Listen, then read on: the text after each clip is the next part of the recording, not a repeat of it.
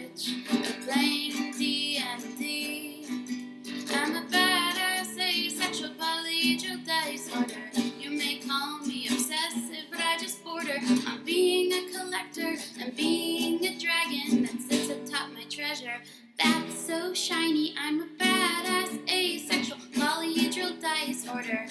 And my partners love me for it. I'm a natural 20 when it comes to being me. I'm a time traveler, so Alonzi. I'm a badass asexual polyhedral disorder and proud to be. I'm a flying ace and fly through outer space. Hello, sweetie. I'm a badass asexual polyhedral disorder and proud to be. I'm a flying ace and fly through outer space. Hello, sweetie.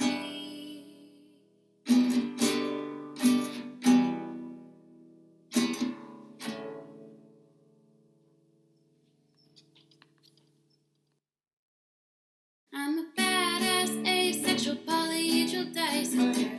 I'm proud to be. I'm a flying ace and fly through outer space. Hello, sweetie. I'm a badass asexual polyhedral disorder. I'm proud to be. In whatever sitch, like singing on Twitch or playing D&D. I'm a badass asexual polyhedral disorder. You may call me obsessive, but I just border on being a collector and being a dragon that sits atop my treasure. That's so shiny. I'm a badass asexual polyhedral disorder. And my partners love me for it. I'm a natural 20 when it comes to being me. I'm a time traveler, so Alonzi. I'm a badass asexual polyhedral disorder and proud to be. I'm a flying ace and fly through outer space. Hello, sweetie.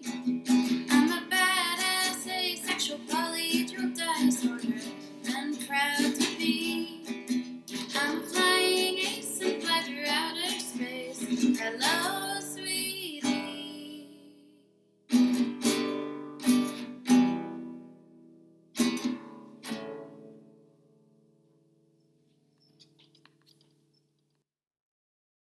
I'm a badass asexual polyhedral disorder.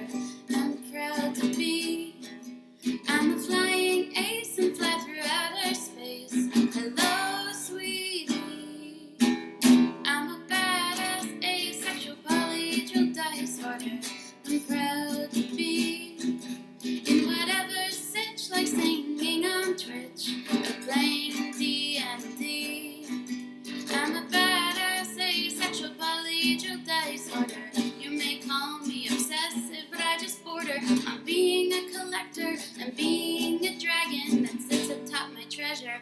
That's so shiny. I'm a badass asexual polyhedral disorder. And my partners love me for it. I'm a natural 20 when it comes to being me. I'm a time traveler, so Alonzi. I'm a badass asexual polyhedral disorder and proud to be. I'm a flying ace and fly through outer space. Hello, sweetie. I'm a badass asexual polyhedral disorder. Huzzah! We made it. Hi, everybody. Welcome back to Higurashi no Nakokoro ni, the Watanagashi arc, as we go through this sound novel. I am once again joined by my friends David and Kayla. Hi, I'm Kayla. And I'm David. God damn it, Flint, you changed my name back again!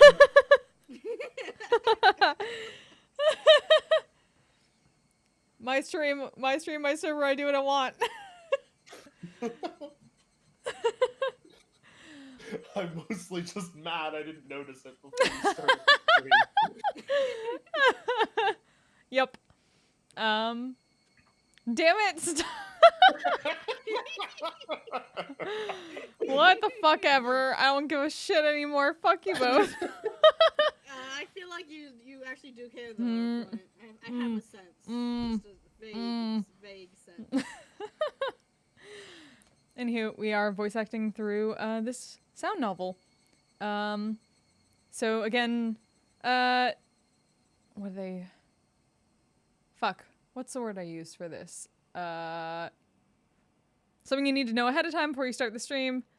There will most definitely be spoilers for the previous arc or previous things that have happened in this arc.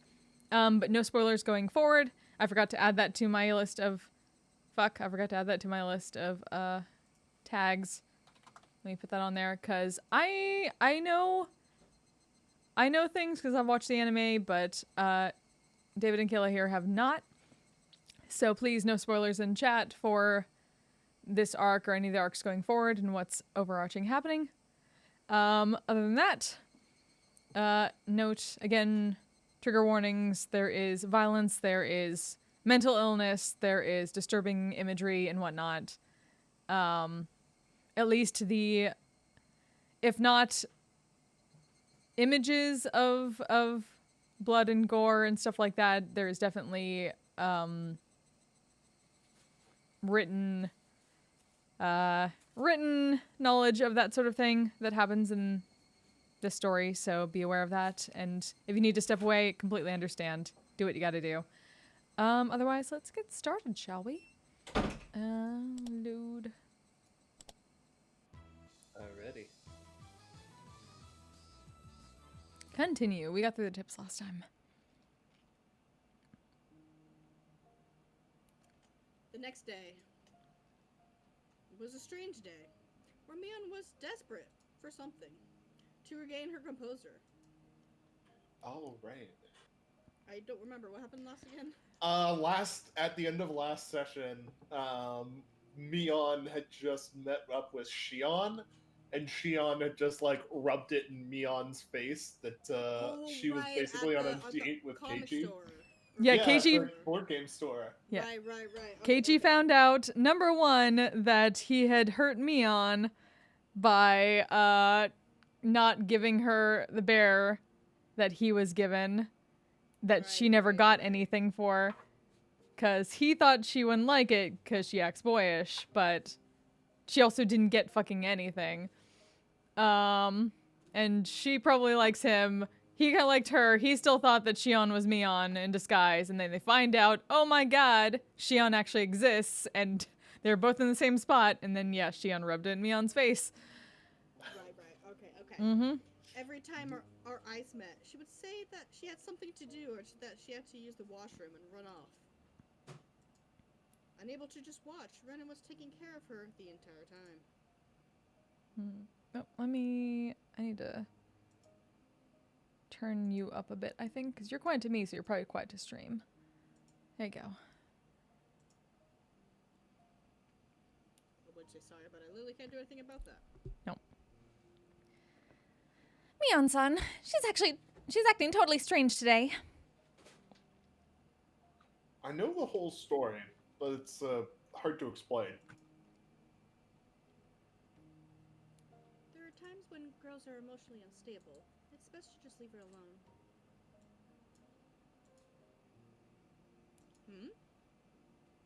Turning around, I saw Rena calling me from the hallway. I wonder what it was. Keiichi-kun, over here, over here! What is it calling me over like this? Is it a secret? I'm definitely not eating dinner right now. I'm so sorry. No, it's Yeah. perfect. Suits Meh. Keiichi perfectly. That is...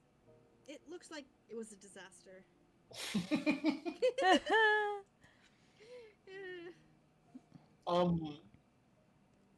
Yeah. Mi-chan seemed pretty broken, but I somehow got her working again. I'm surprised you managed it. How did you exactly? Same way I do with the television. Just come at it from a 45-degree angle and yeah!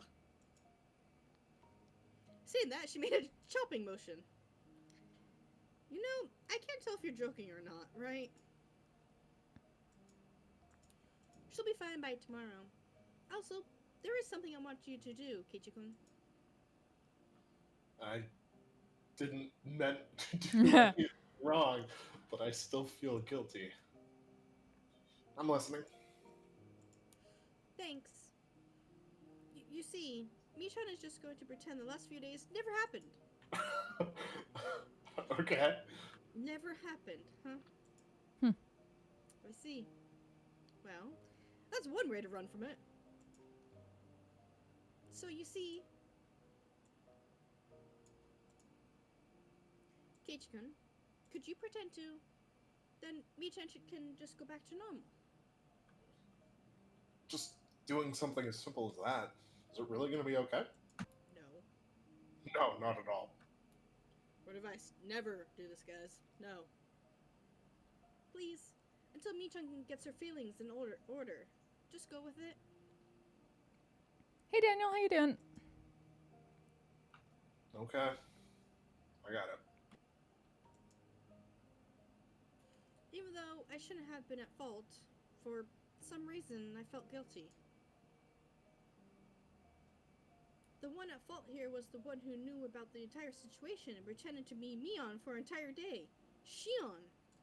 Only for one day? Ugh. But she never once said that she was Mion. What am I supposed to be angry at? See me stomping the ground impatiently. Rena giggled. But Keiichi-kun, you knew as well that Michan had some cute things about her. Rena talked in a calm voice as her hair rustled in the wind. Yeah.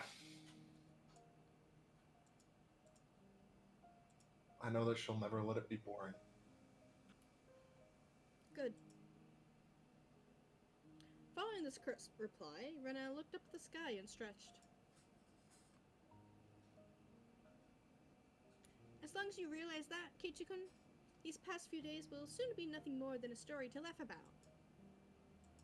Copying Rena, I also began to stretch and looked at the sky.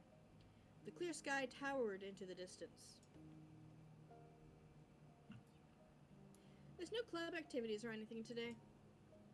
I'm sorry, Keiichi-kun, but just for today, can you go home by yourself? It'll be back to normal by tomorrow, so just for today, okay?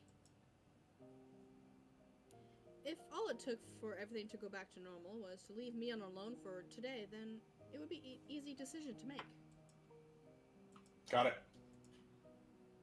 I can't say it directly to Mion, so I'll say it to you. I still feel kind of guilty about it, so I want to apologize. No! The root of the problem was Keiichi-kun saying something insensitive, right? So, if you learn anything from this, you need to look a bit into gaining a sense of delicacy. Right. I'll try. That day was the shortest day of my life. Rena was talking to Mion while accompanying her around the entire time. It looked like a really fun conversation, so I reflexively thought about joining in, but I had made a promise not to. It seemed that Mion was also trying her best to ignore me. So, likewise, I did my best to ignore her.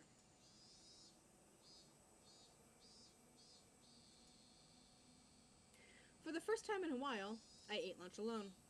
Mion and Rena ate theirs by themselves. As I let out a sigh in my ashen mood, Rika-chan came over and patted me on the head. Both Keiichi and me learned a whole lot. I'd never say it like that. It made it sound like we were having romantic problems. I didn't like that one bit. Hopefully, the teacher wouldn't notice and call us to the staff room after school or something. I'm sure that Keiichi will grow up to be a wonderful adult. Pat pat. Rika's the studious type, so maybe you'll grow up to be an amazingly wonderful adult? Of course. I grow up, I'll be super amazing. My, when I grow up, I'll be an amazing lady, you know? No matter how old you get, you'll still be a brat. You can put money on it. What did you say?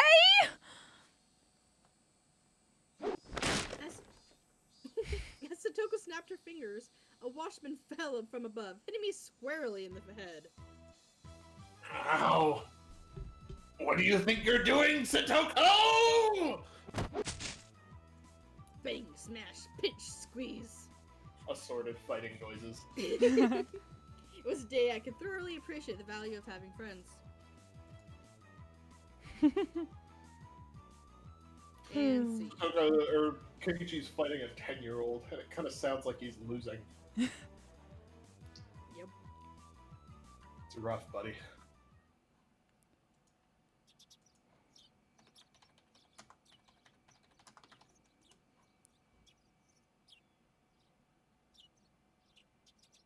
Insert picture here. Yeah, what? Just panned through a bunch of background art? Awesome background art. Alright, today okay. was Saturday. So school ended in a blink of an eye. Wait, what? They have school on Saturdays, guys. Yep, they do. It felt really good to go home with the sun so high in the sky. On any other day, our club would have been up to mischief during our ample after-school time. But today's Rika-chan had a rehearsal for tomorrow's Tanagashi to go to.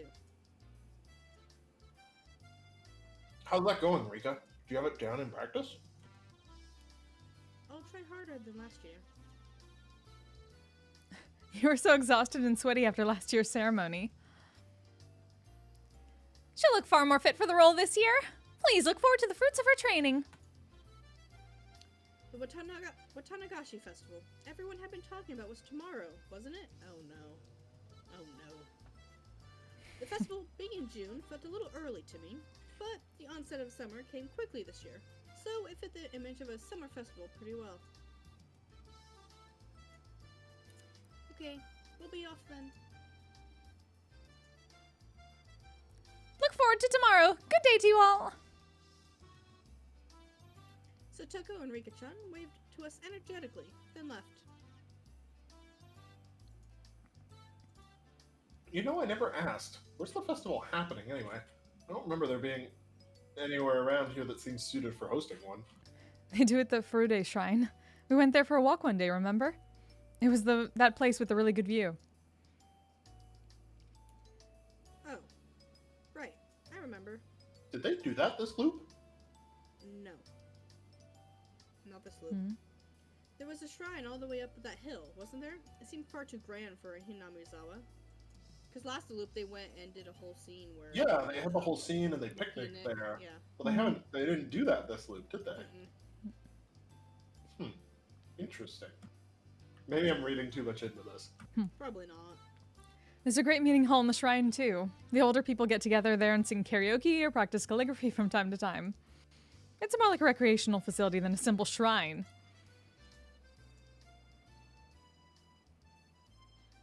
I see. I guess it makes sense that it looks so grand then.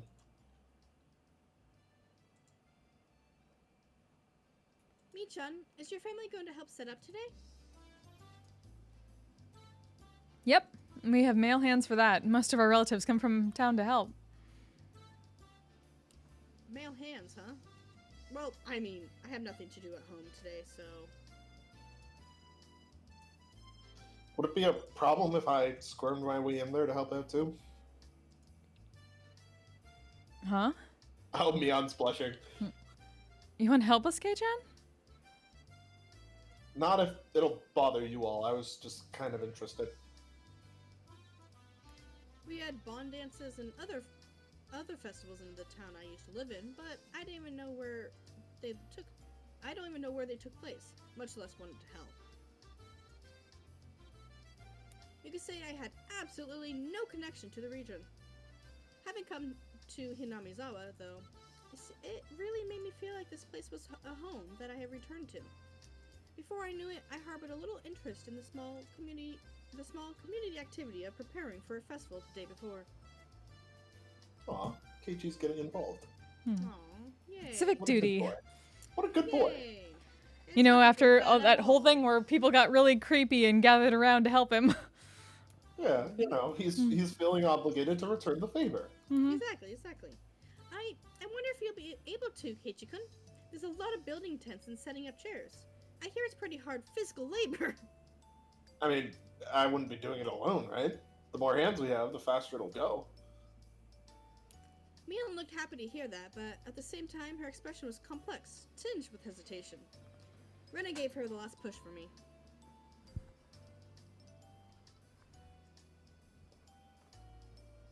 It's decided then. You should go for it, Keiichi-kun. It's all yours, Michan. Put him through the ringer. Well, I can't argue with a recommendation from Rena. Okay then, go home first, put on some more clothes, and come to the shrine. Oh, and you might want to bring a towel to wipe your sweat, too. Got it. I may look scrawny, but I actually quite like breaking a sweat under the hot sun. Careful you don't hurt your back, okay? Right, enough of my own old man spiel. I'll go to the shrine, too, as soon as I've changed. Michan, you do your best too. Bye-bye. Mion waved vigorously to us and left. As far as I could tell from her gallant, retreating figure, she seemed to have recovered from the weak state she had yesterday.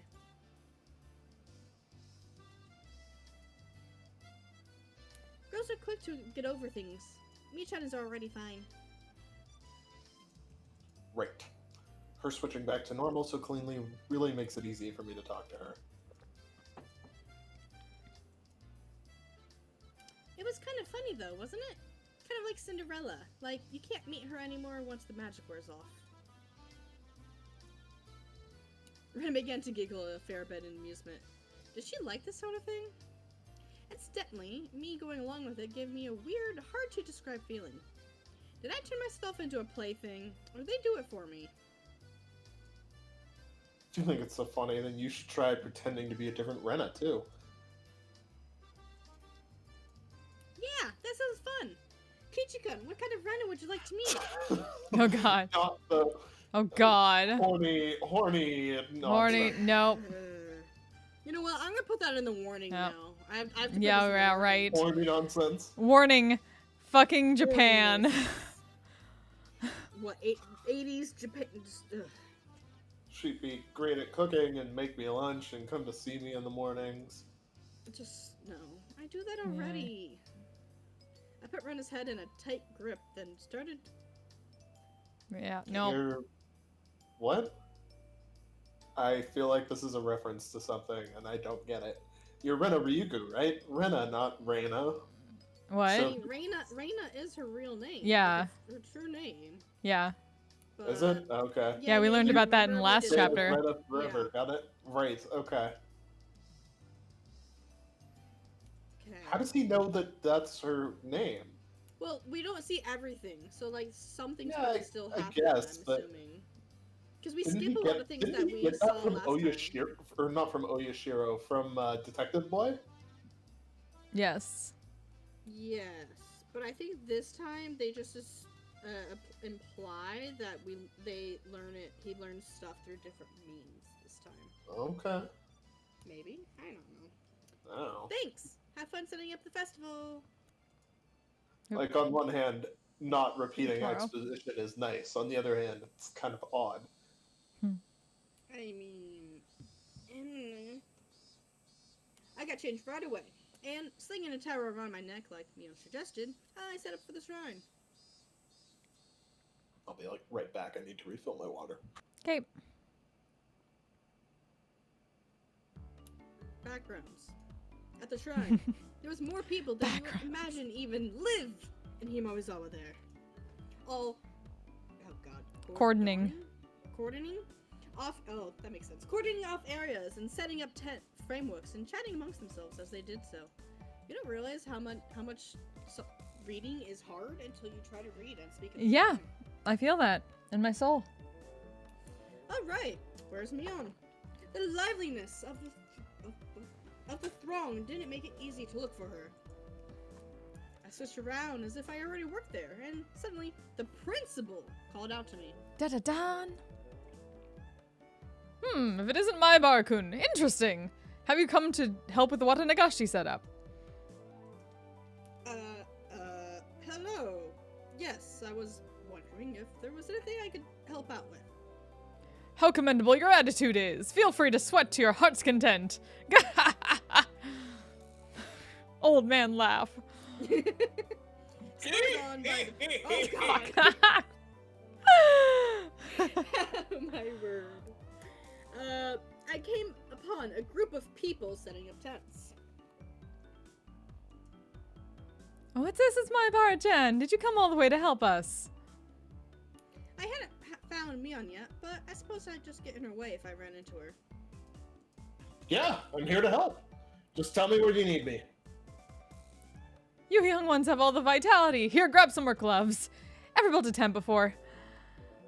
No, never. Delighting in teaching a new skill to someone younger, plenty of people happily taught me all sorts of things. Aw. Such a wholesome small town community. I know, this is like a great community. Okay, kid. Go inside the tent and tie up just the cords for the top. After that, we'll stand it up and tie the rest of them.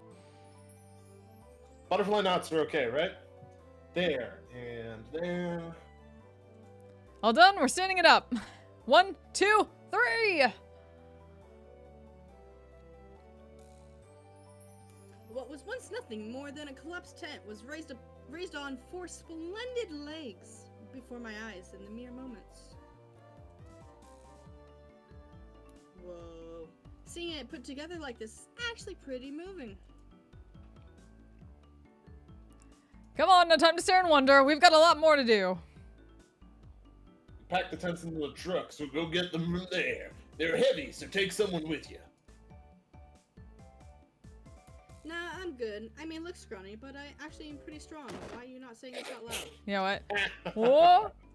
Whoa! They look light enough, so I thought they were, but they're heavy. Ah, get fucked, KG. That's why I told you to Why have don't someone you- help. I'm sorry. Sorry. It's hard to Go tell on. which unnamed extra it is. Yeah, who knows? Come on.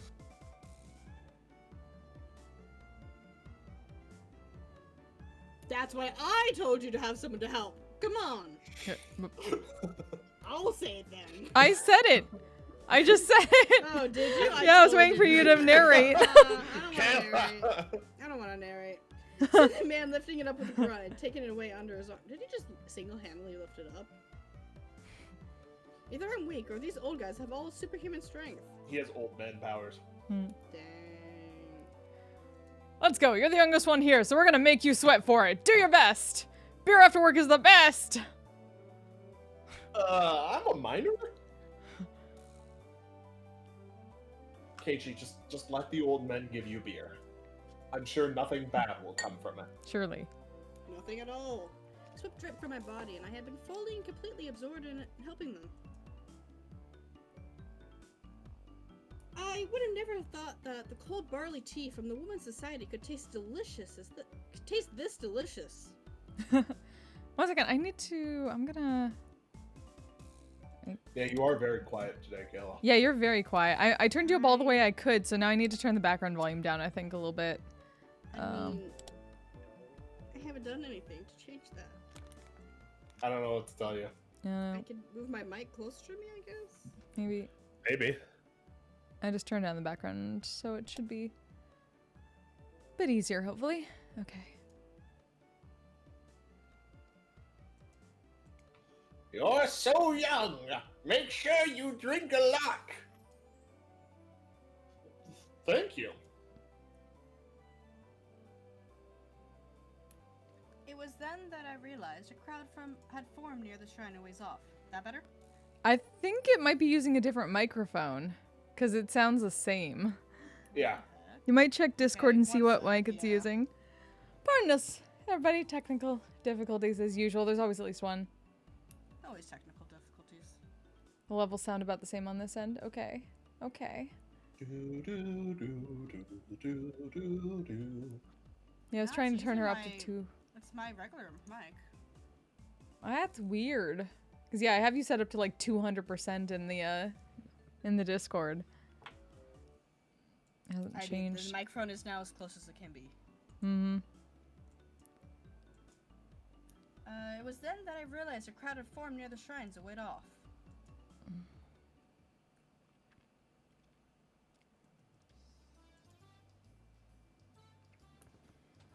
When I took a closer look, I had a girl dressed in a shrine maiden garb and a handful of old men looking like they were preparing for a ceremony together. Is that Rika? Hey, Rika! Ganbare! Do your best! I shouted, and it seemed like she heard me.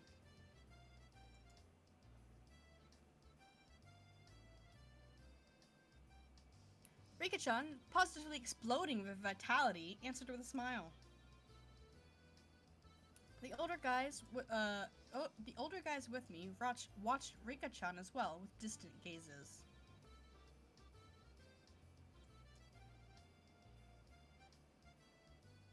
Rika-chama is doing a great job. The fuck is Chama?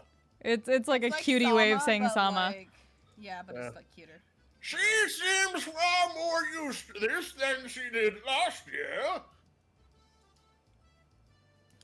The old lady who gave me the tea claps what looked like prairies in her hands and said, Rika-sama, we thank you, we thank you.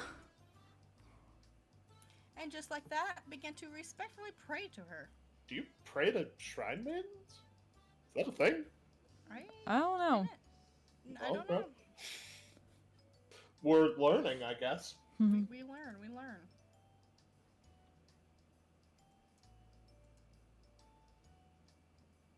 Hmm. Huh? I just remembered that they called it the Furude Shrine.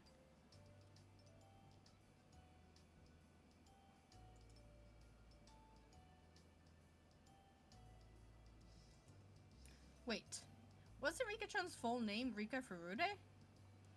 And the man sitting next to me answered my question that I somehow magically said out loud.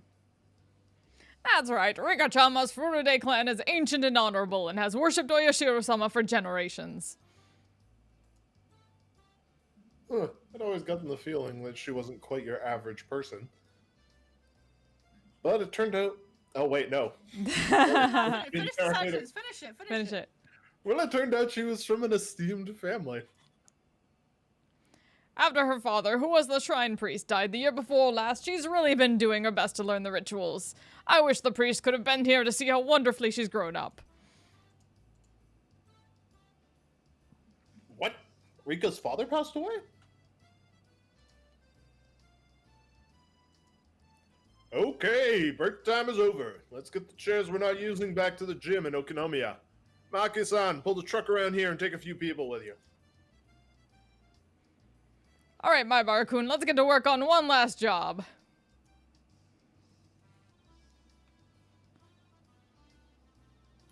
You're going to make me do more work? I can't tell if they knew I'm a minor or not, but the older men all cheered me on, encouraged me to do my best, and that the beer will be great.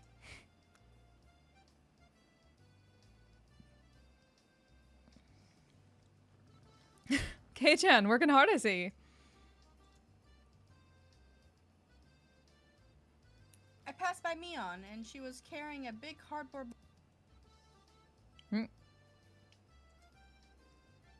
it looked like she was right in the middle of working as well. Oh, for a second there, I thought we lost your mic. Yeah. No, I was playing with it to try, and I have my key as my right hand button, which made it go all the way up for me, the volume, and it hurt. Judging by the sweat seeping into her shirt, it seemed like I wasn't the only one with his hands full. Yeah, I'm working my ass off. You work hard too. Beer's gonna be great.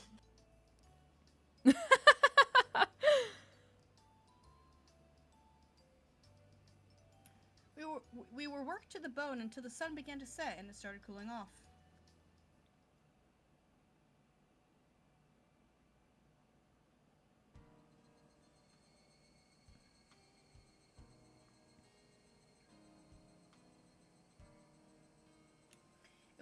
It was soon full-fledged night, and the clear sound of the Higurashi eased the moderate pain I felt.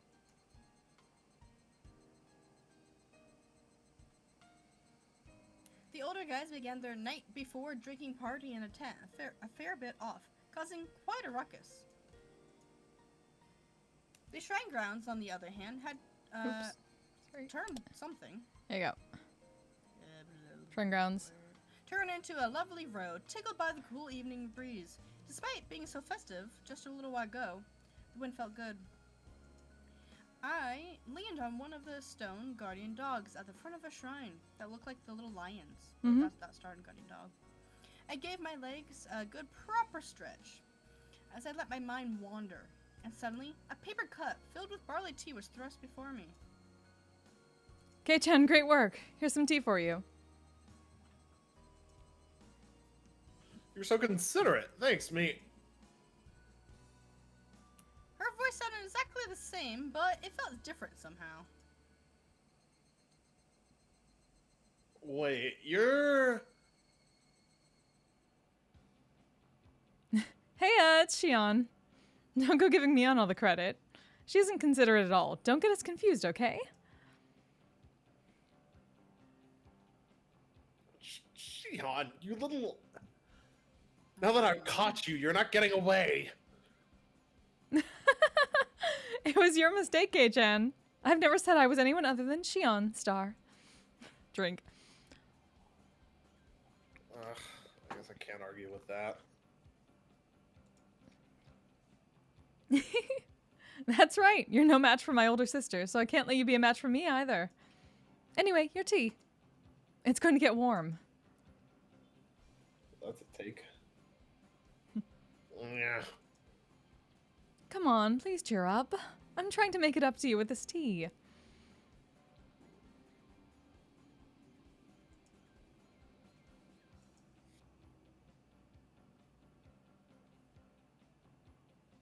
Oh. Nope, killers. Technical Okay. difficulties. Okay. Well, she did come all the way here to give it to me. I guess I'll accept it. I took the cup and downed it in one gulp. Then suddenly, I heard a loud shout, and it got stuck in my throat.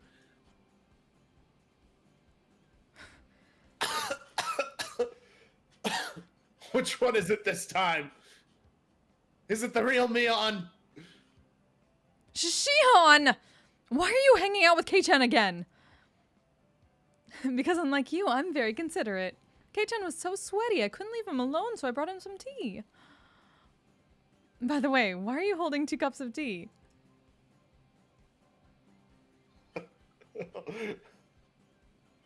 Mion's face went bright red as she tried to hide the paper cups behind her back.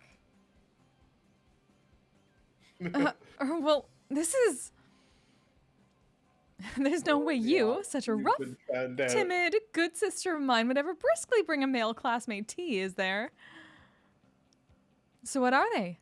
What are those 2 cups of tea? These are, well, right.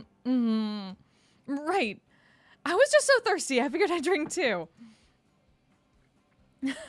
That's so like you. Come on, chug, chug.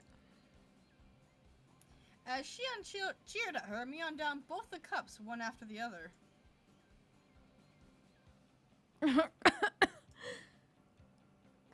What a fabulous drink that was. I expected nothing less from you. Kei-chan, you give her a hand too. Wait. Suddenly this situation had gotten unbelievable. Mion doesn't usually get manipulated so easily like that. I've known for a while now, but Shion is terrifying. Mion, you can't hold your own against Shion? I hate her! And lately I hate her even more! Just then, I heard the snap of a camera shut. Is hot photographer son? Oh my. Hey! Yes! Good evening. Hot photographer has arrived. The festival is coming up tomorrow. Thanks for all your hard work setting it up today. Good evening. Who had his fiance? I think I had. Oh, Shion-chan. It's quite unusual for you to come here. Oh, hey, it's Tomitake and Takano-san. Good evening. It's been a while, hasn't it? So you're that transfer student I've been hearing about. Keiichi Maibara-kun, right? You really did a bang-up job today. I'm impressed. I feel like I've seen this hot photographer guy before. Did I actually put hot photographer guy in there? Yes. You did actually say that, yes. You're welcome. It was totally on purpose. Have we met before? I'm glad you remembered. We've passed many times on the road, Keiichi-kun. I'm hot photographer. I'm a freelancing photographer from Tokyo, as you may have guessed from my name. And do you recognize me?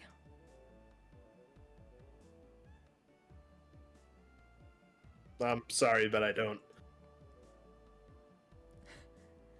She's Mio Takano-san. Do you remember when you were at the doctor's office when you still had a cold, Kei-chan? Mio-san was one of the nurses who works there. Call me Takano. I'm pleased to meet you. I wonder if she squeezed over them like in the shrine storeroom. That's very thoughtful of you. What? What? Yeah, what? I don't know what that word. I didn't know what I feel fuck like that we're meant. Lost. I think we're missing like a scene here. Maybe. Maybe. Hot photographer's son seemed to be quite entertained at the Sonozaki twins being in the same place, and he took picture after picture.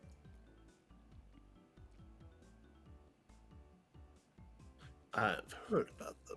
This is the first time I've actually seen a pair of identical twins. You really do look exactly alike. We're not just alike on the outside. See, our underwear matches too, Star. What? Yeah, you idiot! What the heck are you doing? Nani? Yeah. Things have never been as lively as when these two are together.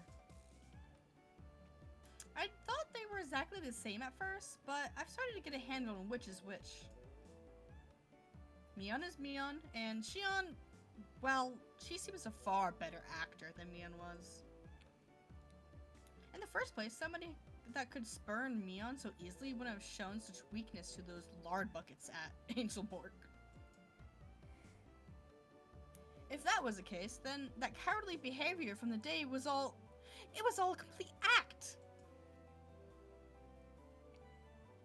They were even more like when they were little. I hear even their parents had a hard time telling which was which. That's really easy to imagine. I totally understand what they must have gone through. Takano gave me kind of an odd look, but explaining would have been a pain, so I didn't bother. Hot photographer-san, are you going straight back to Tokyo after you get your pictures of the festival?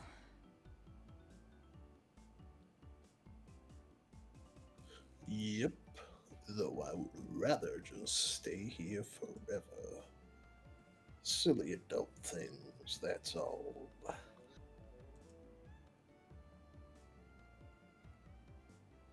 I hope your photos win a fabulous prize soon. I've been praying for it. Thanks. Next time I come, I'll bring the pictures I took of you all today. Right, because he'd have to develop them. You're right. This is the 80s. 80s, yep. Yeah. My Barakun, you did a lot of work today. You must be tired from all the physical labor you're not used to. Oh, well, I'm tired, but it was still pretty fun. Ah, youth, I'm so jealous. Takano-san smelled with an adult elegance that no one in my circle of friends possessed. Because you're all young. Yep. Yeah. wouldn't caught her hair, and she gives off an intelligent beauty. Da da da. Oh, why, hello, everyone. Oh boy. Oh no. It seemed like our merry crowd was standing out this time. Oh wait, was standing out. This time, an overweight older man addressed us. And again, it was someone I thought I knew. If I recall correctly, he's a policeman, isn't he?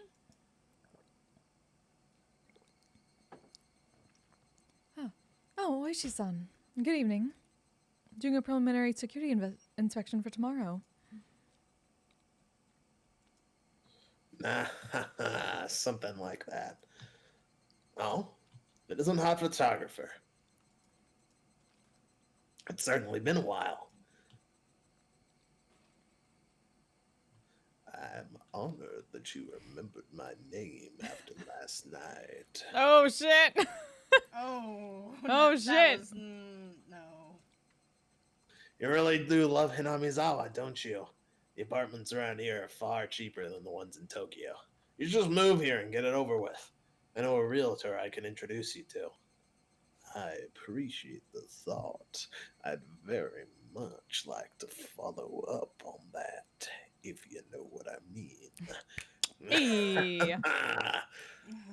All right, everyone, have a good year. And Happy New Year to the Sonozaki twins, too.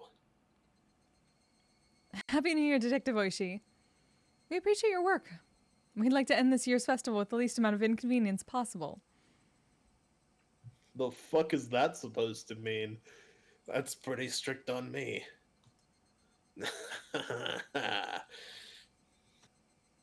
Detective whatever his name is left us with a low laugh and headed off to talk with some police officers standing a ways away. I can't remember what we ended up calling him last game. I don't Fuck. remember either, but I don't feel like saying his name, so that's what happened. I gave Mian a glance and saw her making an annoyed face, as if she was glaring bullets at someone she hated.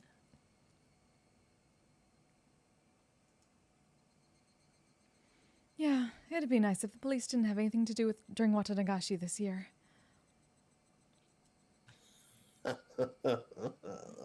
You like this place too, don't you?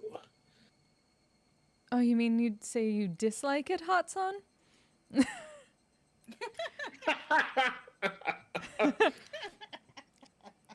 I quite enjoy such fantastic stories, you know. Especially when at the times being so dry and uninteresting.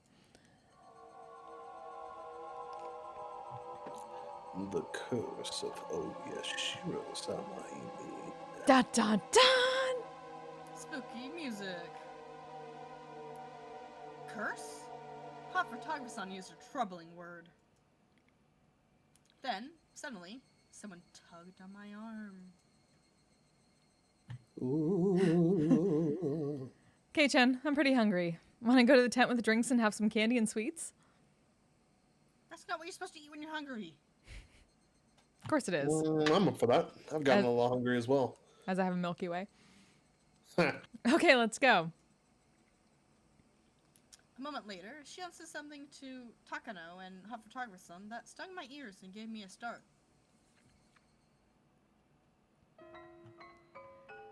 I wonder who will die and who will disappear this year.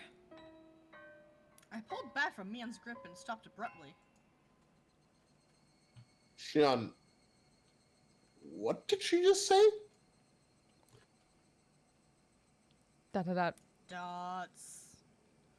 I felt like the air around us dried up all of a sudden. For no particular reason. Let's go, Kei-chan. They're talking about something silly anyway.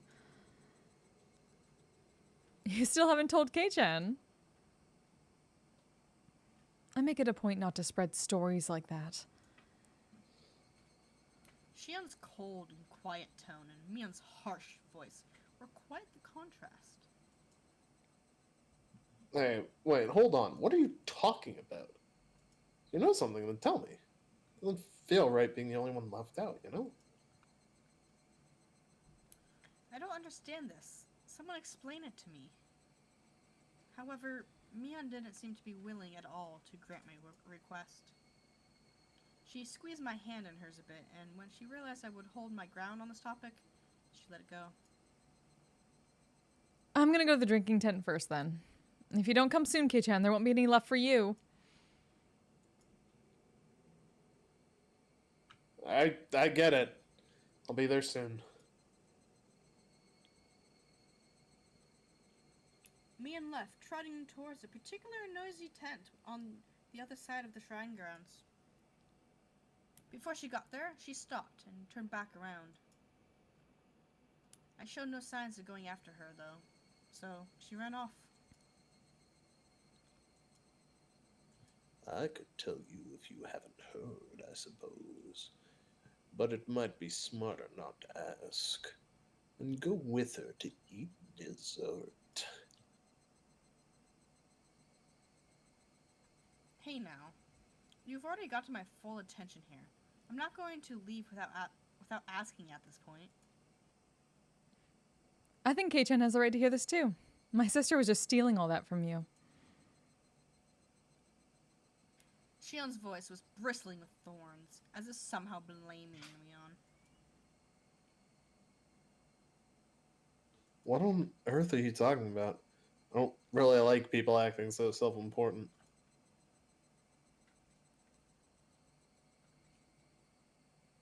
Takano-san, realizing how prepared I was, looked across the group. After confirming that there were no objections, she opened her mouth. Do you believe in curses, my Barakun? Curses?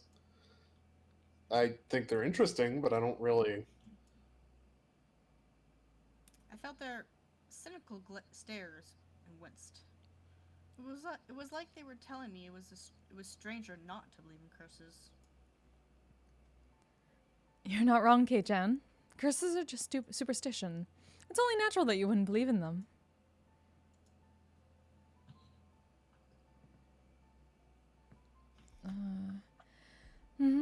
Besides, you can take all the time you need to decide whether to believe in curses after you've heard us through.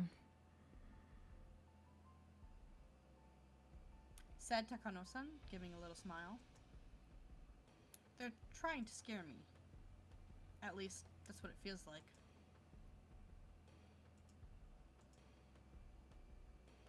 Alright, I'll start.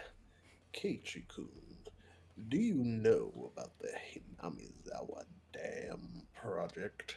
That is a hell of a phrase to try and make sound sexy. That damn project. Ooh, that damn project. Oh yeah. The other day at Angel Mort, Shion, or Mion rather, told me all about it. You mean the plan for the giant dam that would flood all of Hinamizawa, right?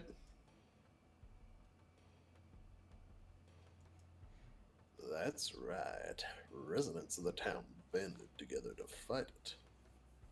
And a fierce battle with the government unfolded. I've heard that too. The entire village united in using all the power at their disposal, mass media, political influence, and other things, had fought the country. The way Mion described it made it sound like a boast. Oh, you know quite a bit about it. Yes, you're right.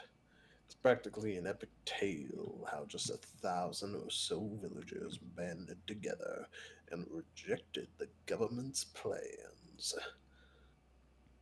Did you hear this from my sister? She likes those kind of epics, you know. Yeah, she told me. There was, however, an office for the Hinamizawa residents' opposition faction. It was this shrine. You know the assembly hall? That's where it used to be. Now that the whole thing is over, the senior citizens just use it for the group activities. At the time, though, it was their last bastion. Takano-san explained this, pointing a finger towards the assembly hall. I'd been carrying things in and out of there all day. I mean, I would understand if they put an office like that in a mayor's house or something. But having an office in shrine grounds made it feel kind of like a base camp for Sengoku period warriors. That was basically the mindset, though. Placing the main force in the shrine dedicated to Oyashiro-sama, Hinamizawa's guardian deity, was like a prayer for victory. Oyashiro-sama. That was definitely it. They mentioned Oyashiro-sama's curse before. Is it the same Oyashiro-sama?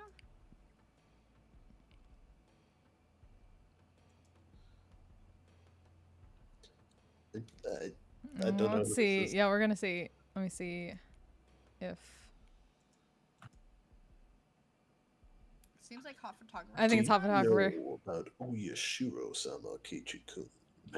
It's the name of the god worshipped at this shrine.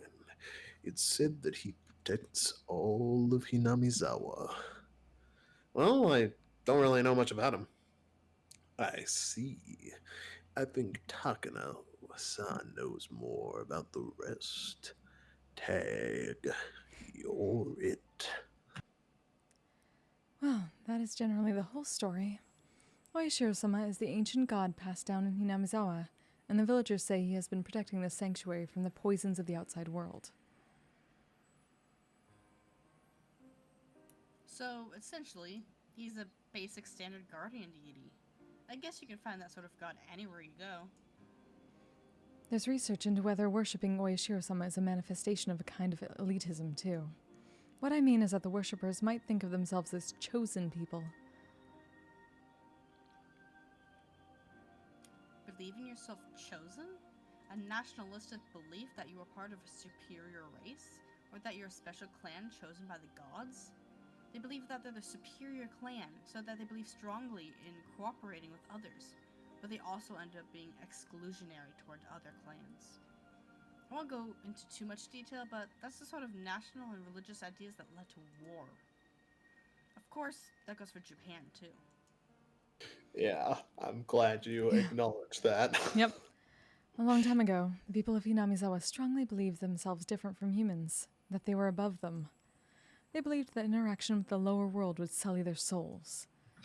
So everyone believed that if one from the lower world came to the village, they would be sullied and suffer the wrath of Oyashiro-sama. Apparently that kept everyone away.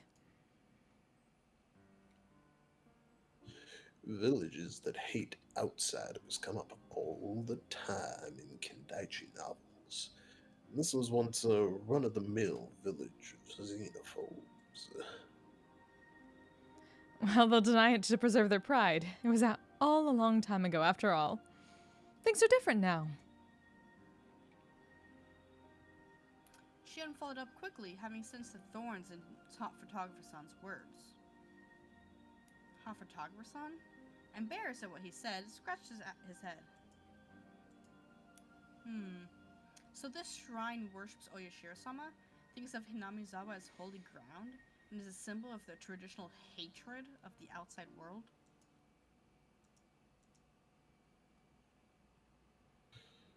I get it. So that's why they chose the shrine of Hinamizawa's guardian spirit as their base of operations. To resist the sullied dam construction project that came from the inside. Correct. Smile Takano, pleased. She must dislike stupid people. Superstition, every last bit of it. The villagers gave everything desperate to oppose the dam construction. And right in the midst of it, the incident drove home the finishing blow. Oyashiro-sama's curse. Oyashiro-sama's curse. Oyashiro-sama. Oyashiro-sama's curse. The person managing the construction site of the Hinamizawa Dam was murdered. 4 years ago, I believe. It took the newspapers by storm. Do you remember it? No, not really.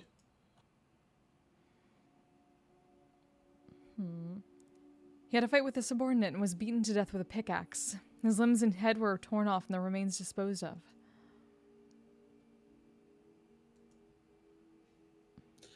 One of those dismemberment homicides. They were all the rage at one point. All the rage? That makes it sound like a good thing. What the heck? Such a gruesome incident. But it was just that, an incident.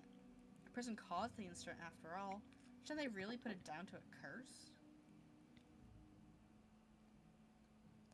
Then the following year, the man who had organized Hinamizua's group of dam proponents, he fell from a cliff while on vacation and died. Apparently it was an accident.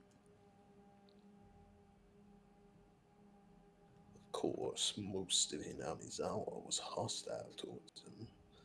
Police were all over the case as if it were a homicide, but in the end it was judged to have been an accident. Now it's an accident. This was the most curse-like one, but it's still far-fetched.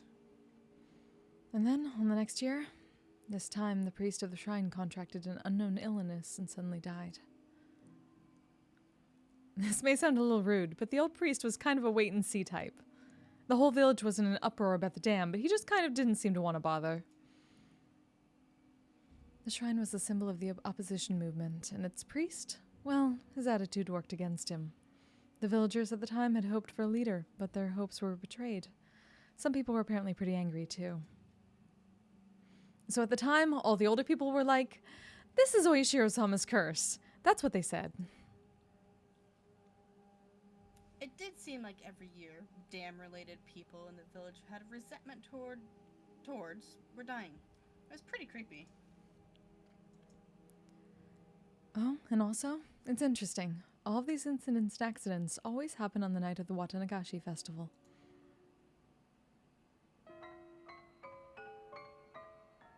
What? See? Starting to sound like a curse now, isn't it?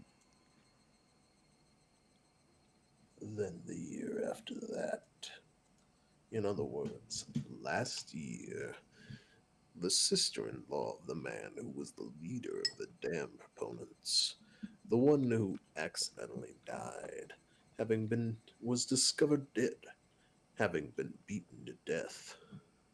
Of course, they caught that criminal. See? Oh, sorry. Yeah. See? Really seems like a curse, huh? 4 years in a row. Each one of the incidents and accidents were relatively commonplace, but every single one of them happening on the night of the festival, worshipping Oyashiro-sama? That's not normal. The old folks have been blindly accepting Oishiro-sama's curse because of the incidents these past few years. Even younger people, too. At first they thought it was stupid, but now nobody makes fun of it. Yeah, I can see where she's coming from. Even me.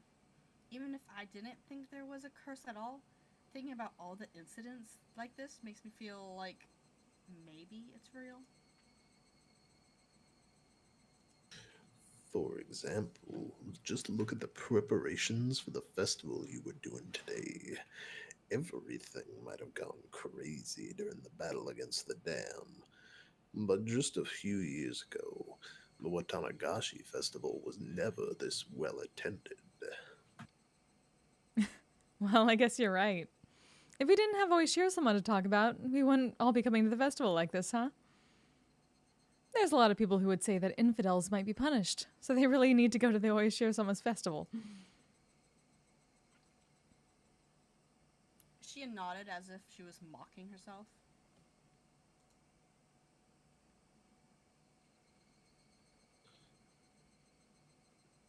And top photographer. Oh no. Oh, is this Tomatake? Yeah, thought the top that was photographer, Shion. because yeah, Shion calls him Kei-chan. Oh, right. So how about now?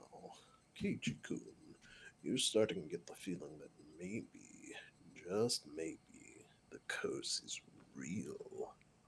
Aren't you?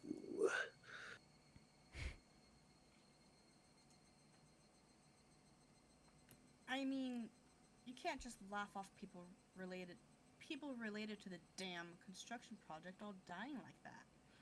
If even if I feel like this now, then the more superstitious members of the village must feel stronger than that.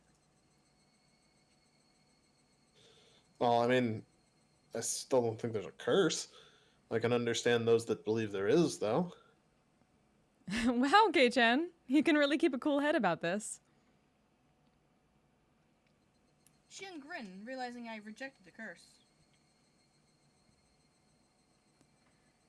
If it's neither a curse nor coincidence, then what should we make of these incidents?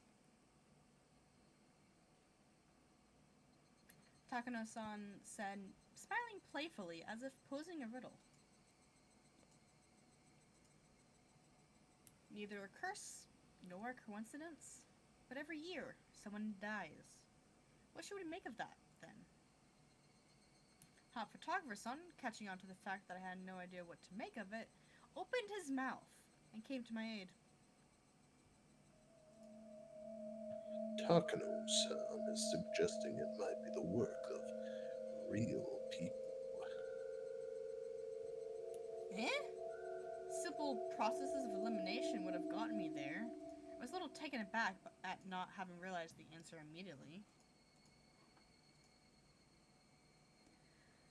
Well, think about it. If it's neither a curse nor a coincidence, then people must be willingly carrying it out. It's the only explanation, right?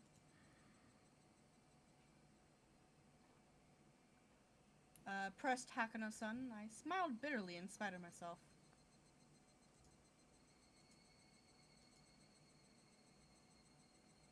Here I was just a few minutes ago, thinking that the very concept of a curse was absolutely absurd.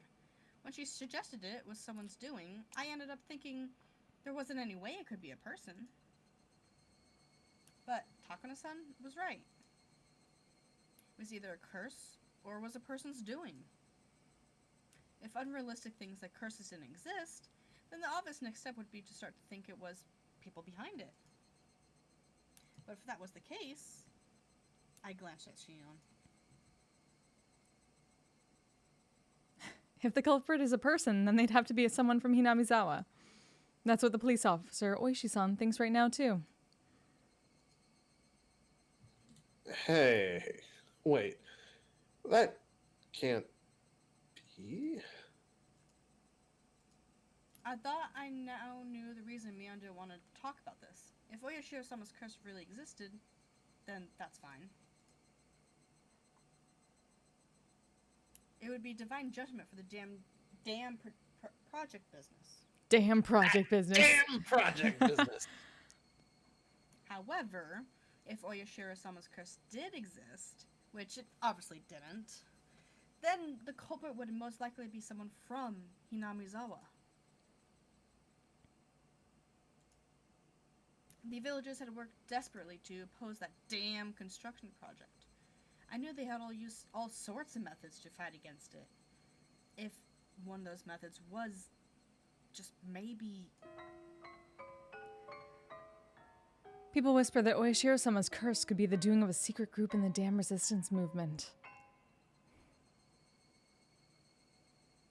Shion dryly put words to my exact thoughts. Of course, I didn't expect it. She was from Hinamizua, so I didn't think she'd come out and say it herself. If you calm down and think about it, anyone would come to the same conclusion. There wouldn't be a motive for anyone but people who'd benefit from opposing the dam project, right? I guess that's true. Admitting to the existence of a darker side of the damn conflict would be rude to Mion, who spoke of it so highly. So I couldn't just accept Shion's seemingly logical viewpoint. One more thing. The police probably don't know this. There's proof that someone from Hinamizua committed these crimes, and the people of Hinamizua know it. What? What? Shh. Shion rebukes me. Something rather. Sorry. Sorry, but To keep my voice down. this proof, what is it? It's the fact that one person dies and one more person disappears. One more person disappears. would that mean that someone beside the one who died from the curse was a sacrifice? What do you mean by disappear? They just vanish and you never see them again? That's right. Suddenly and without a trace. As she spoke, she pretended to do a trick with her hands like she was making a magician's hat disappear.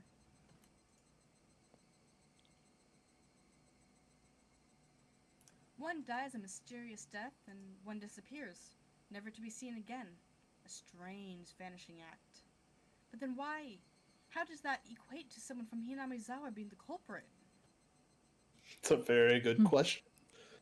Well, actually, Hinamizua has this one really old legend. It's about how people offer sacrifices to Oyashiro-sama to calm his wrath. Sacrifices? Yes, they say they used to wrap a living person up in a bamboo mat and let them slowly sink down into a bottomless swamp. What? Is this me? Yeah. Yep. Takano-san, though explaining something pretty terrible, had a look of glee on her face as she did so. As far as I can glean from the literature, it actually took 3 days and 3 nights for them to sink. See? Even people a long time ago liked symbolism. As the body sunk, Oyashiro-sama's anger would be quelled.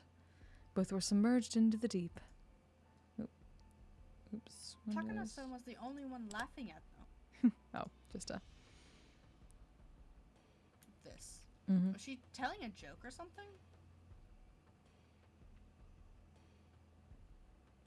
Shion didn't move to deny it, but I felt like a difference in temperature between her cool expression and Takano-san's.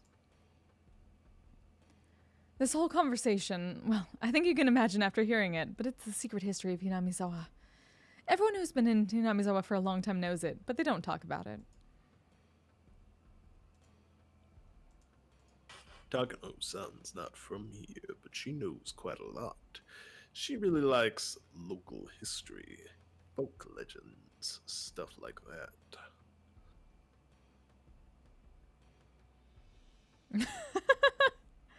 I'm not sus. I don't know. Yeah, that's a little bit sus. But, I think you know. a lot of it sus, but if we stay quiet, she won't get rid of us. I mean, Without a trace. She learned about it all by herself, too.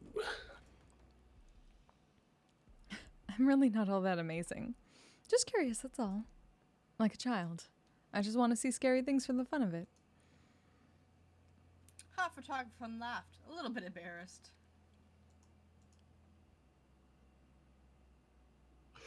wait a minute.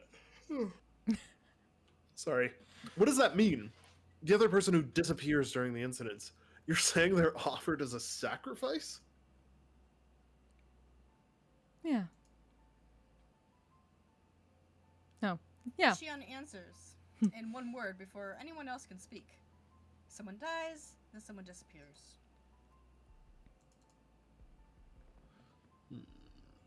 Well, whether they actually get sacrificed or not is a different issue. But every time something happened in the past, one person died and another person disappeared. Hey, Zabson! Thank you so much for the raid. How's it going? How was your stream? What were you doing? Hello, raiders. Welcome, welcome, welcome. Hello. We're voice acting, and there's hot photographer son. Okay, played through the first 2 room games. I had not heard about that. Interesting. Yes, welcome, welcome, welcome, friends. If you don't know me, hi, I'm Flint. I'm a musician. I am a role player. I do a lot of D&D streams. I do a lot of VR chat roleplay streams, like the awesome Zabson. And right now, my friends and I are going through the second arc, Watanagashi, of Higurashi When They Cry, which is a sound novel. So it's basically like, it's not a game.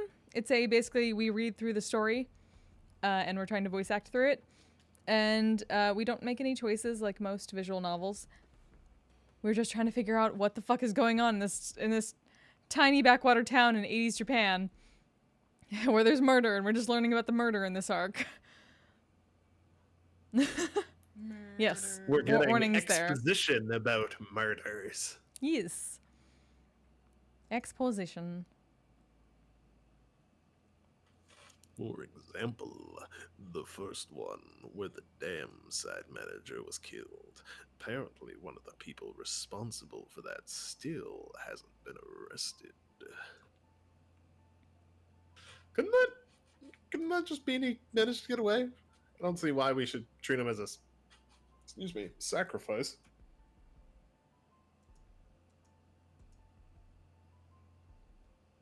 Well, that's basically what I think too.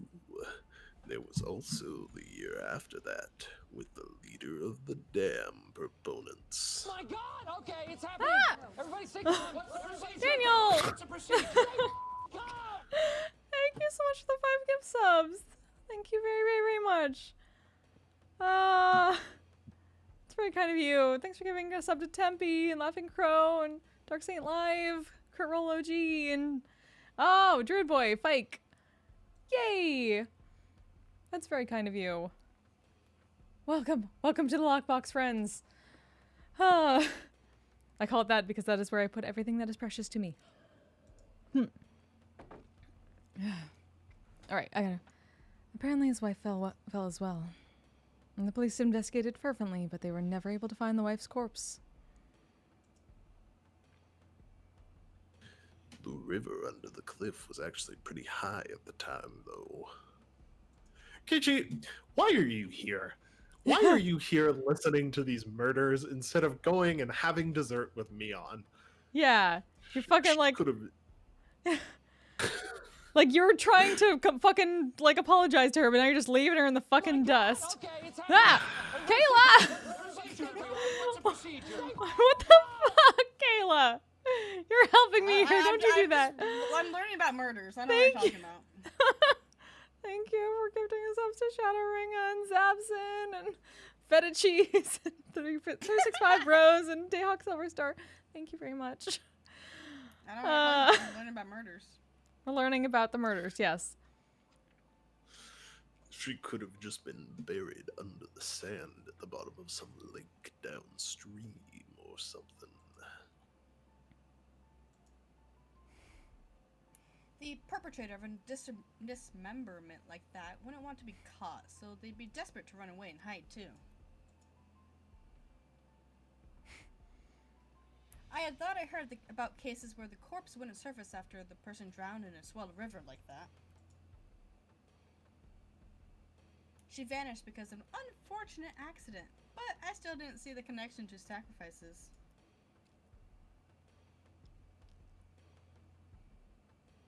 If you took each of the past incidents in turn, none of the disappearances evoked that terrifying of an image. The year after that, with the priest suddenly falling ill and dying, it's much clearer. His wife left a suicide note. They found it in their house the night the priest died. It says something about along the lines of her quelling Oyashiro-sama's wrath through her death.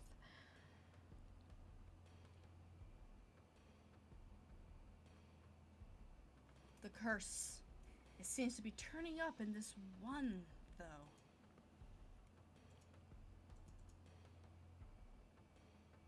Well, we may never know the truth of the matter.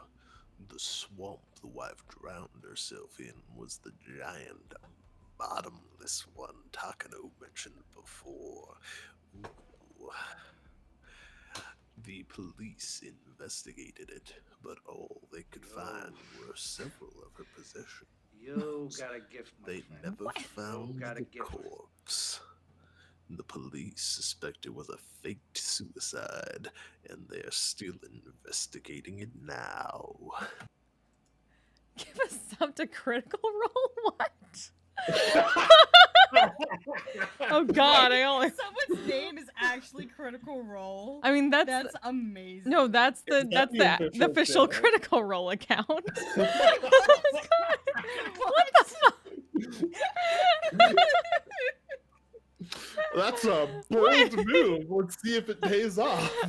It's not kind of a thank you. Thank you very much. God.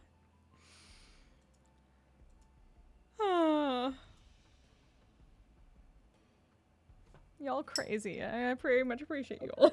I wish I could send gifts in Twitch chat or gifts in Twitch chat. Kayla! What the fuck?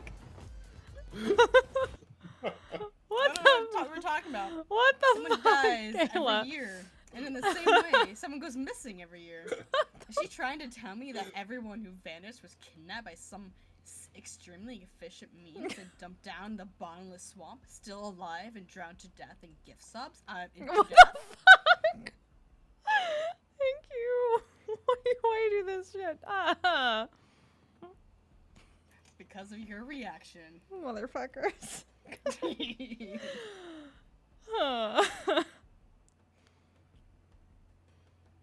Line for you. God damn it. It's always break the streamer time, Zebson. Come on, join us. Shut up. No. Whoa, whoa, whoa, whoa, whoa. No. It is a true statement. It's not talking shit.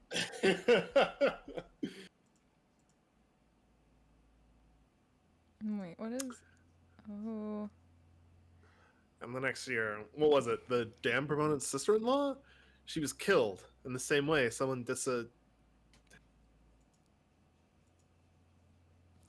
disappeared. It was a boy around my age named Satoshi Hojo. He's a nephew by marriage of the woman killed. My God! Okay, it's happening. What the Everybody shit? stay calm. What? Procedure, everyone. What's the procedure? Zab! Zab, what the shit? Thank you so much. Yes. What the shit, Zab? Good job, Thank you for Zab. gifting Good us up to job. Tails and Nomad, Angel of Healthy Art, Avery, and Gloop Dog, my Gloopy. Thank you very, very, very much. Holy shit. How did he get to level 5 high dream just suddenly? What the shit? What? I'm sorry, what? I have to do my, like, you know, once in a blue moon break foot stream. Okay, it's happening. What the shit? Everybody stay calm. What's the procedure? Hold on. I'm just. Hold on. Clearly, he heard you were talking shit, Kayla!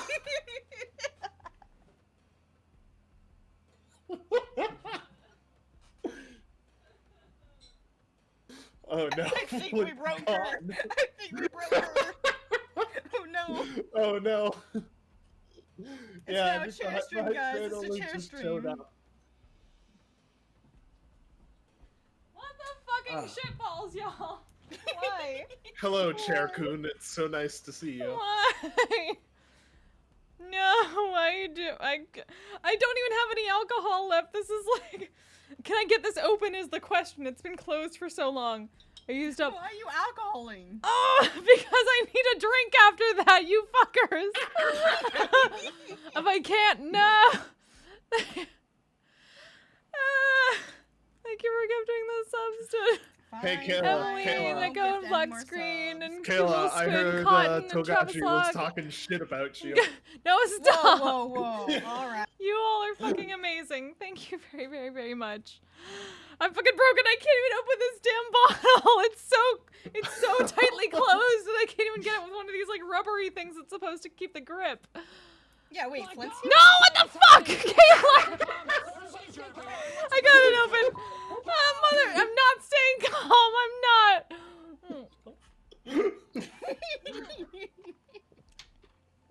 Fuck it, I'm mixing it with this like. This is just green tea. Now it's green tea with strawberry pucker. What the shit? Y'all are crazy. Thank you very much. I'm just gonna die here. I'm just gonna die. It's not even halfway through the fucking month. Oh god. God, let me play this game. Nobody's stopping you, Flint. Yeah, Love you too. Oh my god. Okay. See, I didn't gift any more subs. What are you talking about? Thank you, Kayla. Where are we? She had cut in with a slightly strong tone of voice. She knew the boy had disappeared pretty well. And, at least, that's the vibe I was getting. We have to talk now. Damn. I shouldn't have mixed that with my regular drink. Follow your Perfect. Let's dreams. go. Okay, Let's go. Howard. Mixed drinks. Drunk Mix. Room series is series of puzzle games. Oh! Oh, sorry, Puzzle that's boxes, hidden switches, and sliding things, and that such. Certain Lake Victorian England gets very interesting. Oh, neat. Like, I was wondering, like, sounds they didn't really make a cool. game based on that terrible movie, The Room, right? Because I wouldn't be surprised if someone pulled that shit. Interesting, though. That'd be amazing. I also realized I'm very behind in the puzzle game that I've been working on, which is the Nonary games. I need to do another stream of that, but Oh, I think you finished Nonary. I had not Hadn't finished seen the you second stream it in Nonary. so long. It's because, like, I've been having Misty Shore sessions on Friday, so I've been trying to go to that, and that takes up the time, because I never get to go to the ones on Wednesdays. Gotcha. Yeah, no, not the movie. Yeah, I figured after a while. God. Okay. Back into Takano. Well, that about sums everything up. One person always dies, and one person always suddenly disappears. Fucking amazing people, I love you. Leaving the suddenness aside, the fact that each incident involved one person disappearing. Shit, Daniel! What the fuck? Thank you very much. Holy shit. What even? Good, yeah, we need you caffeinated. Good My job, br- Daniel. I'm done. Thank you very, very, very much. Oh, you went from VR into regular? Oof, that's probably not a best idea. Yeah. Games of Year. Oh. Yeah. Holy shit. Clearly, I need to get myself a Holy drink. shit. Yeah, right? Somebody else, Oh my somebody god. else can be Keiichi while I get some That's booze. adorable. All right. Hype wizard. What even? That's adorable. My god. Thank you all so very, very, very much. God. Okay. Got a swipe. Look at I killed you. Wow. I'm a dead. I'm a dead now. Excellent. Mission accomplished. Holy shit. Just helping, Y'all. just helping you out.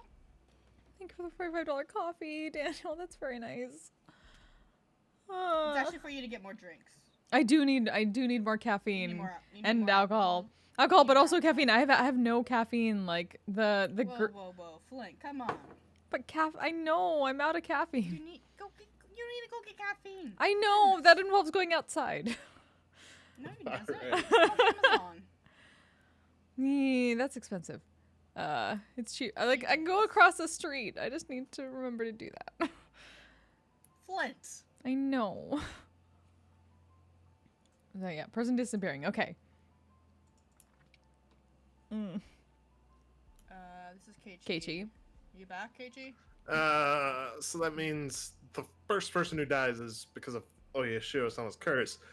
The second person who vanishes is because the villagers sacrificed them? Is that it?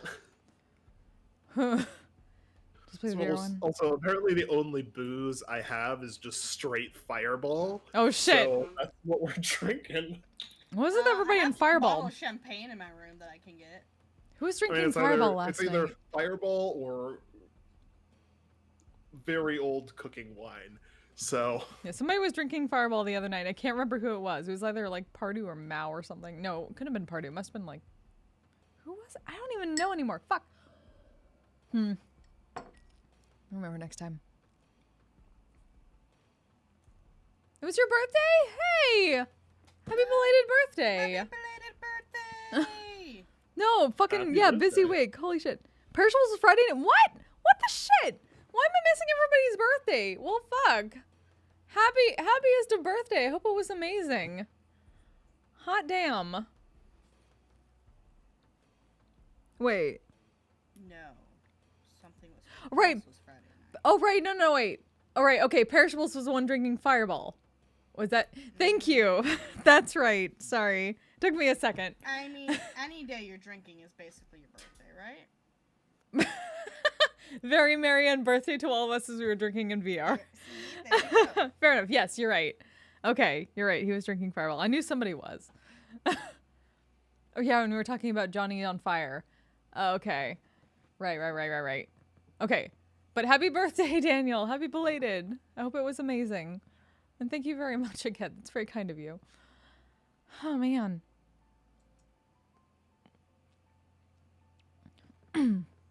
K-chan, there is no curse. Somebody kills the first person under the guise of the curse, and someone takes away the second person as a sacrifice. But Shion, that means the criminal is in the village. And that's what I've been guessing from the start. It's pretty shocking though, you know? We live in the Showa period. It's kind of hard to believe people are committing murder like it's nothing, using some ancient justifications, huh? I've never heard of the Showa period before. That's like the 80s period, like the 80s were part of the Showa period. Sure. Okay. It's more modern. Not the most, but more. It didn't have anything to do with our discussion, but I got a feeling that maybe Shion didn't like Hinamizua that much. Well, she doesn't live in Hinamizawa, does she? No, she lives in Okinawa. Yeah, Okinomi. Yeah. Okinomi. Okonomiya. That's what it was. Yep. A regular game night over Zoom interrupted with a surprise party. Hey! Surprise parties are the best. Surprise parties are the best. That was fun. We did it like last month, or like, I think it was last month for Kimmy, because her birthday was on the night that they do their role play. So we were NPCing, and they decided to like, they weren't going to actually do a session. They were just going to like start pretending like it was a role play session at the Lying Fork. And then it turned into a surprise party for her. It was great. Everyone just hung out in the room upstairs, and they brought her character up there and then just surprised her. It was so much fun.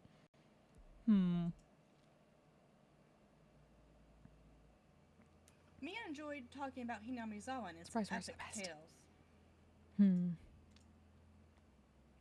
So she avoided talking about Oyashiro-sama's curse, which didn't paint Hinamizawa in a good light no matter how you looked at it. She was trying to not give me a bad impression of the village, so she didn't say anything. Shion, on the other hand, was somehow different. She wasn't rejecting the concept of a curse to purge Hinamizawa of this bad impression, but rather because she strongly believed that a member of the village was a criminal behind this. Her conviction seemed like a bit removed from the tight sense of community held by the people of Hinamizawa. Once upon a time, they looked so alike you could mistake one for the other, but talking to her now, I was getting a powerful feeling that Shion had a completely different personality than Shion, and you just got that? And Mion. Shion. Yeah.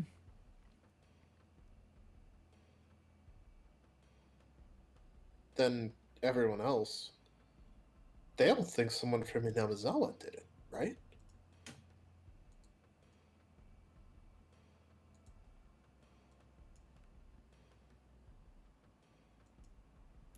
Sorry. Neither Shion nor Takano-san answered that.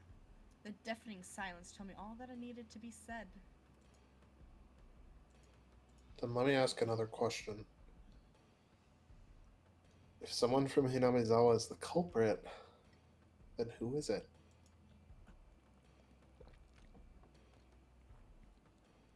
Place your bets, folks. Who do you think did it?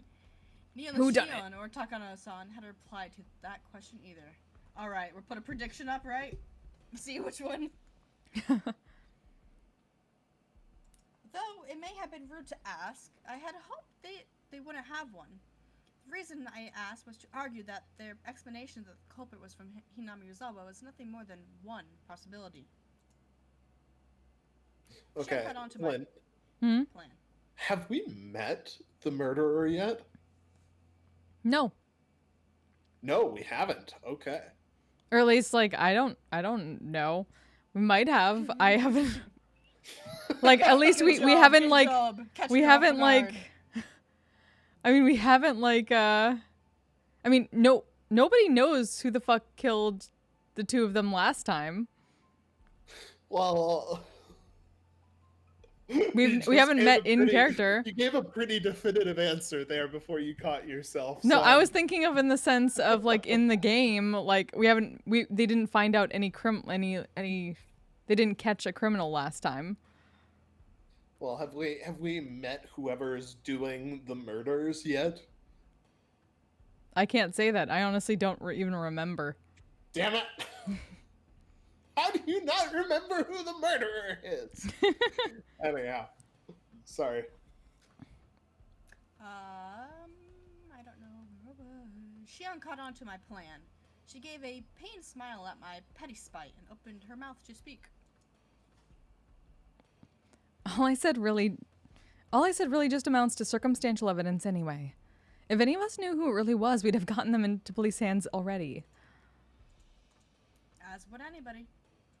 Then, what about Takano-san? She too smiled dryly as Shion had and opened her own mouth. But not another's, because that would be weird. Well, I'd like to clear one thing up. I'm not a detective or anything, alright? In all honesty, I'm not really interested in who the culprit is.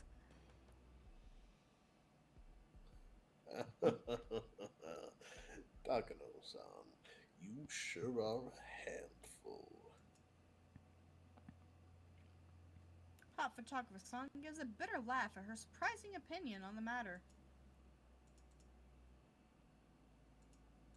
Let's see who this is. I think it's Takano.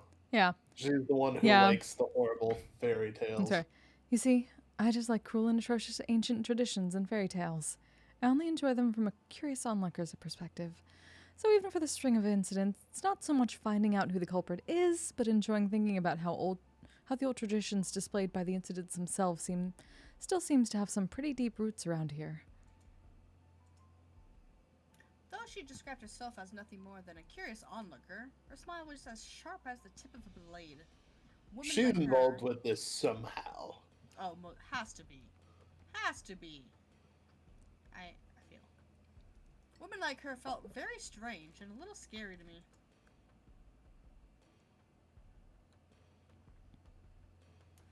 Maybe it's just that I was in fearful awe of the person whose emotions I couldn't comprehend.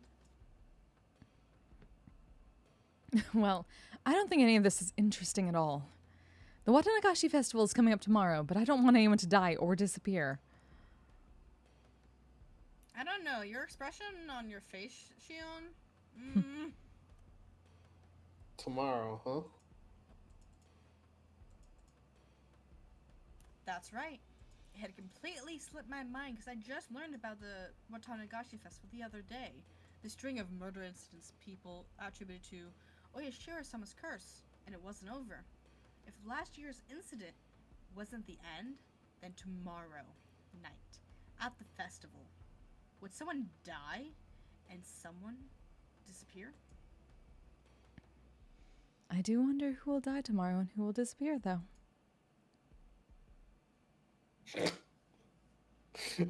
Dramatic Some. irony. Said, running a comb through her hair with elegant move. You're just brushing your hair all of a sudden? Okay. With a thin Sure. smile and a voice that nearly made me shudder.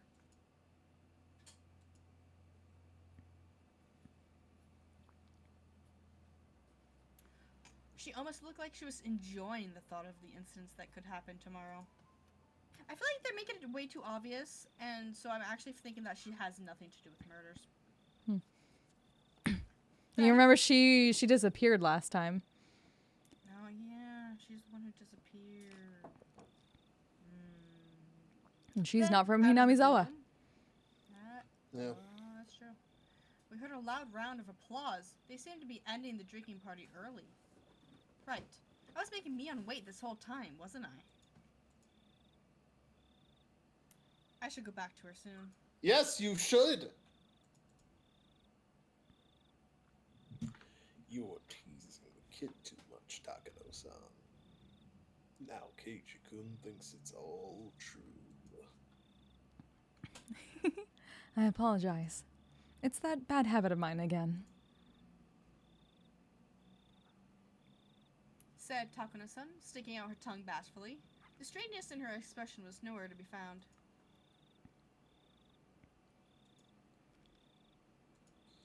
When Takano sees an innocent child like you, she can't help wanting to poke fun at them.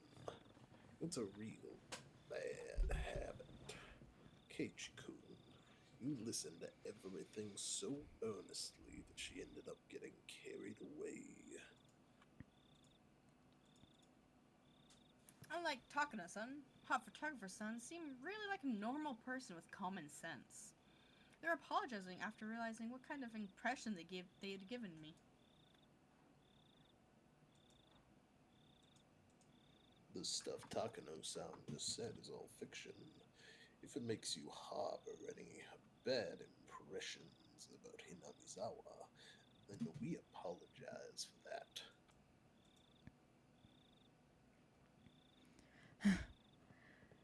Jeez, Hot-san. You apologize too, Takano-san.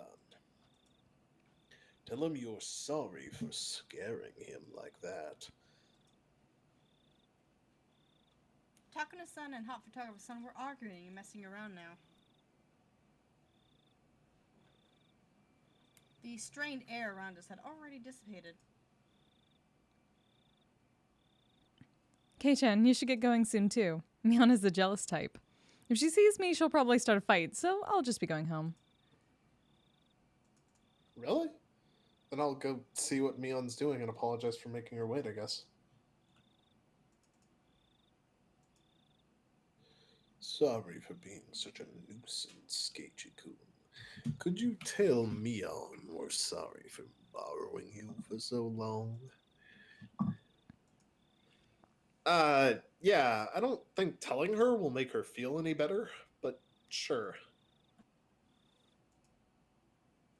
Hot Photographer-san and Takano-san, standing next to each other, both began to chuckle. Okay then, Kei-chan. Let's try and run into each other at tomorrow's festival.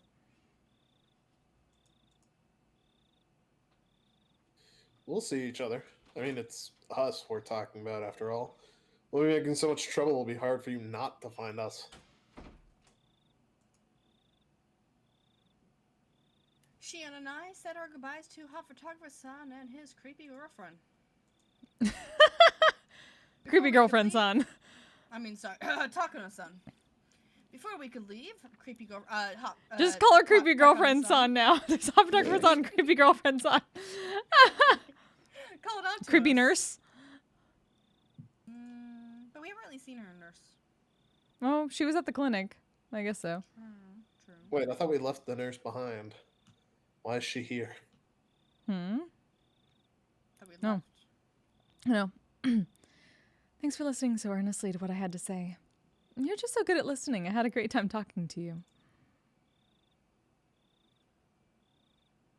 Teens are retired Good. ex-spies. Listening? No, not at all. I was just in a state of perpetual bewilderment from all the shocking topics being thrown at me one after another.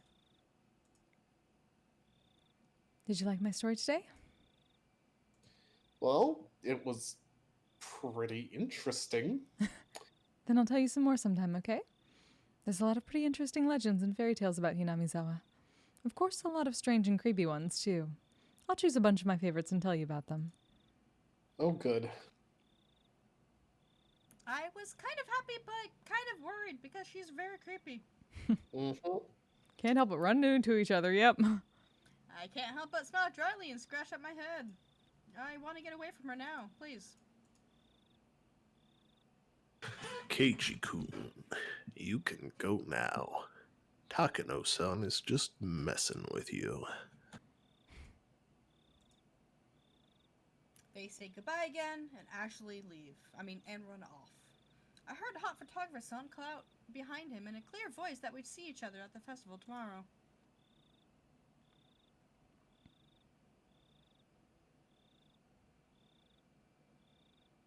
When I went to the tent Mion was waiting for me in, she was nowhere to be found. I made her wait so long. Maybe she got mad and went home. After asking some adults passing by, I heard that that she went home, talking to some relatives. Maybe I shouldn't have done that. But my regret for having made Mion wait wasn't enough to triumph over the impression creepy girlfriend and Shion's uncanny story left on me. Serial murder incidents that happened 4 years in a row? Would tomorrow's events make this the 5th? And the possibility that someone from Hinamizua was carrying this all out under the guise of a curse?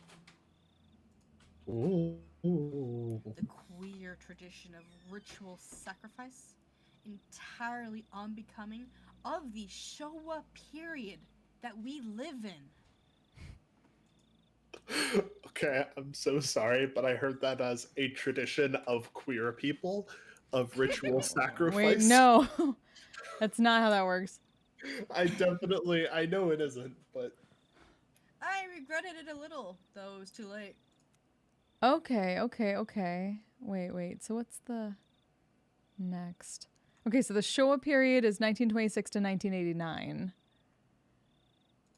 And Yeah, it's the period right before with the one we're in right now. yeah, I'm trying to remember what like current period in Japan called. The Reiwa period. Okay, I think. No. Because that began in 2019. What's... No. it Okay. would be the current era then, right? Well, yeah, the current era is... Yeah, the current era is Reiwa. But what was the one before? Heisei. Heisei, yeah. Heisei. Okay, so when Showa, Heisei... Okay. Oh, there was another one? That was a short period, then. I assumed it was the one right before. Yeah, this. Heisei ended on April 30th, 2019. Oh. Okay. Okay. Huh. The more you know. Neat. Okay.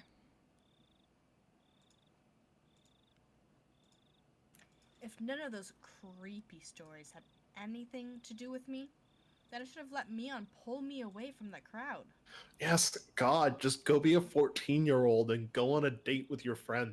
God For damn. fuck's I felt a little ashamed about letting my cheap curiosity get the better of me, and take me away from my friend who was waiting for me, and with all those free desserts.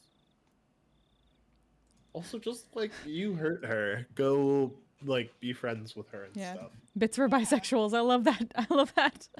I love that emote.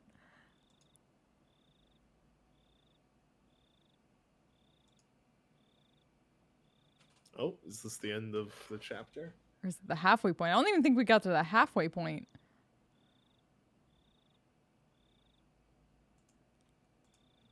Well, we already had one fade. Yeah, it's end of chapter, I guess. 'Cause we Oh, got new shit. tips. We did. Holy shit. Look at that. Well, look at our new tip. A little elbow grease unlocked. Oh, we have 3. 4. We 4. 4. Holy shnikes. Okay, All okay, right, let's go. go. From scrapbook 1. Mm-hmm. Alrighty. Oyashiro-sama's curse. In the ancient, Onigafuchi village, the anger of Oyashiro-sama, his curse, was feared above all. However, it is seldom stated anywhere what eventually happens, what sort of divine judgment, curse, befalls them when Oyashiro-sama is angry.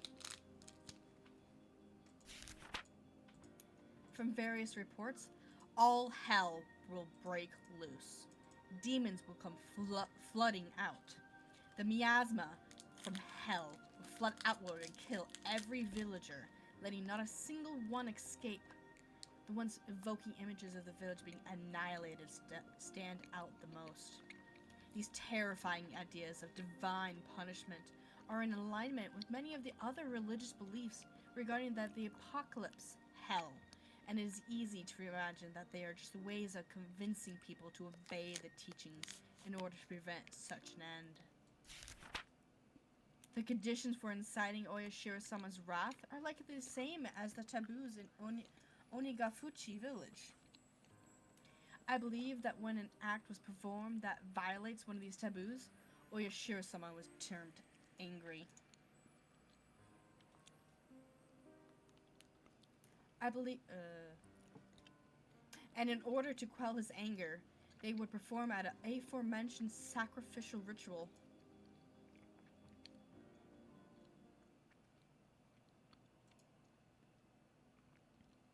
I don't understand why they needed separate ones for each of these. Oh. Do you want to do this one, Kayla? Or should one of us? You guys can if you want, or I don't mind. You want? Have fun. Sorry, I'm Go, eating a let's go. Milky Way, so. Okay, I'll do it.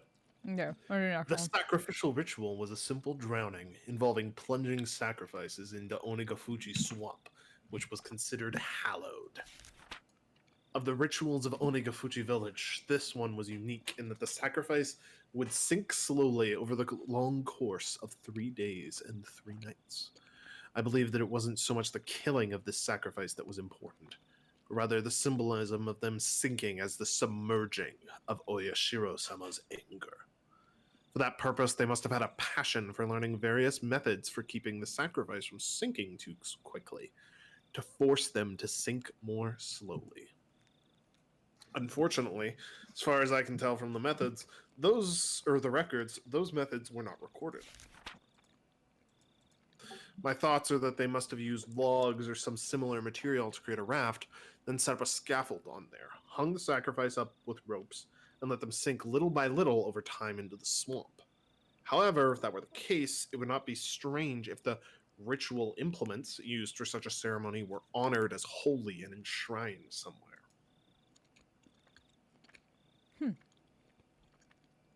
So they're saying there's a place somewhere nearish into which there's tools to submerge people near Hinamizua. Right? Like the swamp? Like the swamp, or in the swamp. So in the nearby swamp, there is a building where there's the tools of submersion. I mean, either that or they're just at the shrine that they very helpfully pointed out to us this chapter. But is that? I don't think that's close enough to the swamp because there's. I have no idea how close the swamp is to the village. True, but I'm gonna assume it's not literally next to the swamp. Who knows, man? Figure it out. Okay. If possible. Third one. You want to do this one? I got this. Implements used for the ritual. Ritual tools utilized for ancient religious ceremonies are commonly referred to as implements or ritual implements. And even now, some of them are enshrined in the property of Furude Shrine in the Three Families. What do you know? However, the identifiable tools are all decorative, and none appear to have been used in rituals governing the dark side of Onigafuchi village. As the Edo era came to a close and many traditional rituals were lost, were they lost as well? Or perhaps buried in the darkness? I don't believe so. Both the implements used on the night of the feast of Onikakushi and those used during the sacrificial ceremony must still exist, enshrined away from the eyes of the masses. Without a doubt, they exist here, today, at this very moment, in Hinamizua. Also, I'm nearly certain where they've been enshrined. What was once locked steadfastly has, for some reason, changed this year to a cheap-looking padlock. He may be able to do something about such a lock. However, it is not far from the assembly hall, nor is it even far from the presence of people. However, I will not give up. The night when it becomes a blind spot to every villager in Hinamizawa is coming soon. Ooh. Soon it will be Watanagashi. Oh. Somebody's breaking in on the night of the Watanagashi. Damn. Sure are. Festival's around the corner. Rubble. Well, Hey, are you worn out already? Tomorrow's the real thing. We're gonna be partying until morning. Until the very night of it all. Got it? Got it. I'll give you everything I've got. all right then. Youth is the greatest. Good work, everyone. Tomorrow's the Watanagashi at last. Let's get some shut-eye in and save our energy for tomorrow night. Tomorrow is finally the Watanagashi. Festivals are split into two groups, those who enjoy them and those who support them. The former only need to prepare their minds, but the later needs not only that, but also painstakingly crafted plans and preliminary arrangements. While the general majority attending goes about enjoying the festival without a care in the world, will be strained the whole way through. Why? You sure as hell know why, because the beer after everything's over is the best damn beer you'll ever have. At times like these, it's best to have energetic, physically fit people. It wouldn't be worth it if you didn't do your best. Until the end, enjoying it the whole way. Oh, he's here. Oishi-san came in. Everybody hurried to stand up. Huh? Hello, everyone. Excellent work out there. Ah, you can be at ease. Thank you, sir. Thank you, sir. Not even my seniors, who usually talk big about themselves, can hold a candle to weird guy, Oishi-san. We all bow as if we were one of those cheering squads of old. Kuraudo,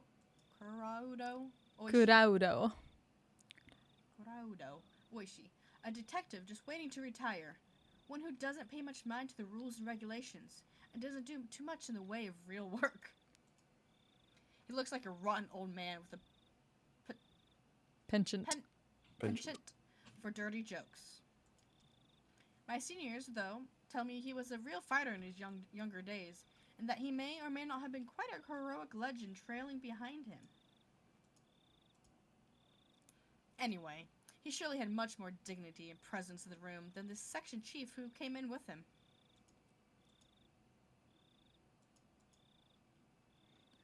Everyone, I really, really thank you for your hard work on the preparations for the festival tomorrow. Everyone present stands upright and lends their ear to the chief's directions. We're on heavy alert for any thrill-seeking criminals expecting another incident like last year. I need all of you to focus your energy as much as possible in your mission to prevent any crimes from happening. Yes, Yes, sir.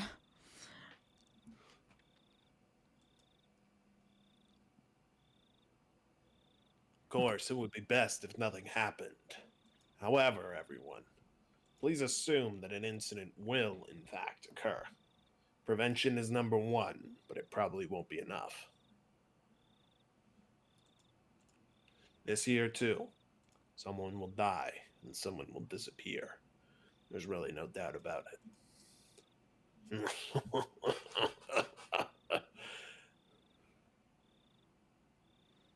Everyone, apart from the second sheep, smiled painfully.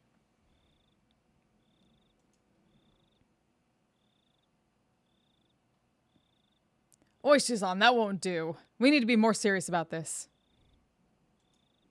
The important thing isn't to get past the night of the festival. It's to be able to quickly, swiftly, and aggressively pursue whatever does happen tomorrow night. I won't tolerate anything less than your best. Clench those cheeks. We're gonna rip all the skin off the nose of Oyashiro-sama's curse. What? Of the ghost. Oh, God. How you rip skin off a ghost? Yay! Yay! And they all rejoiced. Yay. Yay. And there was much rejoicing. Oh, That's okay. it. I am. All right. Okay, that's it. We got it. We got another chapter. We move onward. Yee. Onward and upward. Save first. Save. Yes, Save. please save. End of chapter 6. Yeah. Excellent. I think we can go another hour. We'll go until midnight our time. So let's see how far we can Hell get. Let's go. Let's fucking go. The fireball is just kicking in. I'm ready to keep going. Do you want this Joke's chap? on you. I've been drinking an energy drink this whole time. Do you wanna? Do you Hey, what wanna? up, Brenna? We can switch if you guys want to take over, or I can continue. I don't mind. Yeah, it depends on you guys. Who wants? Follow your dreams. Do Okay. whatever you You wanna want. keep going? That's fine. Wah, it's Keiichi-kun. Good morning. Good morning. Ren was ecstatically waving her arms at me, already brimming with energy. What do you mean, good morning? It's already evening. Just say hello or something. But this is the first time I've seen you today, so I think good morning is right. It's right. I got it. Okay then. Good morning it is. Good morning, Rena.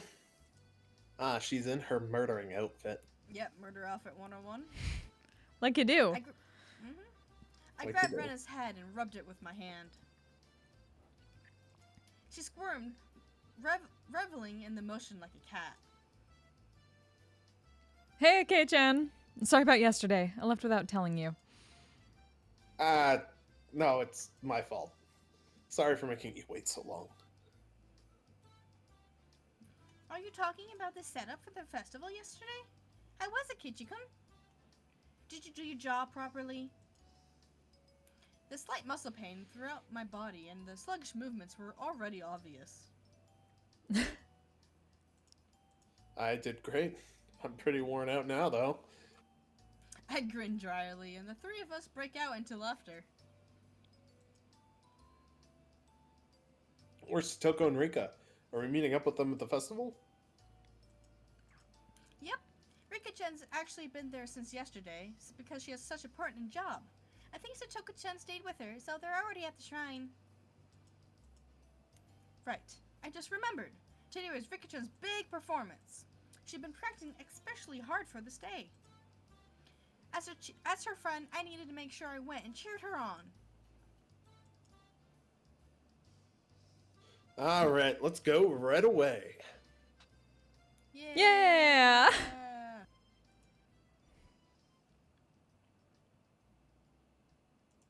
As we got closer to the shrine, we started passing by more people and seeing a lot of parked cars. It began to get noisier too. I thought I could hear something like a Bond dance song.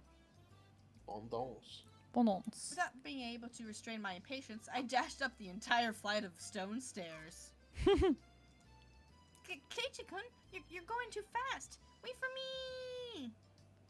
me. Man, Kei-chan, you're such a little kid. Whoa, the shrine grounds. They're packed with people. It was a festival if I ever saw one. Wow, they really went all out this year too. Amazing, amazing. They're coming from Hinamizua. Huh?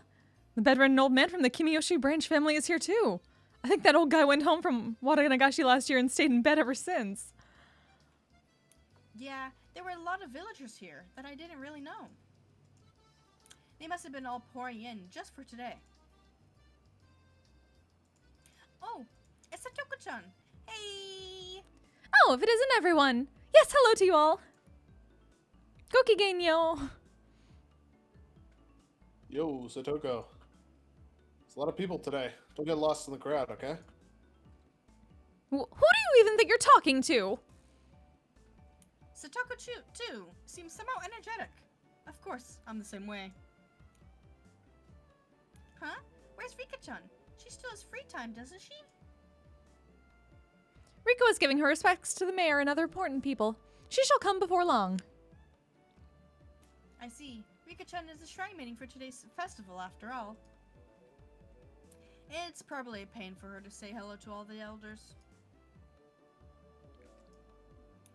It really is a pain. Hello, everyone. Oh, Rika-chan! I wanted to take you home. Rika-chan wore an immaculate shrine mania outfit that looked fresh off the shelves. It was a perfect fit for her somehow mystical appearance. How does it fit? It's not too long, is it? My grandma gave me some safety pins just in case the sleeves are too long. That's alright. It really is comfortable. As she spoke, she began to do some twists and stretches. It's great! It's great! It's so cute! Oh!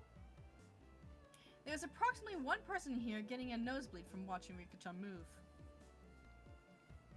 Keiichi-kun, do you think she's cute? Don't you? If you don't, then she'll be all mine. I'll take her home with me.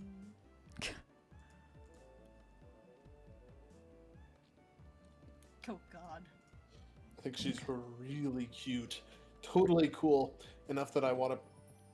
Oh my god. Enough that I want to pretend to be her big brother or dad and take pictures with her. if we take a picture from 2 different places and make it stereoscopic, we can eat or Just what? Continue. Just continue. Just continue. Or We're gonna- rather stare at a real life Rika at our houses whenever. Why would you What? eat? How? That sounds great. That sounds fantastic. That was painful to say, guys. Yeah. You're not the No. one who had to actually. No. say it. No. Yeah. I'm not. I'm just not. Rika, you'd best stay away from them. Yes. Or I might get locked away in a basement somewhere. You look like you're enjoying it though, Rika-chan. Me? You're being harsh. We all laugh together again. Okay, let's not hang around here. Let's get to the festival. There's not much time left until Rika-chan's big debut. You're right. Great. Let's go, everyone. Yeah. Yeah! Yeah! Somehow do 2 voices at once. Somehow. Somehow. Yo. Nope. Yo! If it isn't the daughter of Sunazaki! Eat up! The yakisoba is packed full of pork! This year we filled it up as much as we could! We even put in fried calamari! That I sounds want fucking that amazing. so I want it. I bad. want Yeah. it. Please let me. Gotcha, old timer. The yakisoba here looks like quite an achievement. You have squid too. You put a ton of time into this, didn't you? I'm so sad because I can't go to the fucking Cherry Blossom Festival here where they have like the fucking Matsuri No. and they have stands that No. have stuff like that. No. I'm sad for you. Didn't get to have it last year either. It's like I haven't been able to get good Japanese food in fucking forever. Wow, it's tasty. It's tasty.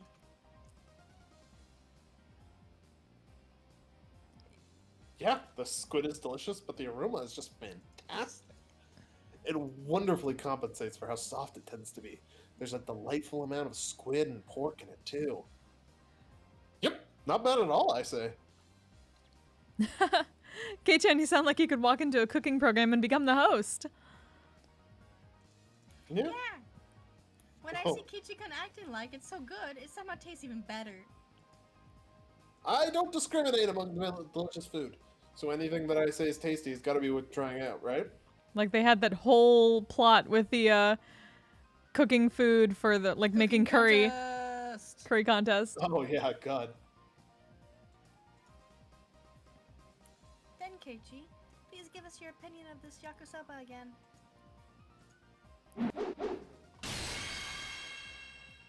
I'll do it in 2 words. Absolutely scrumptious! Let's see the cherry blossoms in DC 1 year. Yeah. I miss it. I miss it so much. This is around I don't I yeah. haven't ever actually been able to see cherry blossoms, and I want to so badly. Come visit. Someday when we will. can. I will. Hell yeah. We'll get there eventually in the post-COVID era. Yeah. Yeah, the era, post-COVID era, you're right. PC. PC, yes, post-COVID. The post-COVID period. Having heard my 3-star rating. Postico. That'll be the line of Postico era. People started, suddenly formed in front of the yakisoba stand. Wow, that's amazing. Kei-chan said it was so good that a little crowd started to form. Not bad. It was nothing to brag about, but I still decided to stick out my chest and put on airs. Mm-hmm. Oh, is that so? Then perhaps I shall try it out. Mister, could I perchance bother you for one takoyaki? Satoko bought a stick of takoyaki, balls of fried octopus, from the adjacent stand, and after blowing on it, put one of them in her mouth. How is it, Satoko-chan? If you give it a good rating, then Rena will buy it too. Jum jum ju ju. Yum yum yum. Miss Keiichi. Now it's time for the Hinamizua Michelin, Judge Satoko Hojo, to give her impressions. Hmm. Though she was all for it a moment ago, Satoko hesitated to give her thoughts. Hey now, what's the matter? Everyone else takes one of their own and puts it in their mouths.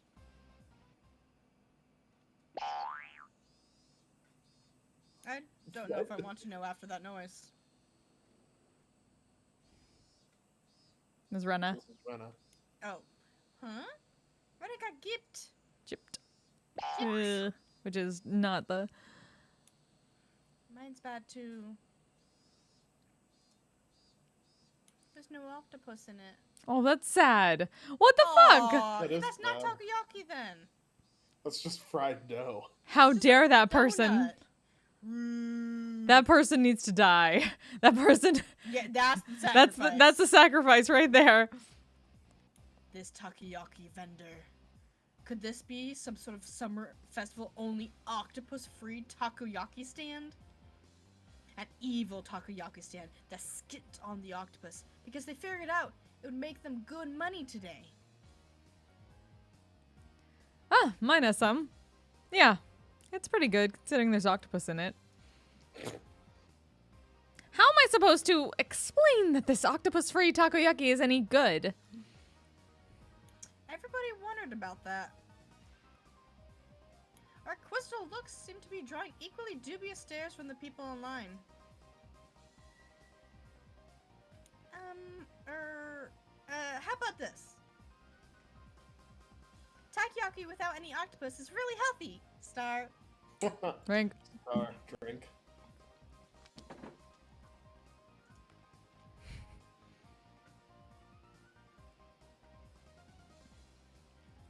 And more. Rana. Not seeing it updated This. on my screen. Why? No. After really healthy? Oh, I can read. Totally can read. And even people who don't like octopus can eat this delicious takoyaki. Another star.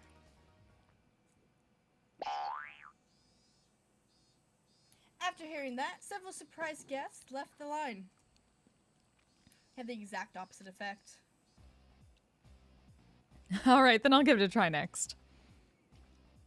A self-inspired take on takoyaki, in which you can clearly taste simple flavors of the flour, green onions, and pickled ginger. The unaffected taste is bolstered by the absence of octopus. It wasn't half bad, but after hearing that there's no octopus in it, claws, even more people left the line. Rika, any good comments? You can be honest. 400 yen is too much for this. Yeah, that was too honest. Even more customers leave the line, dealing a lethal blow. There are other takoyaki stands around, after all. Well, I mean, we might not want to be doing this. Hey, Satoko! You started all this, so give us a great big turnaround. I cannot do it! How do you expect me to lavish praise upon takoyaki without any octopus in it? Gah, you idiots! Satoku's angry outburst was the finishing blow. The customers are now all gone. Huh? The guy is staring at us. Why is that? Why is that? Oh! There's no saving this crowd. Perhaps I, Keiichi Maebara-sama, will lend a generous hand. Oh god. What are you going to do? Keiichi-kun, you could do it. We want you to save the takoyaki vendor who didn't put any octopus in. Don't smile as you say something so better. Alright, fine. This may be the only chance you'll get to see a pro at work. So watch carefully. I shoved the stick into an octopus-less takoyaki and crammed it into my mouth. As before, there wasn't any octopus in it. But Mion's had some in it. That was the important point. The man who runs this takoyaki stand. He truly loves takoyaki in every meaning of the word. Oh, Oh, KG. God. No, Hey, Merchant of Version, how you doing? He said that he adores it. That's terrifying. Yeah. Everyone gasped in surprise, including the takoyaki vendor glaring at us. This man truly does love takoyaki. And because he loves it, he doesn't want to create half-hearted, random ones. Isn't that right? The takoyaki vendor looked us down, unsure. Those watching us were listening intently, wanting to know why an octopus-less takoyaki deserves such a high rating. Gage-san, if he really and truly loved takoyaki that much, why did he make takoyaki without any octopus at all? Is he not betraying that very takoyaki? You may be right. Ooh, awesome. In one sense, it is a betrayal. However, it's the best possible compromise this man could find. This man is making real takoyaki today, as he always does. However, only one or two of them on each stick are the real ones. Well, you're right. The one I ate had octopus in it. And considering it did actually have it, it didn't taste bad at all, you know? Right! That was a bona fide takoyaki. And as for the other ones, it was the biggest compromise he could make against the biases of the general populace, who all think that there need to be 8 pieces on the stick or else it's not real takoyaki. Huh? Keiichi-kun? I don't understand what you mean. Why is some of them the real thing and all the other ones are fakes? Why? The secret lies in the octopus. Mister, this octopus. It's true Akashi octopus, isn't it? In recent years, the number of octopuses caught in Akashi has decreased, and their prices have risen drastically. The prices are now so high that you wouldn't think of using them in takoyaki. Then the man who had been looking down this whole time mumbled.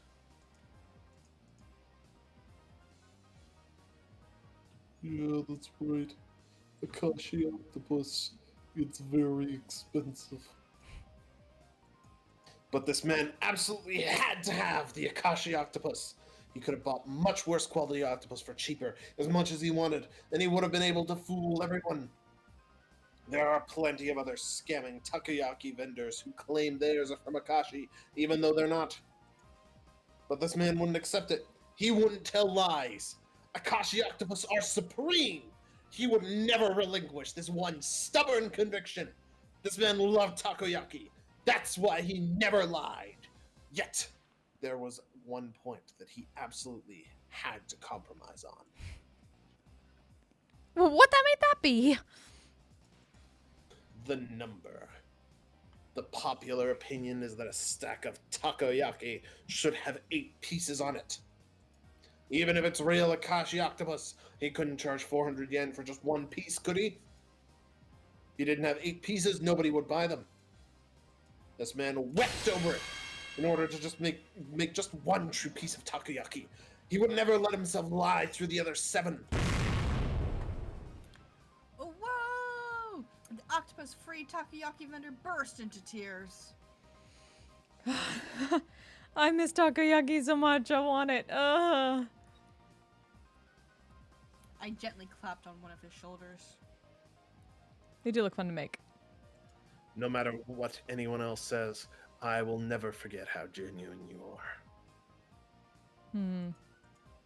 You, sir, are a true vendor of takoyaki.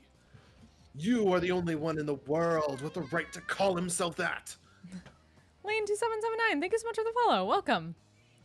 Is your name based off Serial Experiments, Lane? Because that was a good show.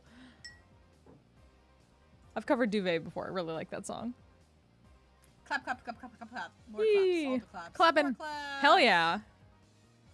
As I embraced the shoulders of this man, shredding his manly tears, those watch delivered a round of applause, moved by my speech. Everyone, I beg of you, please eat some of this true takoyaki vendor's takoyaki. Yee.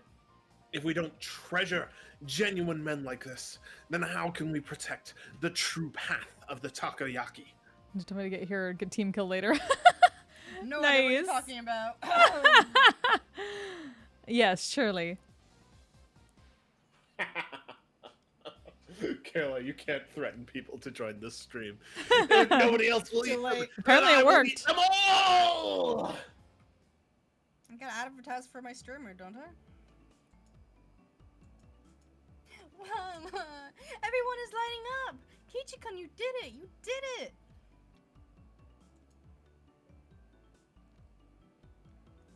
I think it's more that they thought Kei-chan's propaganda speech was interesting rather than the takoyaki actually looked good.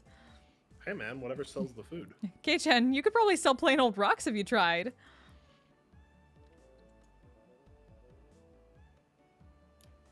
You would go over well at the entrance of Akihabara Station. What does that mean? What happens at Akihabara Station? That's like the anime stuff, so they have a lot of stands to go and get people just to buy random stuff. Ah, for gotcha. way over really cheap prices that you really shouldn't get, but people who speak really well get people to buy them anyways. Gotcha. Rika, I've never heard of this Akihabara. Where is it? Absolutely stunned at my successful pitch. The guy manning the stall next to this one called out to me. Hell yeah. I literally, okay, I'll admit, I marathoned Serial Experiments Lane in one sitting. You shouldn't do that. I was like, nobody ever do that. My brain hurt. But it was good. And I love the music. And I totally made a bard cover of Duvet recently, actually. Like this week. I might actually use it tonight for the Onsen in VR chat. You got a VR chat after this? Probably. Oh my goodness. Do you have to sleep? No. Alright. Who do you think Flint is? Right? Someone who sleeps? Yeah, Of what is this course not, sleep you speak of? fool. You Couple of years. Yeah, I fool. need to watch again. You absolute buffoon. We all need sleep, guys. Ain't no sleep for the wicked. No. Sleep. Sleep is No good. sleep is till needed. Brooklyn. I think that's the vendor dude. Yeah, the vendors. Hey, you guys, do that for my sweets too. Great, you all get the gist of it, right? It's your turn this time, Rena. Okay, I'll do my best. Oh. When apricot sweets are cold, they're very, very good. The apricot sitting so quietly and nicely on top of the syrup. Oh, it's so cute. I want to take it home. Oh. It looks like she lost herself in the midway through. But a girl giving it with such natural praise was itself bringing in some customers. A line was quickly forming behind Rena. Next up is the Okonomiyaki stand. Another thing I miss so much. Satoko, you're up. Rather, well... The crunch of the fried tempura batter mixed with yakisoba is simply to die for! With a huge piece of bacon laid on top. When you bite into it, it all comes flooding out. Chomp, chomp, chomp! Yeah, that's freaking great. Now I want to try some too. I know I'm really hungry now too. Damn it. Then, a Have huge chicken. line formed at my words. What on earth is this? So basically, all these onlookers are just following us around to all the stands. We got stalkers, guys. When people heard about food from others and then try it from themselves, it tastes a lot better than it normally would. So that's it. Even Rika-chan was gorging herself on the food, getting sauce on the bib she put on to prevent her shrine maiden outfit from getting dirty. Nice. The older guys are getting into it too. Okay, Kei-chan, which one should I do? Right. Mion, you go to the stand next to that. Show them the depths of your power. A 3-tier mimic cake? I want. Yeah, what is the sleep you speak of? Dex explains his montage of food. Yeah, damn it, mimic cake. Damn it, the mimic cake. Huh? But Kate-chan, the store next to that is... Whoops. A goldfish scooping stand. A bit out of our element. Swallow the goldfish. No, as club president, I won't flee no matter who or what my opponent. Let's get started. Swallow the goldfish, Mion. Do it. Flex on the haters. I look forward to a splendid performance, Mion-san. The onlookers was also watching Mion with a hopeful eyes. What?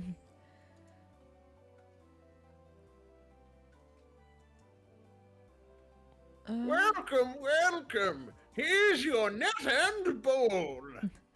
Okay, here we go. The goldfish are energetic today. They really look delicious. Small things like these, you could crunch them down whole. Oh my word. Mion. Mutter, mutter. Mion-san, what in the world are you saying? Mion Well, knows you asked. what's up. Mi-chan, you eat them? Did you eat the one Renna caught last year too? No, I didn't say anything like that. Mion's face went red and she shook it vehemently in denial. Well, I mean, you just said so yourself that they really look delicious. Yes, you did indeed say so. My Oh, sister what is up? omnivorous. She eats anything that can go in her mouth. What up, Shion? If they taste good, then maybe I'll try one next time. Swallow the goldfish, Rika. No, Rika-chan, don't! You'll get sick. Oh no. Do Dark it. Lord. Wait a second. Hey, what the hell? Shion? How long have you been here? Hey, Kei-chan, Mion, everyone. Good evening. Ah! Where did you come from, Shion? I've been here since the bit with the yakisoba. You were all so loud that I found you right away. Jeez, you got nothing to do with this, do you? Go somewhere else already. Jeez, Mion, don't treat me so cruelly. Right, Kei-chan? You're okay with me being here, right? She asked, grabbing my arm and pushing her chest on into it. That. Keiichi-kun, you're a Why? pervert. Your nose is bleeding. When you squish it, No. No. Just go. No. Keep going. proceed. Proceeding. Is that right? No, nope. No, proceeding. No. Proceeding. Yeah. Proceeding. Yeah. No, still proceeding. No, Yeah, no, proceeding, no. proceeding, yeah, It's the proceeding. drip. No, not the drip. Fuck. Keiichi Yeah! apparently has drip now. Shion, what the heck are you trying to do? How vulgar! I seem to have misjudged you. Nope. Nope. Nope. Nope. Nah. Nope. Nah. Nope. So No. much worse. It got worse. What the It got fuck, worse, Japan? guys. Stop. Stop it. What do I do this time? No, I don't have. Bite me. Damn it! I don't have. I need to go get. Sigh. Hydrate with whatever booze you have on hand. That's dehydrate. That's dehydrated. I have No, you I have need to strawberry hydrate. pucker. You need Dihydrate water. then. I mean, you don't have a dehydrate one. I don't, because I forgot that I had some left. No, I'm sprawled. Blah blah blah. Blah blah blah. Nice job, Renna. Yeah, everyone's so dirty. Oh. Rena punched me. Yes, It you really were being hurts. very weird, It's okay. which has all kinds of unfortunate implications. Rika! For her. You get what you deserve. Sheesh. Now that Shion was here, the energy around us had increased by 120%.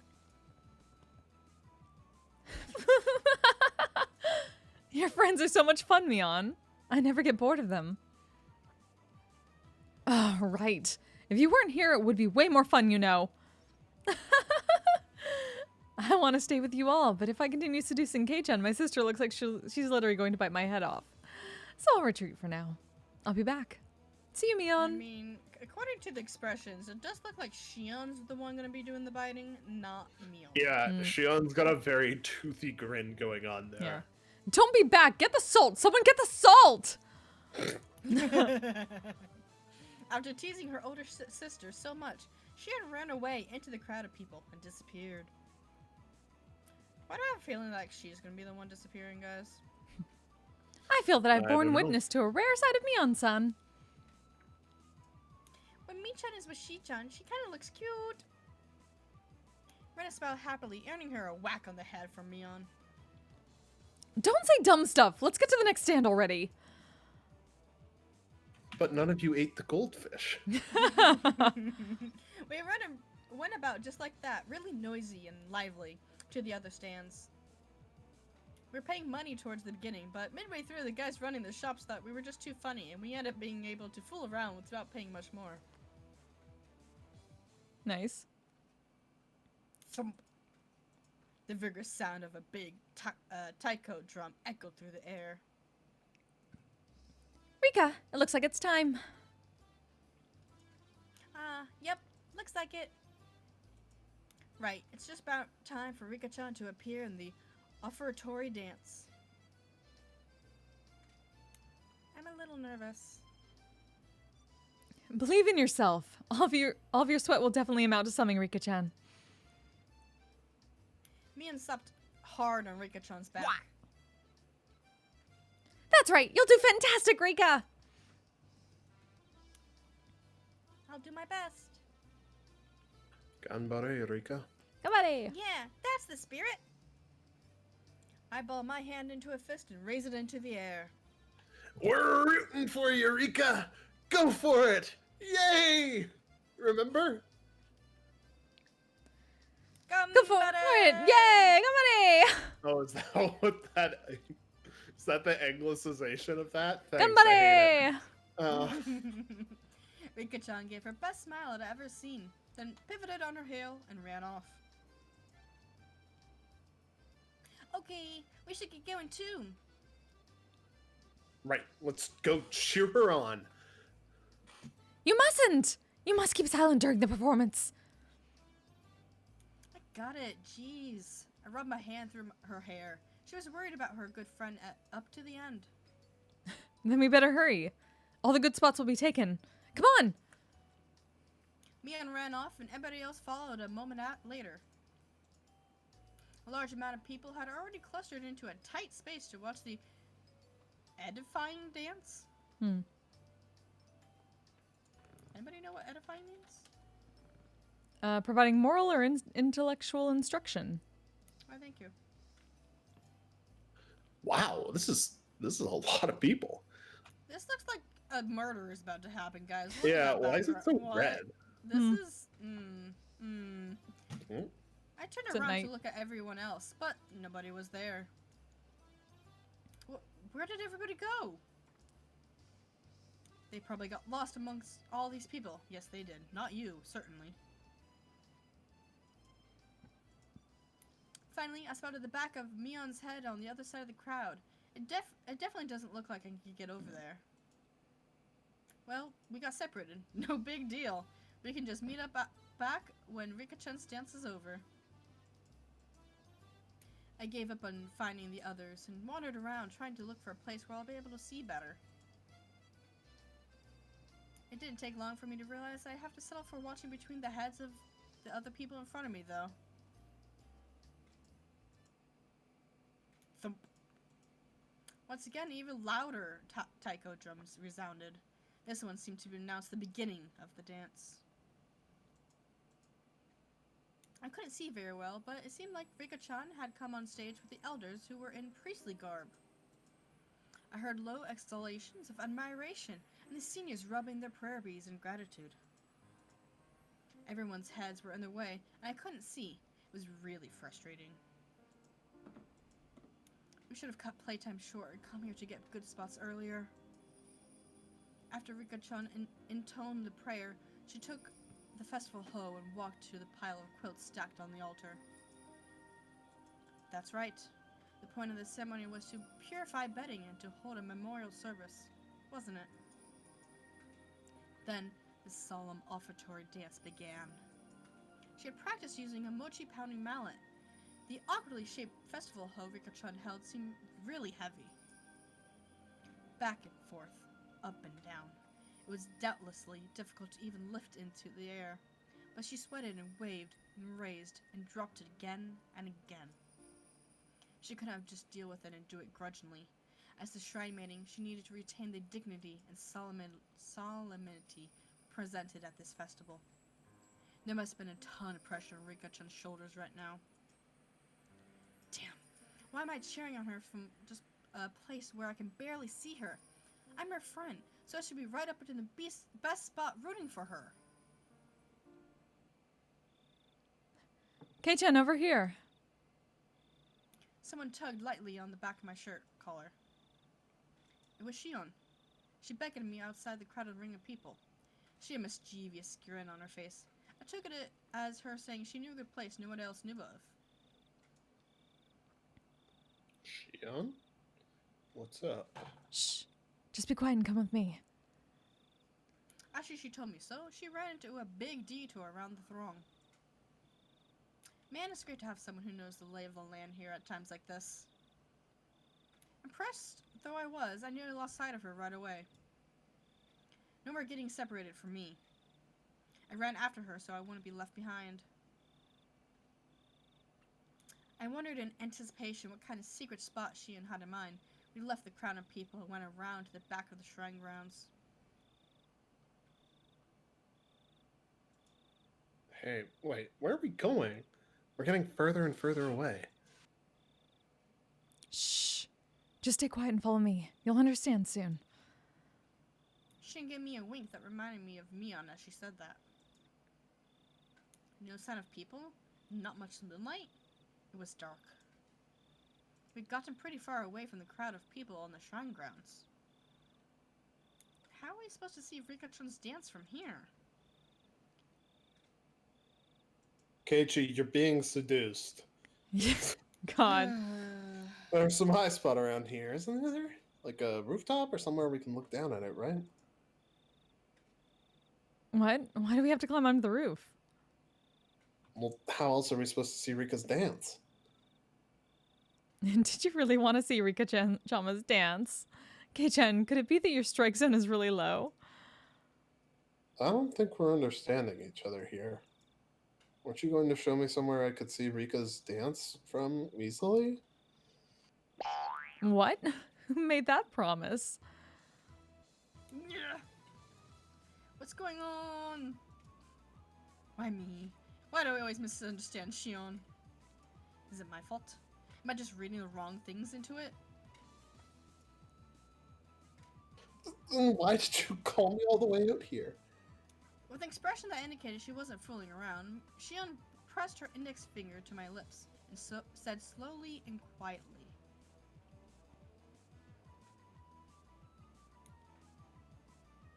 This place is a dark, dead, empty spot. You can't see it from the festival grounds, and now a male and female the same age are alone together. Oh wait, I think she said that. Yeah. Well, My bad. that happened. Could this be Shion? She's not playing something crazy again, is she? Shh. Look over there. See? What's with the parentheses? I don't know. Just to indicate she's whispering, Hmm. I think.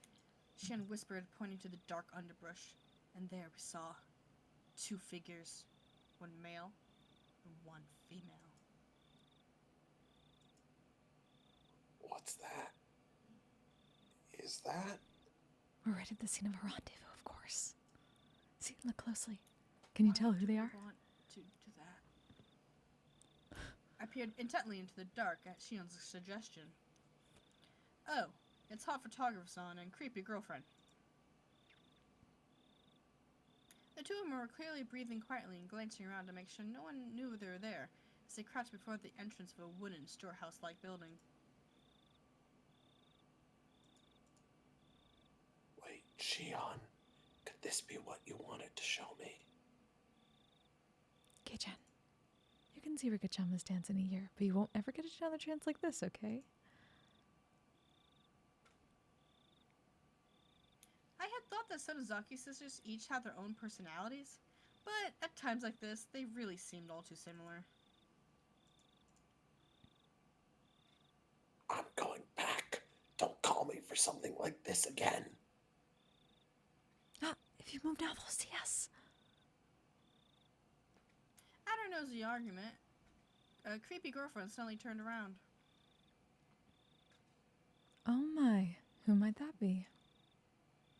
We held our breaths and tried to wait it out, but it seemed like creepy girlfriend was now acutely aware of our presence. Shion and I exchanged glances and then gave up and climbed out from behind the bush. Well, hello there. The moon sure is beautiful tonight, isn't it?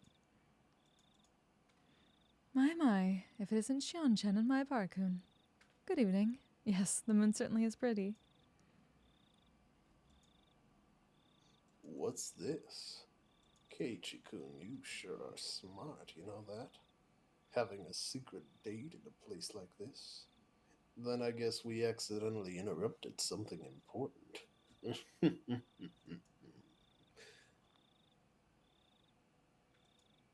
You're the ones who are meeting up secretly. Her photographer's son and creepy girlfriend laughed to themselves, and it got on my nerves for some reason.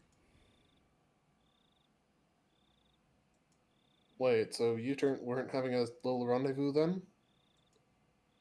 Of course we weren't. Though I don't dislike that kind of romance. Unfortunately, this wasn't the location of a rendezvous either of you would want to see. Sorry for not living up to your expectations. If this wasn't a rendezvous, then what were you doing? Photographer-san, were you messing around with the padlock on the door just now? Huh? After she said that, I looked at the two of them again, and I definitely saw it. They were hunched in front of a warehouse door, fiddling with a pretty heavy-looking padlock. Guess we've been found out, huh? We were trying to break into the warehouse. But don't tell anyone, alright? Don't tell anyone? Are you thieves or something? I demanded unthinkingly because of just how absently Photographer-san was greeting.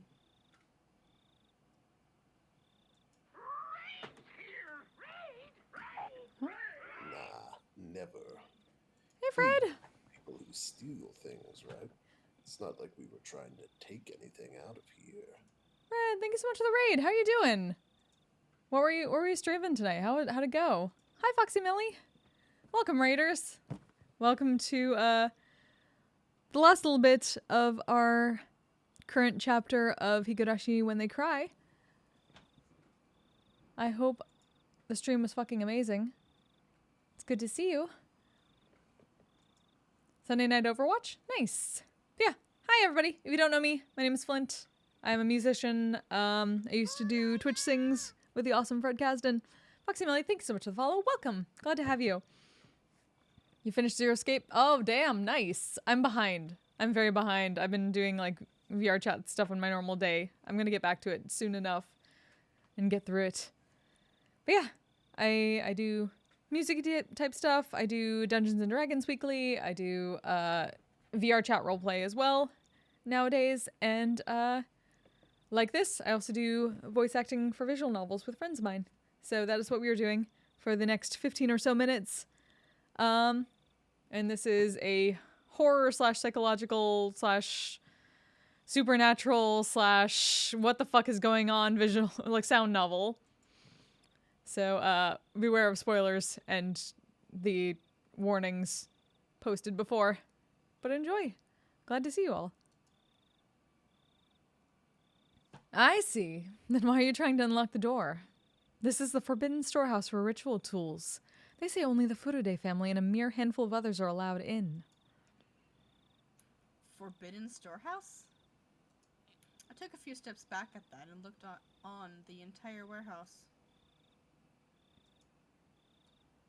It certainly looked like one, built removed from any signs of people, almost as if in secret.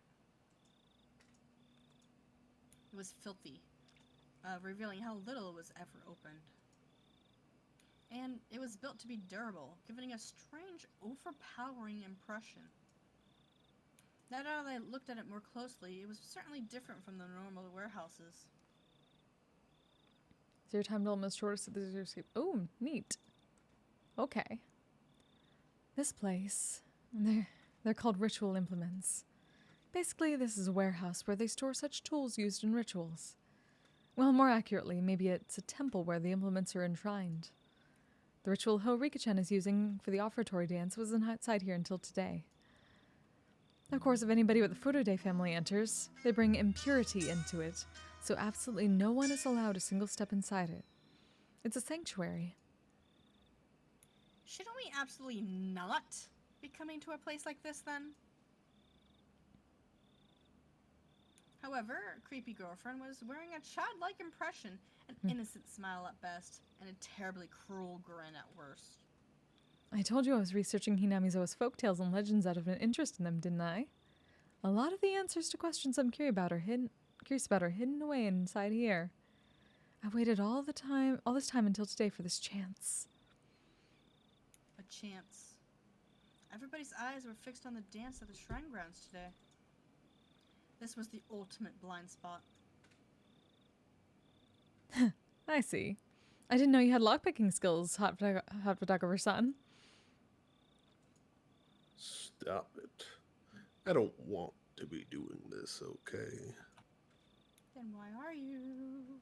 Sorry for taking you along with me, but this was all thanks to you, Hot-san. I really am grateful. Seduced, got it. Sheesh. This is the only time. Understand, creepy son. I don't want to be sneaking into places like this. You really are a good person, Hot-san. This kind of explains. They must have done the same thing last time, Loop, right? Probably. Well, so that explains why they're the ones who got murdered. Yay. Ka-chuk. Hot photographer's son undid the padlock and placed it to the other side. It's open. Thank you. At long last. Creepy girlfriend's son gulped. With an unusually excited air around her, she gave the heavy door a shove. The sharp smell of mold and dust flowed out from the gap in the doors. I claimed curses didn't exist, but in this situation, I could believe in them.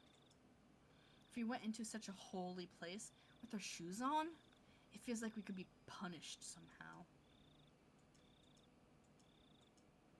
How about it? Your accomplices too. You came all the way here, so why not come in and take the tour? It'll be a little field trip to a museum of precious cultural artifacts that conceal the secret history of Hinamizua. And it's only open today. We're not accomplices or anything. Aren't you interested, though? Come on, let's take a peek. She had said predictably, linking her arms with mine.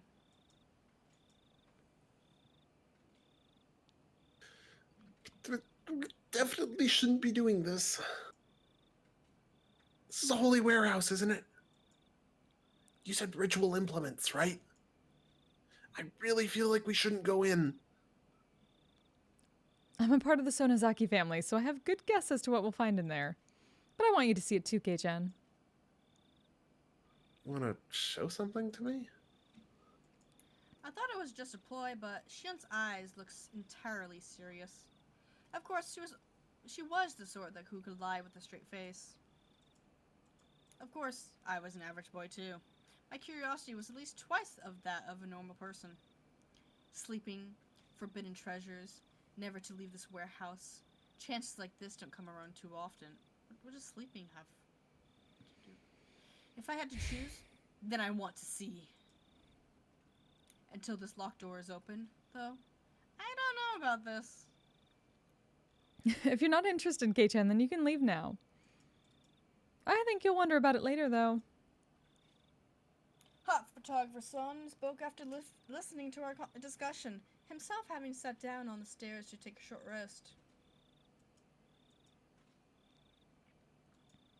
I'll keep watch here. Go in and check it out with them. I'm not too interested, but it might be pretty interesting for a young guy like you, Keiichi-kun. Wording. He said, laughing mischievously. There was no ill will in his laughter.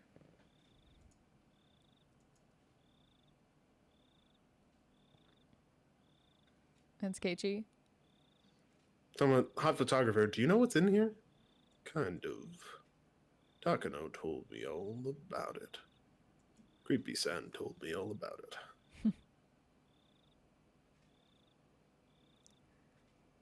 Must be a pain to have to go along with your companion's unique hobbies, huh?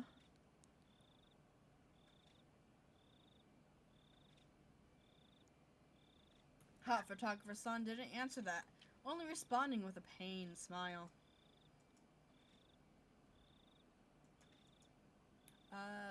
Creepy girlfriend had this kind of scary air around her. Like she dropped absolutely everything else for something she had an interest in and go straight for it. But hot photographer son, on the other hand, seemed like the gold standard of what a normal person should be. Having him tell me so frankly to go check it out suddenly made the guilt feel lighter. Okay, but just a little. If it's not interested, I'm leaving. You got it. Shion gave me another look. I mean, like, Oh, nope, yeah. another me-on-like wink. Looks like we're decided. Shall we go inside? Hot-san, we'll leave this to you. Hot photographer son waved his hand to see us off.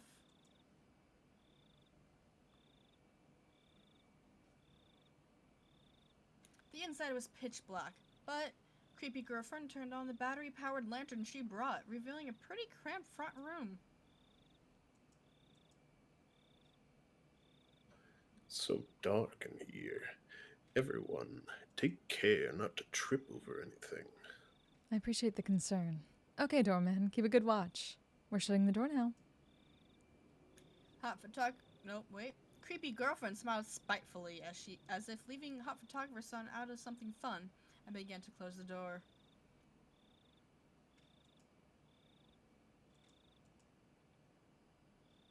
Man. Alright, everyone have fun. There was a low, heavy, and loud noise, and we were completely cut off from the outside world and covered in silent darkness. Creepy girlfriend's son's lantern was the only light we had. You'll be fine. It's an outdoor lantern with backup batteries inside. It won't go out or anything. Looks like creepy girlfriend noticed my uneasy expression. I couldn't help but blush a little and avert my gaze. Deeper inside, there was a heavy and old but sturdy door with the solemn decorations on it. It was the last door sealing away what was within. Strange how it has an antechamber even though it's just a warehouse, isn't it? I believe it's set up this way so you can open one door at a time, never letting the room with all the tools be seen from the outside. Creepy girlfriend son explained this, awfully impressed by the construction. But still, it's really dark in here. Huh? That over there, it's... I spotted a circuit breaker hanging from a clump of wiring clumsily attached to the wall. Oh, here, isn't this the light switch or something? I flipped the biggest switch I can find, and with a click, the pitch black room was illuminated by an old bare light bulb. Ow. Brightness. Everyone scrunched up their face at the sun and strobe-like brightness, like I just did now. Don't! Before she even finished, she unslapped my hand and flipped the switch back. There was another loud click and the room returned to darkness, with only the lantern for illumination. Ow! You fucking dumbass, Keiichi. Yeah, you can't, Kei-chan. We snuck in here, remember? If you turn on the light, it might give us away. I'm scolded by Shion fairly harshly. It looked like she was worried about whether someone had seen them from the momentary light.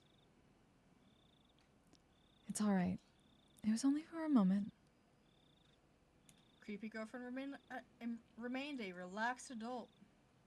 It seemed like she was confident she could talk her way out of it if someone did see us. Yeah, what is it with these adults taking in like 14-year-olds? Yep. Let's go in. Here we go. There. The even heavier door opened, and this time it wasn't just the dust that came out with the air. There was also a nasty smell. One smell that was like opening a dust-filled cupboard in the back of a kitchen that hadn't been opened in years. One was hard to explain, but it was like the raw odor of a fish market. From how the sound echoed, the room felt far larger than the first. Creepy girlfriend's son held up her lantern and revealed the contents of the expansive room. Whoa. At the back wall of the storehouse, right in front of us, was a Buddha-like holy object standing there, looking down at us. I was taken aback by its unseen force, lit up by the slender beam of this lantern. That's the guardian god of Hinamizua, Oyashiro-sama. It's far grander than the one at the shrine. Oyashiro-sama. So this is the spirit protecting Hinamizawa? The one guarding the holy land of Hinamizawa from the impurities of the outside world, and the one delivering punishment after punishment upon those who attempted to sully the land with the damn construction? Well, it looks like there are far more tools stored here than I thought, but this is so sad. None of them have been maintained. How unfortunate they're in such a state. Even in the dim light, I could see lots of strange objects lining the walls, ceiling, and shelves. Creepy girlfriend's son, speaking as if in a trance, was infatuated with the various implements filling the dark room.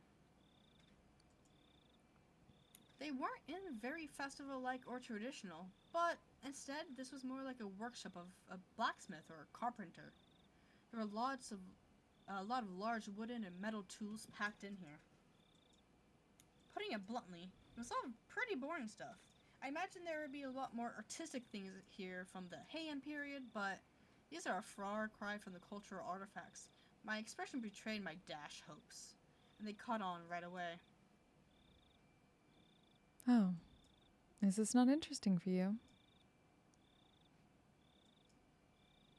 I'm not into literature or art, so I can look at this stuff, but I don't really understand its value. Keiichi-kun, you really do look like you don't get it. I guess it's only natural. Creepy girlfriend son reached into a paper bag that she had been holding this whole time and took out a worn scrapbook and began to flip through it. Then just for you, Keiichi-kun, I'll tell you an old story. It's a common tale in this region. If you go to the library, it would even be on the recommended reading list.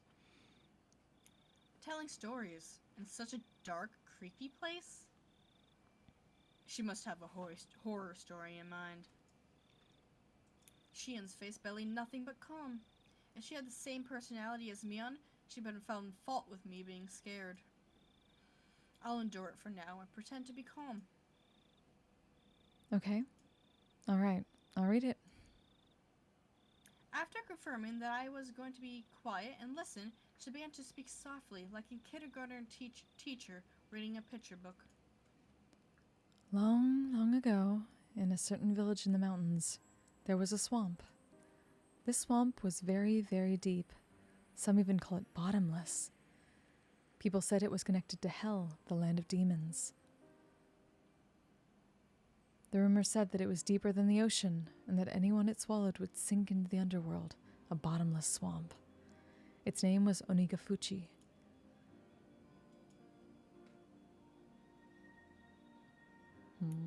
Wait. I thought back to the story I'd heard yesterday about the sacrifice sinking in the bottomless swamp. Could that be the swamp that she's talking about?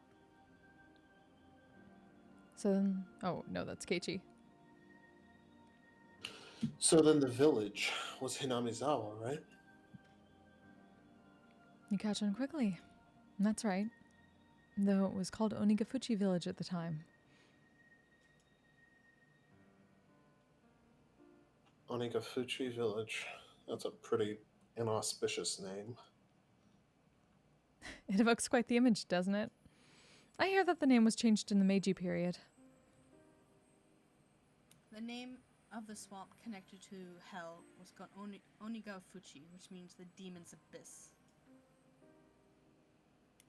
And the true name of this village, Hinamizua, was Onigafuchi Village.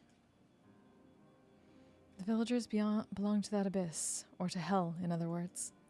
They lived their lives worshipping the swamp said to connect to it. But then, one day,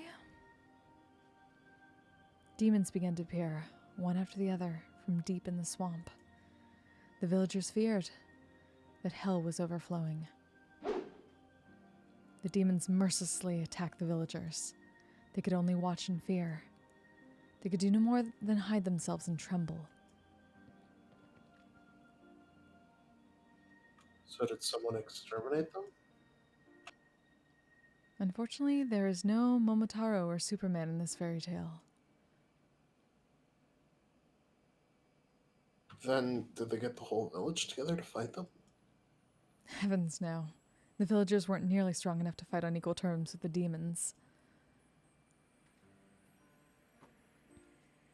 Then the only recourse would be to flee the village. Oh, hey Nines, how you doing? Yay! How are ya? Oh, shoot. Actually, give me 1 second. I am going to refill my drink very quickly. 'Cause story time. I'll be right back. I mean, she left, but it is 9. I think she did say she wanted to end. Yeah, I mean, we'll probably go till the end of chapter. Maybe. Alright. I don't know. We'll see. I don't have anything to do early tomorrow. I mean, I'm just gonna go play some Siege after this, so. No. No, I'm just gonna... I have an interview at 3 tomorrow, but other than that, like, Whew. I have nothing going on. I got green tea, we good. What's up? Alright.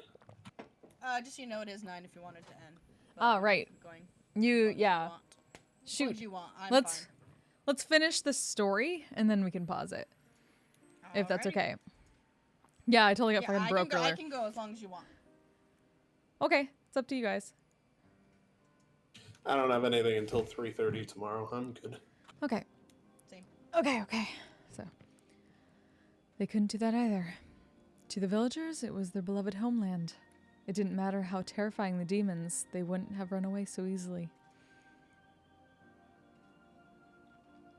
Then what did they do? Wouldn't they just get wiped out? Unable to fight and unable to run. All they could do was wait for the village to be destroyed. Then, when everyone had lost hope, their god, Oyashiro-sama, descended onto them.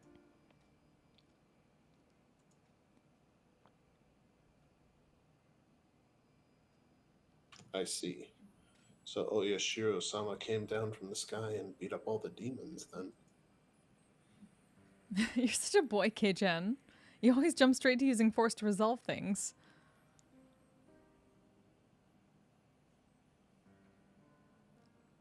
Shion sighed, a little annoyed. Embarrassed, I held my tongue. The thing about Oyashiro-sama, he wasn't a violent god who would beat them up, like you're saying. He was a kind god, filled with love and benevolence. The strength of Oyashiro-sama descended from the heavens couldn't be compared to that of demons. They didn't even fight. They simply prostrated themselves before his radiant authority. Oyashiro-sama urged them to go back to hell, from whence they came. But the demons wept and challenged him, saying that they could never return.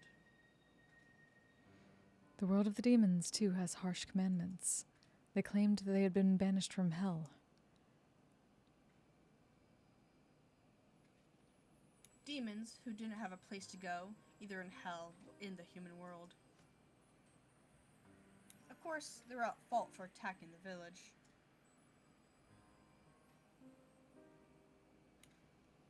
They deeply reflected on it and were sorry. As the villagers conversed amongst themselves, little by little they came to pity the demons, and after talking with everyone in the village, they decided to live alongside them. A lot of fairy tales have them being exterminated or driven away, but you don't often hear one where they live in peace. You're right. Demons are supposed to symbolize all evils. A story where they decide to live together with humans is certainly strange.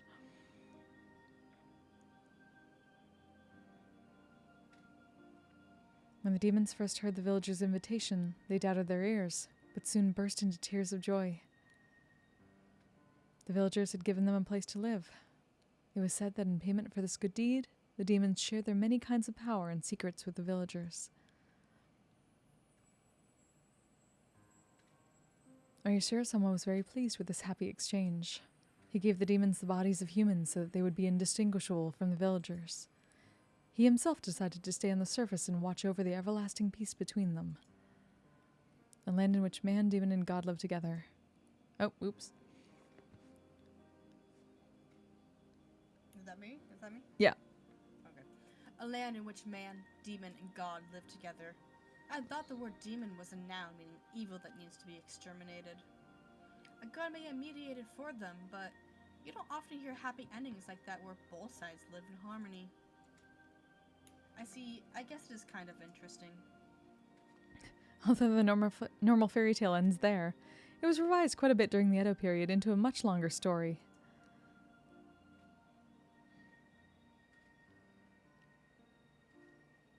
After that, the humans and demons intermixed, and eventually there was no difference between them. So the demons ended up disappearing? No, not at all. Half of them stayed just as they were. The knowledge that villagers had received from the demons basically made them into something inhuman, what people call transcendent. They were well aware the power they had was heresy, and as though below worshipped them, they lived out their lives in secrecy. This story is the root of many derivative tales and pieces of fiction. It's the foundation, I mean. The basis. What do you mean by basis or root? She means the part about the villagers having demon blood. What I mean is, all of the legends from around here are based on the premise that the villagers are descended from demons. There was a hint of amusement in Shion's face as she said that. It was like she wanted to say that she, too, had demon blood in her. Is there any proof, though? Maybe somehow rooted in historical fact beyond just fairy tales. Oh, Mahabara-kun, then do you believe that demons really did come out of the swamp and breed with humans?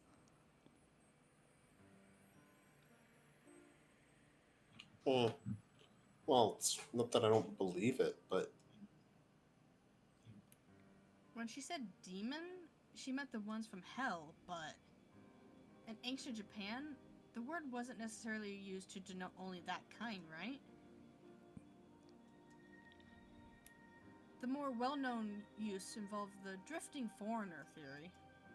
As the story goes, Westerners who were shipwrecked in nearby seas had such markedly different customs that they were called demons. Japanese people were relatively similar in appearance to other Asians, but everything about those from the West was different. Their physiques, their faces, and their skin color. In Japan, terms like red demon and blue demon invoked images, especially of Westerners. Lacking in skin pigments, Westerners would sunburn easily and turn red. Being fair-skinned, I think blood vessels appearing on their skin would look blue too. A handful of accidental aliens would drift into Japan and became under persecution, being called demons. They would flee into the mountain to survive, turn into bandit groups, and attack villages for food and the like. How's that explanation sound? Maybe it's a bit childish. Creepy girlfriend gave me a weird smile when, having come up with an impromptu hypothesis, I unconsciously followed up with self-deprecation. Oh, oops. Still, she didn't smile as if to make fun of me. Sorry about that. That was Keiichi. It's not ridiculous. There are a lot of people who subscribe to the drifting foreigner theory. Even so, nobody actually knows what happened. Were they groups of foreigners who had turned into banditry, or were they really demons who had come from the bottom of the world? Then, creepy son, which one do you believe? The truth of the matter aside, I'd rather believe the more fantastic explanation. It's more fun that way, isn't it? Her answer made her sound a wee bit like a romanticist. Here I'd thought she'd reject unrealistic stories and the like. Now then, this is where the fun begins. Creepy girlfriend son brought an end to her storytelling and waits for a moment as if to tantalize us. Suddenly she looked around as if something had caught her eye. Her head bobbed to and fro like she was making sure nothing had changed.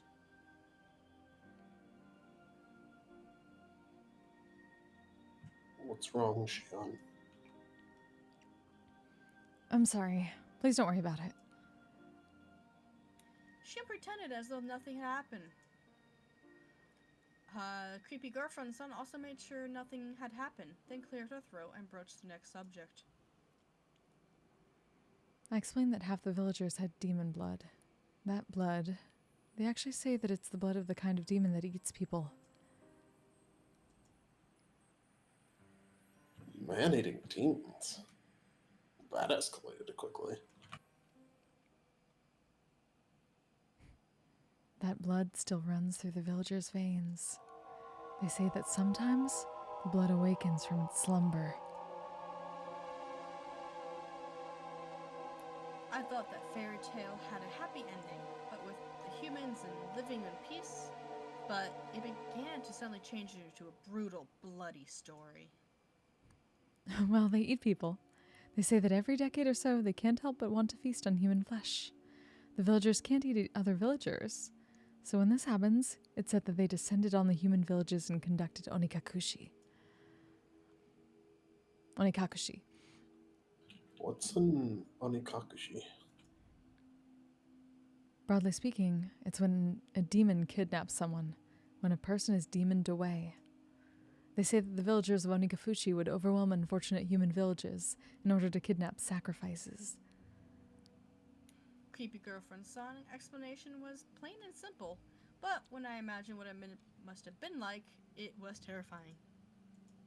They lose their human reason? The villagers turn into real demons en masse?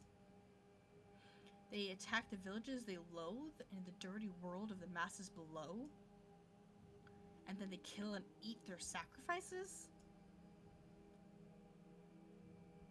So they're no different from demons after all.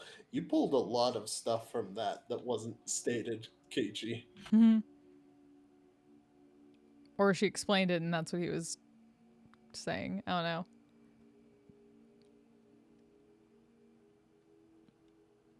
Keiichi. What did Oyashiro-sama do? Wasn't he supposed to be staying in the village and watching over them? Yeah, that earlier Oyashiro-sama didn't sound like our Oyashiro. Oyashiro-sama knew about it, of course. Onikakushi isn't indiscriminate. The villagers apparently never kidnapped anyone other than the sacrifices decided upon by their god. In the texts, it's usually 1 or 2 people. A village inhabited by those both human and inhuman? It was like the heartwarming episode's colors had inverted, like negative film, revealing the painful and ugly truth. So on the nights when they raided villages, they would feast on the kidnapped sacrifices, which is why the nights came to be known as Watanagashi. Watanagashi. Tonight's festival was Watanagashi. I couldn't reconcile the fun festival with the horrible tale creepy girlfriend son was telling me. Watanagashi, well, wasn't it about giving thanks to the futons we use over the winter or something? Kei-chan, Wata has another meaning, you know. It means entrails. Shion, who had been silent up until now, spoke up. Well, thank you for telling us that, Shion. Entrails. Oh yeah, I guess that's true. Like fish guts. Wait, what?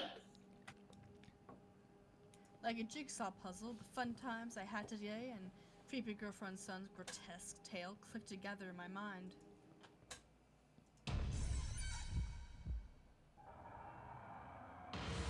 Watanagashi, so gut spilling? I didn't think saying that could ever feel so nauseating. Yes, it's as you imagine, Maibara-kun. Right now, the Watanagashi Festival might just be a somewhat early summer festival occurring every June, but it used to be different. It used to be a ghastly, cannibalistic feast, held on the night of the villagers had collected their unfortunate dinner. That can't be true. I had no real reason to say that, but I couldn't help it. Maibara-kun, you said that Watanagashi is a ritual about purifying futons, right? What do you think the futons filled with cotton, with wata, represent? Futons are futons. They're beds. They're things for sleeping in. What else could they possibly represent? I was rattling on, desperately attempting to deny the horrible festival that creepy girlfriend son was describing. Deep down, however, I found myself understanding all too well what she meant. Futons stuffed with cottons. If the cotton represented entrails in both pronunciation and meaning, then entrail-filled futons would have to be humans. Why don't you think back to the offertory dance Rika-chan performed? Do you know what she was doing up there? No, I don't. I didn't even watch the whole thing, anyways. Shh. Kei-chan, you're getting too worked up. Shun grabbed one of my ears, reminding me that this wasn't somewhere I should raise my voice. Even so, I still can't suppress this agitation I feel. Rika-chan was carrying a festival hoe. You've probably realized it already, but that's not a hoe for plowing fields. It's a tool for dissecting human bodies. I didn't see the dance all the way through, so I don't know what kind of performance Rika-chan was putting on after I left. When I told this to creepy girlfriend son, she kindly explained Rika-chan's dance to me. To summarize what she said, after what I seen, Rika-chan would then pierce the futons with that hoe, cut them open, and pull out the cotton inside. She cut the cotton out, one bit at a time, and set it afloat. That's the kind of ritual it was. Broadly speaking, it was quite the bombastic ceremony, where they'd rip out the guts and throw them into a basin. And then the ritual was over. It's thought that afterwards the villagers, each with a different role, dismantled the flesh piece by piece and feasted upon it. At creepy girlfriend son's strangely happy giggle, I felt, for some reason, violent displeasure. Rika-chan, every day during our lunch break, she'd take a rice-pounding mallet into the schoolyard, and she worked so hard, sweating bullets, to practice for the offertory dance she had done today. All that effort, all that work. Creepy girlfriend son disgraced it. even though she worked so hard to practice for today. Takano-san, I think you should choose your words more carefully. Kei-chan's pretty naive, so please don't tease him so much. A moment before I opened up my mouth to express how angry I was, Shion stopped me. Shion must have been fully aware of how that story made me feel. I'm sorry. I thought you'd like a story with that sort of shock value since you're a boy. Creepy girlfriend's son without a hint of malice as she smiled gracefully. After hearing all that, did you figure out what kind of stuff is in the storehouse, Kei-chan? See? Look. Shion pointed out one of the walls vaguely illuminated by the lantern's light. There was, mere moments ago, they hadn't held my interest. They were just boring-looking tools lined up on the shelves.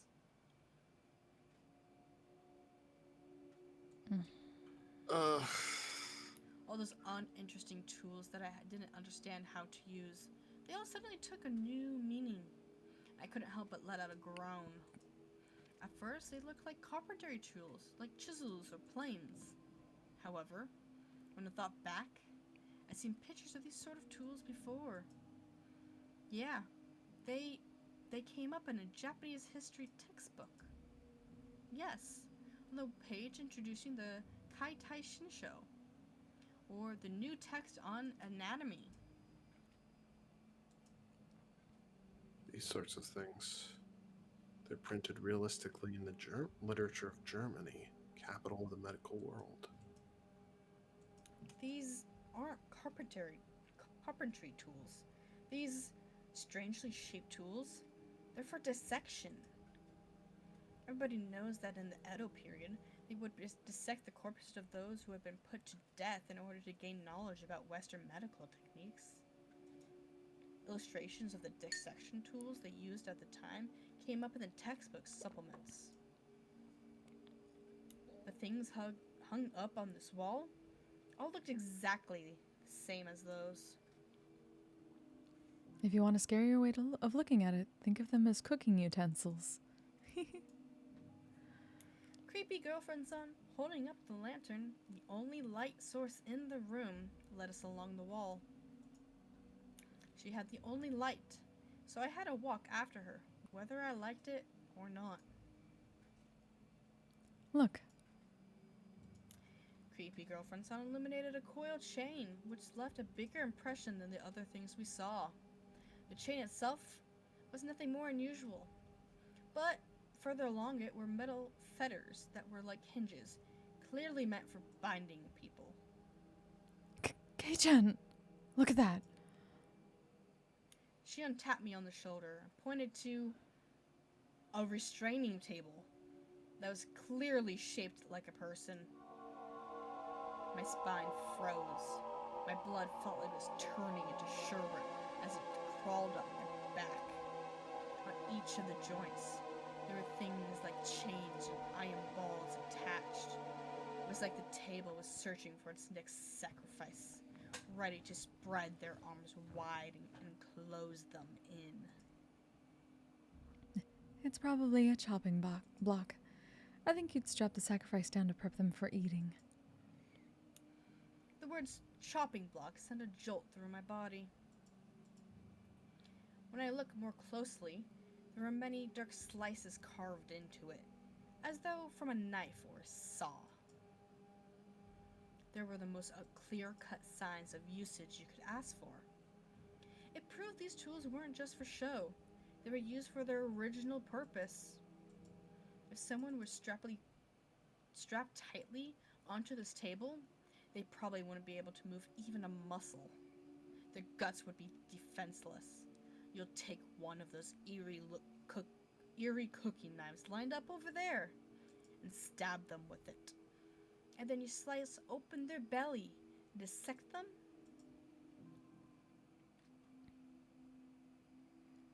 I heard the stories, but this is incredible. That was Shion. That was Okay. Shion. Okay.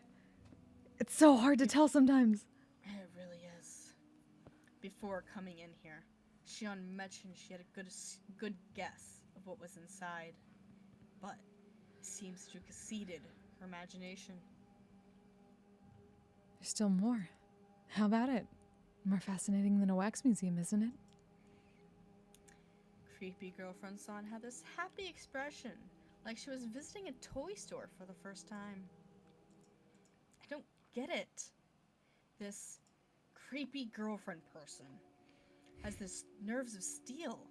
Are these bizarre, grotesque objects that fascinating to her? I mean, she's a nurse. These are medical tools.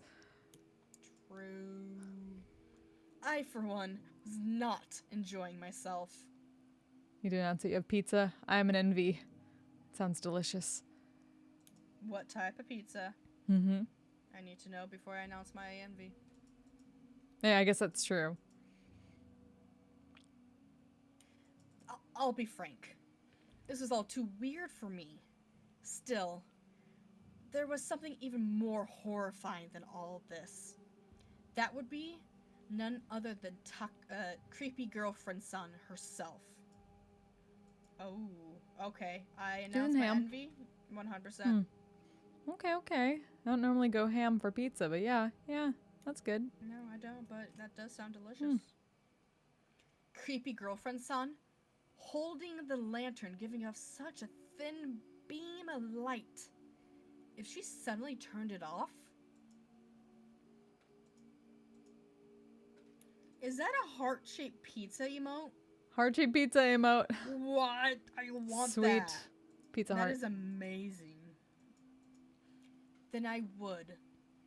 What would I do when, the next moment, everything went totally dark? That's why I was scared. Creepy girlfriend San had the only light. And anyway, I was scared. At some point, Shion had started holding onto my shirt sleeve. It was a little annoying to walk like that, but I didn't shake her off. That minor sensation allowed me to feel the presence of an ally here and now. Oops, no. Okay. There we go.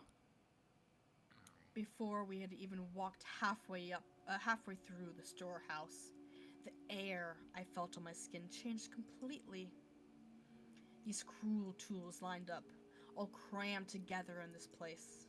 Some were horrible ones, made to take away sacrifices' freedom, and some were tools made to efficiently disassemble and prepare the bodies for consumption. Those were just things I understood. There were just plenty of other strange-looking objects that I couldn't even guess the purpose of. Now that I was here, I didn't have the slightest desire to hear the details about what sort of terrifying reasons they were meant to be used for. At the very least, they were all completely different from the sort of clean, simple killing function of a katana.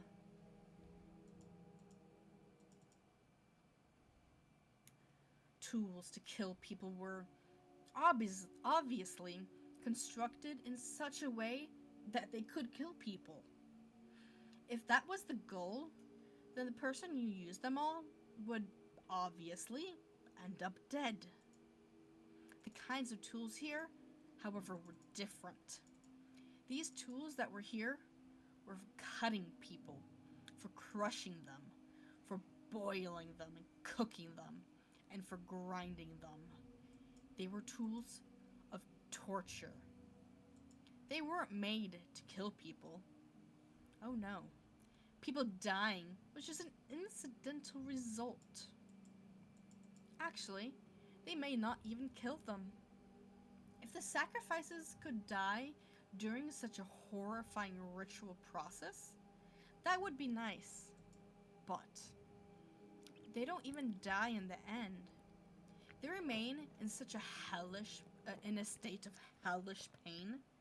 Perhaps they were only being allowed to live. Only now, in this moment, did I fully realize just how terrifying and fearsome that difference was. People, you see. Most of these wouldn't kill them. If used properly. Creepy girlfriend son, as if reading my mind, displayed a shocking smile. Burning at the stake, the famous method of execution for witches, would kill a person immediately. When the body suffers extreme burns on the skin all over, the decomposition of the skin's chemical makeup produces poison-like symptoms and causes an immense shock to the victim. Though I suppose it's still very cruel. Compared to the guillotine, you have to wait far longer for that to happen.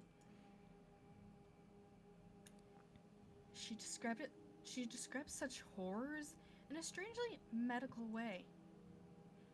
Shion immediately answered the questions I had. Creepy girlfriend is a nurse. There's a saying that nothing can scare a doctor. I guess it's true. Oh, and also, there was a method of execution in ancient Rome where they would grill the person. Just like a barbecue. They would cover the person in wire netting and slowly cook them over a charcoal fire. To think the memories of when I went to a day camp back with my family would come rushing back now at a time like this. Oop. So vividly. That's what it was like. Apparently they wouldn't die too easily for some reason. According to one source, even if they roasted one side of a person to a crisp for an entire night, they would still be conscious and able to speak fluently. That's insane. You'd grill someone the whole day and they still be conscious?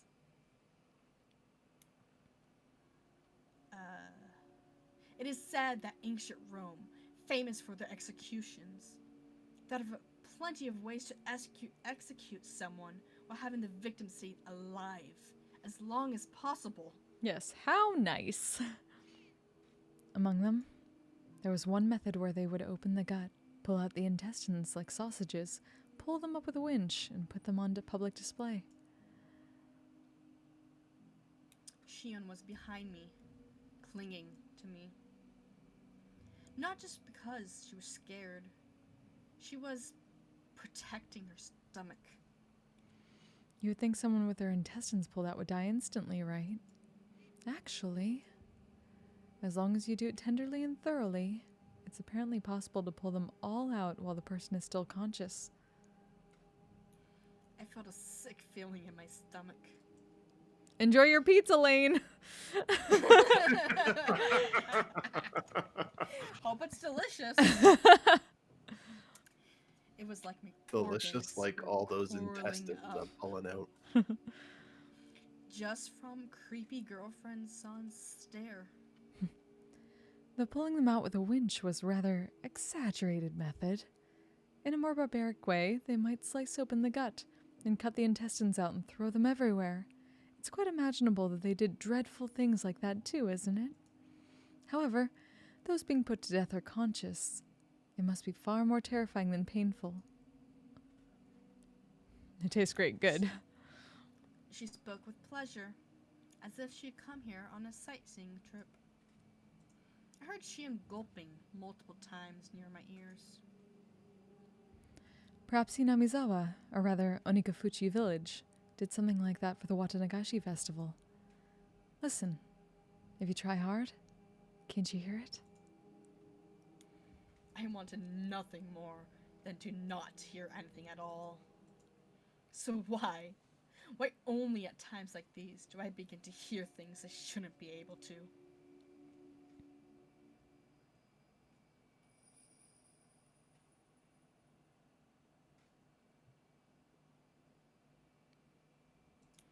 Creepy girlfriend son, having realized she scared Shion, and I enough at this point, smiled soothingly.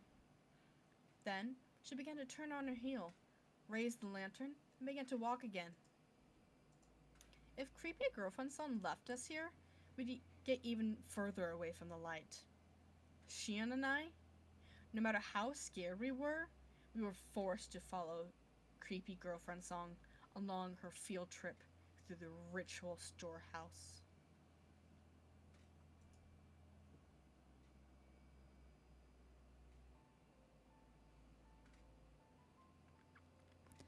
I suppose we've seen a bit of everything. See? This place is interesting, isn't it? She says, raising the lantern high in the center of the storehouse. The dim light didn't change, but for some reason, it felt like I was able to see all of those horrible tools at once. Kei-chan, look up. Shion stammered while grabbing the nape of my neck. I couldn't tell because it was so dark, but there was a lot more tools hanging from the ceiling as well. They all looked like they were made of iron bars. But then, I figured it out. Cages. For cages, they were very small.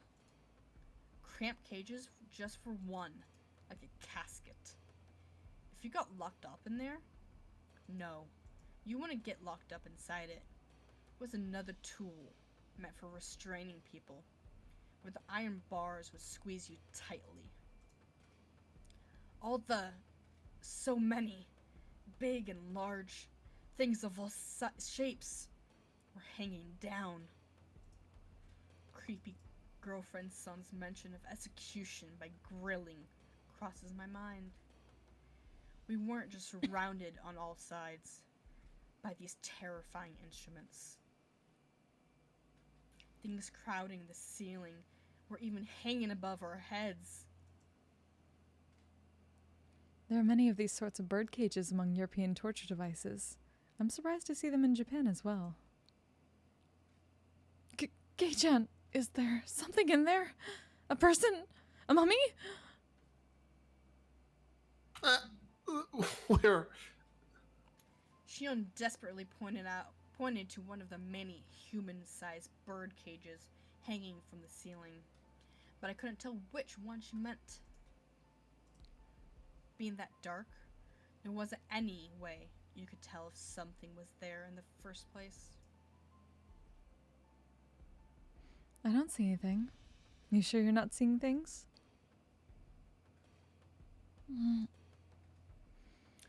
Shion didn't seem convinced, but without a means to confirm for ourselves, we couldn't do much but wonder. My Barkun, after seeing this, have you come to believe in all of it? The countless terrible rituals passed down in Hinamizua? It's got nothing to do with believing in them. Now that I've been shown the real thing like this, there's no possible way to deny it.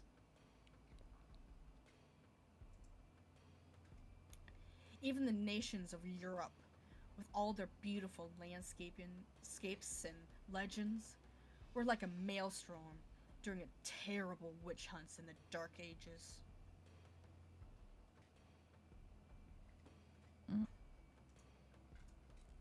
It is well known that the era gave birth to countless gruesome forms of torture and execution. Japan was the same way. Didn't it have its own era of hellscape, like torturous feasts because of the religious suppression and things of that nature? Hinamizua itself had such a period. It had that much history behind it.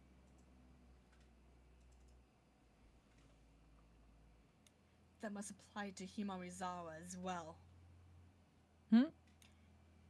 Okay, I there's just want to say that paragraph. I just want to say that I've been completely terrified as my next door neighbor's house. I can see it from my window, and their porch light just flickered on. And I'm in the dark with just one lamp source as my light. Happy Higurashi! They're coming for you, Kayla. Save me. You have to run now. The Onikakushi begins. They're coming for you. And when they get you, they will perform the Watanagashi upon your body. Sleep well! Thanks. High Good to five. know. Even Okay. in Europe, land of all witch hunts, that was all far in the past. No more than a series of historical events. And in this age, nothing that abnormal would ever happen. I'm being terrified by my neighbors. Congratulations, guys. Yee! That must apply to Hinamizawa as well as to my house, apparently. Just as Europe had its dark age, Hinamizawa had one too. That's how this should be taken.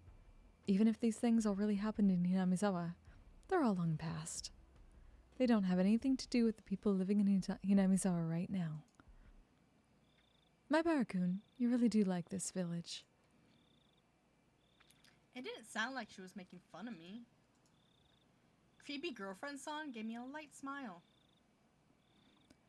Takano-san, you're researching whether those customs survived into the present. You are, right?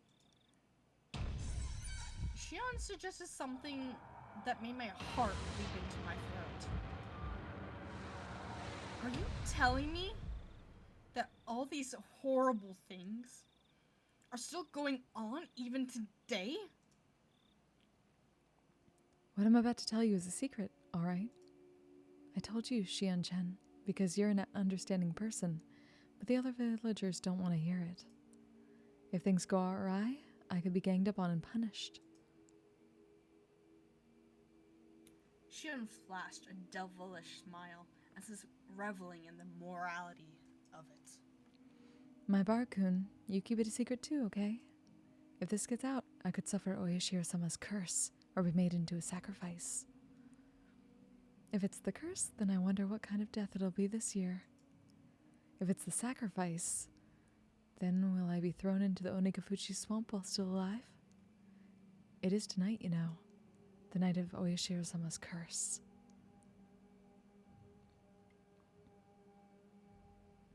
Creepy girlfriend son said, bringing her face right up close to ours. As if to say that if she had the choice, she'd rather suffer the curse. That was what she seemed to be implying. Creepy Oops. girlfriend son did something. There you go. Took a fairly worn notebook out of her paper bag, then began to flip through its pages.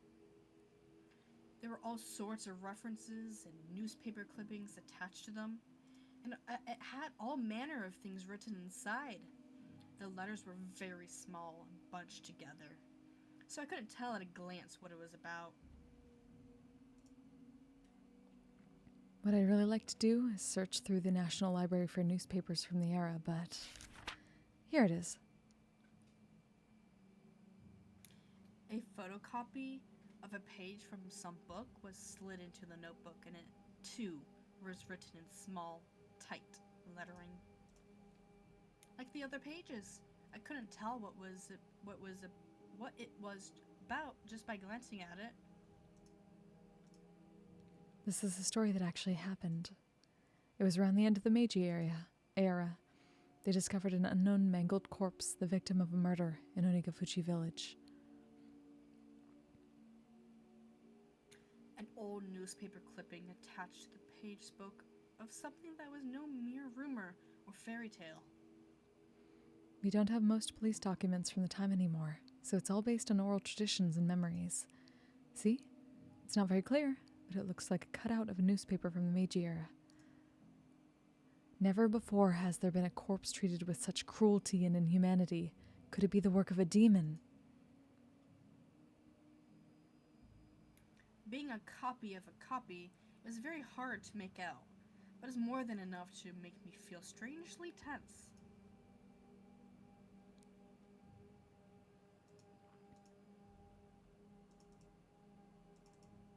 Near the end of the Meiji era, in the old Onigafuchi village, a mangled corpse was discovered. The identity of the corpse was unknown. It wasn't even in a state where it could be identified in the first place. It was missing a head, and each limb was separated from its body. The skin had been peeled off the entire body, and there were markings that implied terrible torture in every place imaginable. Not only that, but the belly had been cut open by a sharp knife, with the entrails completely dragged out. The police immediately began an investigation, but since they couldn't even determine the identity of the victim, much less the criminal, finding answers was extremely difficult. Do you understand what it must have been like? I couldn't even imagine such a strange sight, even if I tried. This was the first time I was ever thankful for my lack of imagination.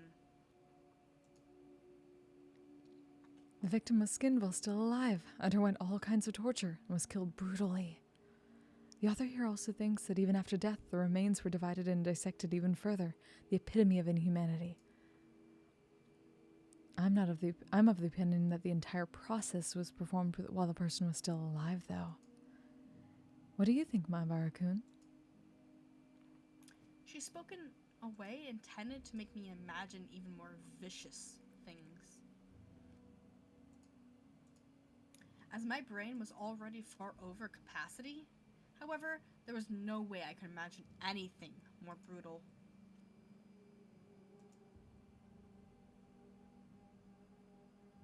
Then, when I broke my gaze from Takanos, those strangely shaped weird tools were all around us.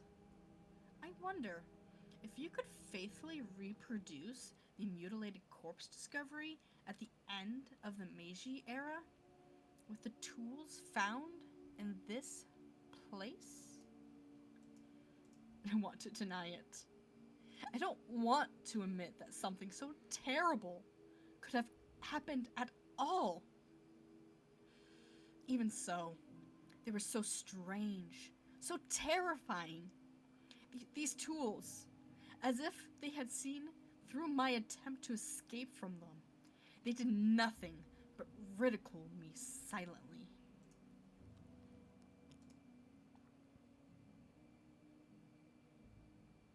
So, that creepy incident. What was it in the end? The author says that, regarding Onigafuchi village's dreadful customs, they've survived into recent post-Meiji days, and that perhaps they lasted until around the beginning of the Showa period. This corpse, which, at a glance, had been brutally killed after a period of torture. In actuality, however, it was the pitiful sacrificial remains of the man-eater's terrifying feast. The corpse was just leftovers. It was so fantastic, so strange, that it didn't feel real. Was this an extension of the legends too? It happened in the Meiji era though, which was just too recent to be called a legend. Also, there's a newspaper clipping right here, suggesting it.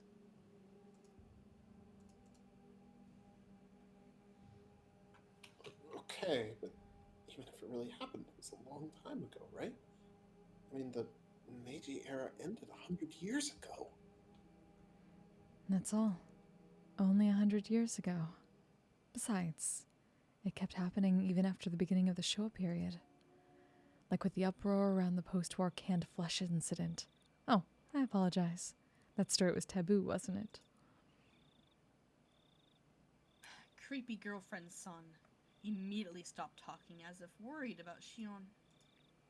Shion briefly looked somewhat angry, but that expression soon disappeared.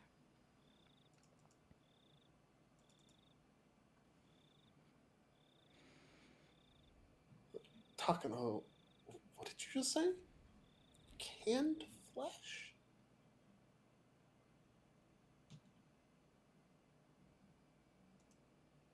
Just then, there was a huge creaking noise.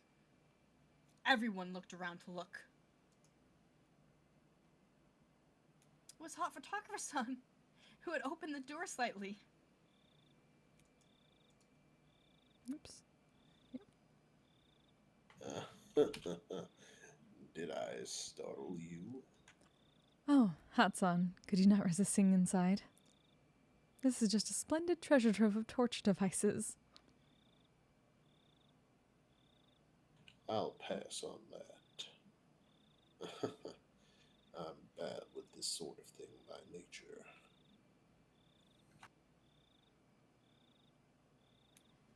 Creepy girlfriend's son held her stomach and had to muffle her laughter, as if she wanted to make a comment about his masculinity. Hot Photographer San did nothing wrong.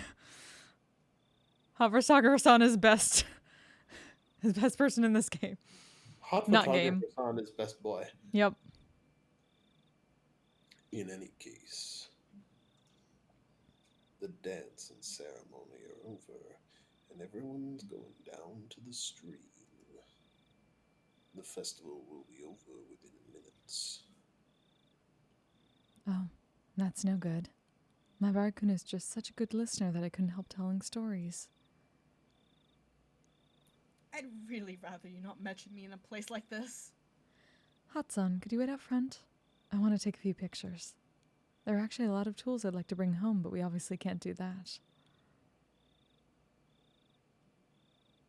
Creepy girlfriend's son took camera out of her bag and began to snap photographs. Typo! She looked like she was having fun, like she was on a scavenger hunt.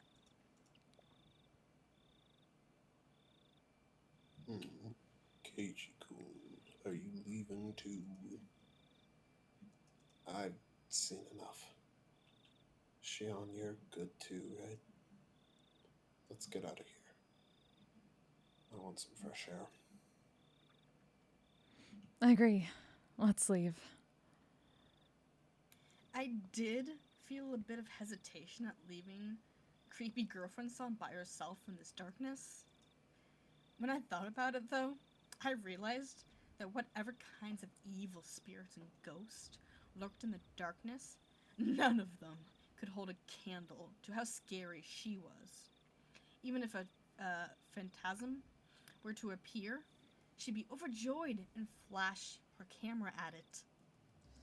It seemed like she shared my somewhat rude mental images. We exchanged glances and smiled painfully. This is a weird time to join that, Creepy. to start that music again. Mm-hmm. Creepy girlfriend's son there, bathed in her strobe of camera flashes, and decided to go leave the ritual storehouse.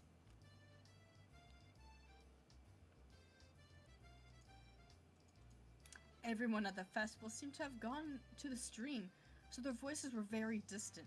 The voices of the bugs, on the other hand, were clear, lending an empty feeling of isolation to the place.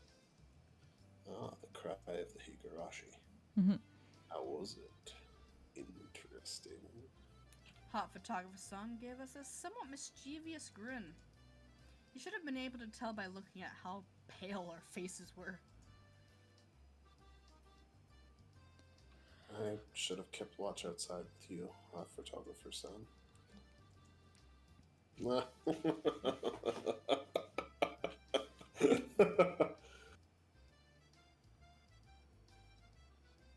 Hot Photographer's son laughed so delightfully that it wiped away our dark feelings.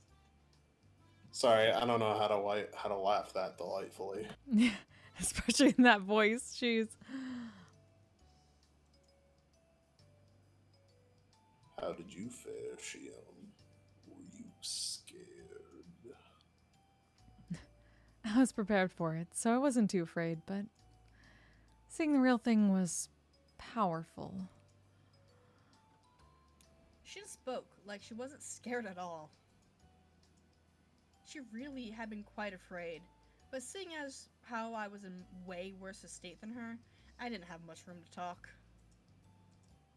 As Hot Photographer's son grinned candidly, my mind, exhausted and locked up by nervousness, began to calm itself.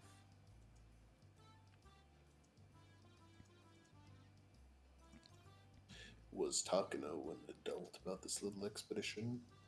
You know how she seems like a child sometimes. I was worried she'd be way too excited. Both Shion and I laughed and left that as our answer. Yeah, I mean, what else do you say? Hopefully she was only looking at things. I'm worried she'll sneak something out of there, or mess with a ritual into it too much and break it or something. Right, that's quite possible. She is alone in there right now. She might pilfer something small and easily concealed, hiding it in her pocket. Yeah, I can see that. Shion said what I was thinking. You're sure she didn't break anything? I could clearly hear some noises like someone jumping up and down. I was getting pretty nervous. You sound so far away when you... It's quiet. I was getting pretty nervous. There we go.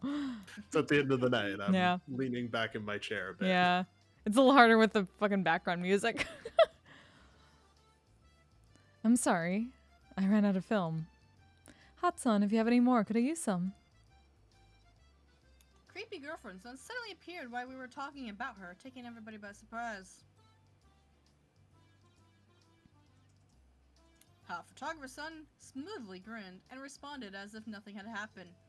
He's pretty mature.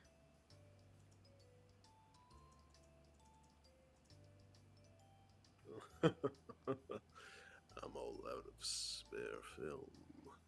Sorry about that. Jeez, you won't win any Pulitzer Prizes by not stocking enough film for any occasion, you know. I suppose that's it then. Hot Photographer's son scratched his head apologetically. Without film, we're done here. Creepy girlfriend son seemed to have given up because of that too.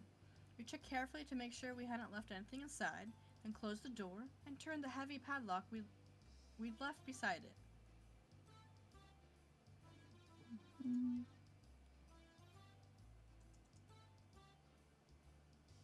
Hot, creepy girlfriend. You didn't sneak anything out, right? How rude. I'm trying not to be that childish. Click, click. Hot photographer's son set the padlock back to the way it was before. From a cursory glance, it didn't look like thieves had snuck in at all. Okay. Let's get over to the streams ourselves. If we don't at least set some cotton afloat, there won't be any point in coming to the festival. Hot photographer's son spoke brightly, urging us all on. Setting cotton afloat down the stream, I shake my head a few times, driving away my dismal thoughts as to the double meaning. What, you don't like symbolically disemboweling people, Keiichi? Guess What not. kind of a boy are you? You'll never make it in this town. Yeah, you'll never make it in Hinamizua. Creepy girlfriend son, looking a little let down, kept turning back to glance at the ritual storehouse.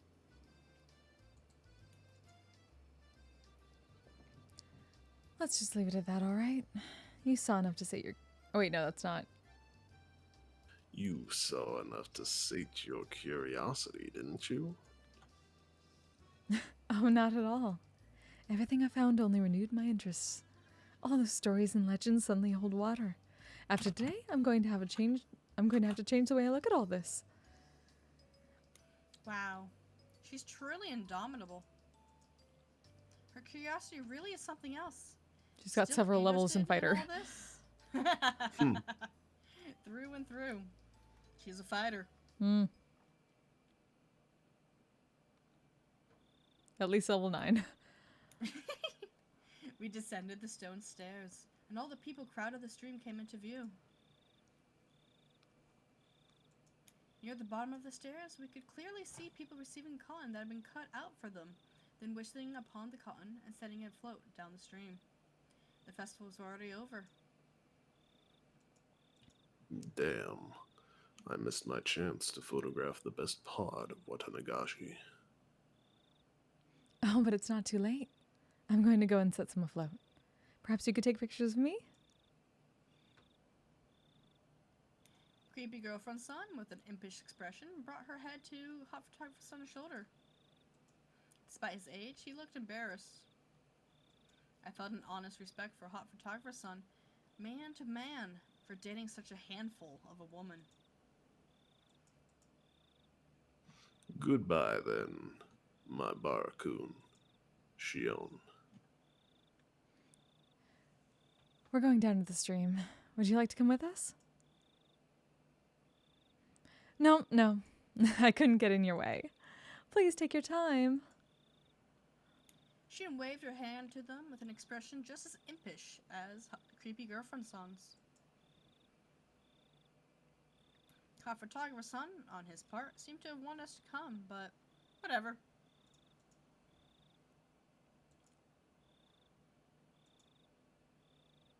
Shannon gave a big stretch and sat down on the stone steps. I'm pretty worn out. Same here. I'm exhausted, too.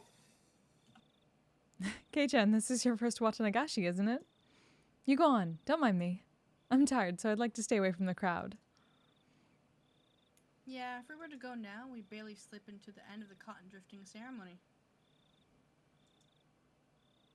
My sister and your other friends might be looking for you, too. Go on. Oh, yeah, right. They've been by themselves over there ever since we got separated. I'd feel bad if they were... Oops. Sorry. I'd feel bad if they were looking for me. Then Shion suddenly got a playful look on her face, then put her index finger to her lips as if telling me to keep this a secret. My sister's the type that gets really jealous. If she knew I was hugging you this whole time, she'd never let me hear the end of it. So keep tonight a secret, okay?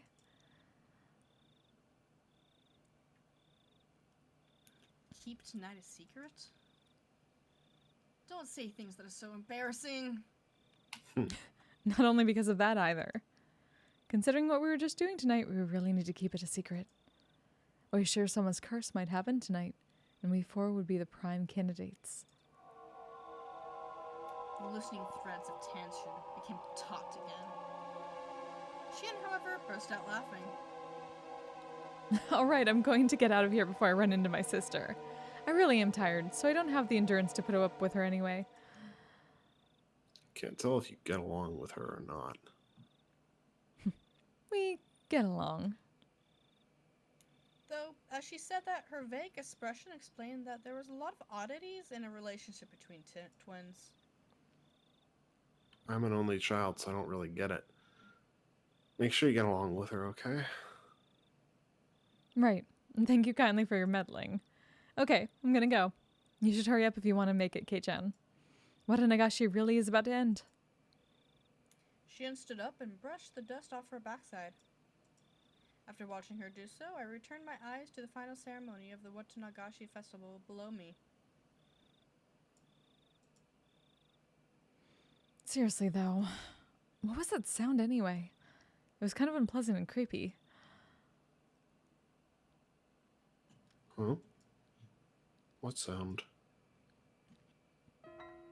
The sound. You know, the banging noise. It was really loud, wasn't it?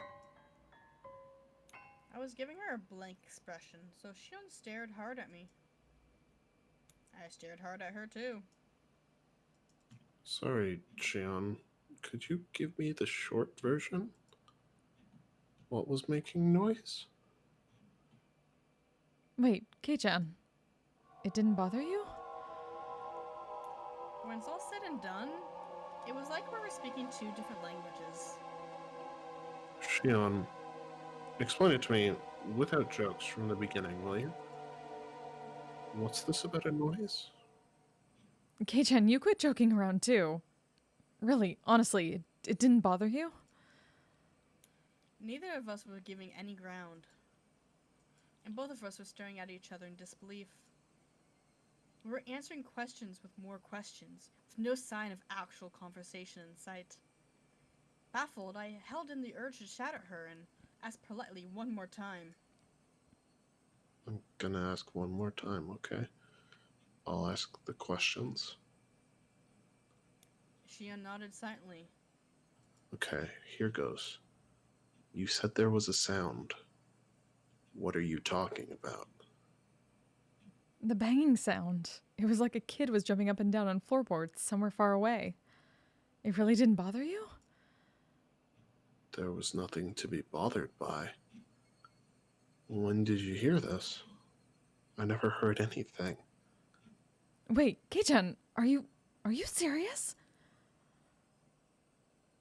That better not be the noise lane. No, no. No. Just no. Hmm?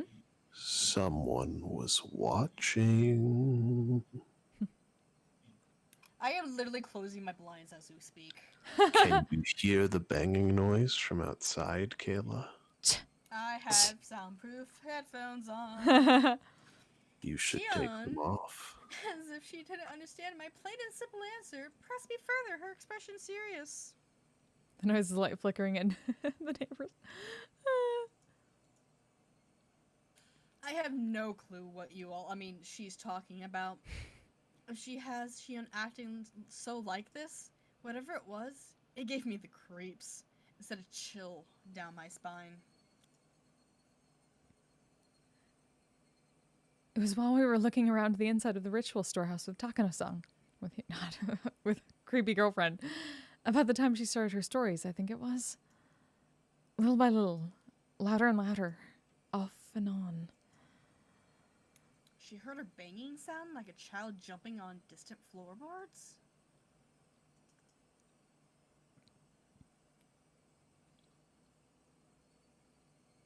That can't be true. Don't start trying to scare me after all that. I didn't hear anything at all. In fact, it was so utterly silent in there that my own heartbeat was almost deafening.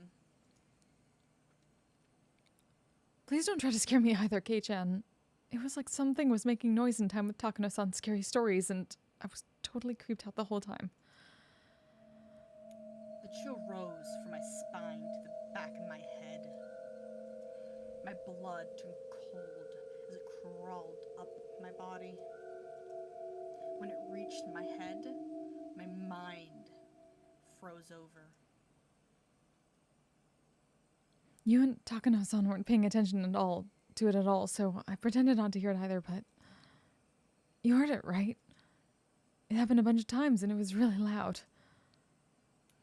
Shion's eyes were begging me to tell her I heard it. I had no doubt, however, that my own eyes suggested something entirely different.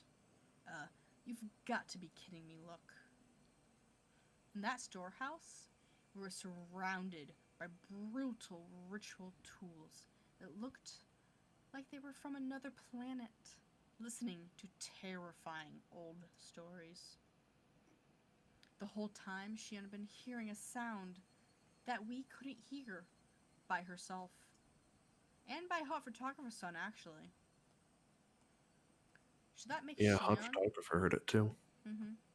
who heard it, tremble? Or should it make me, who didn't hear it, tremble? I don't know the answer to that at the time. For now, Shion seemed to have made that decision before I did.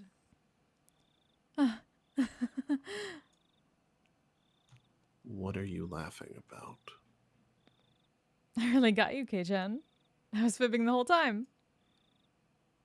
What?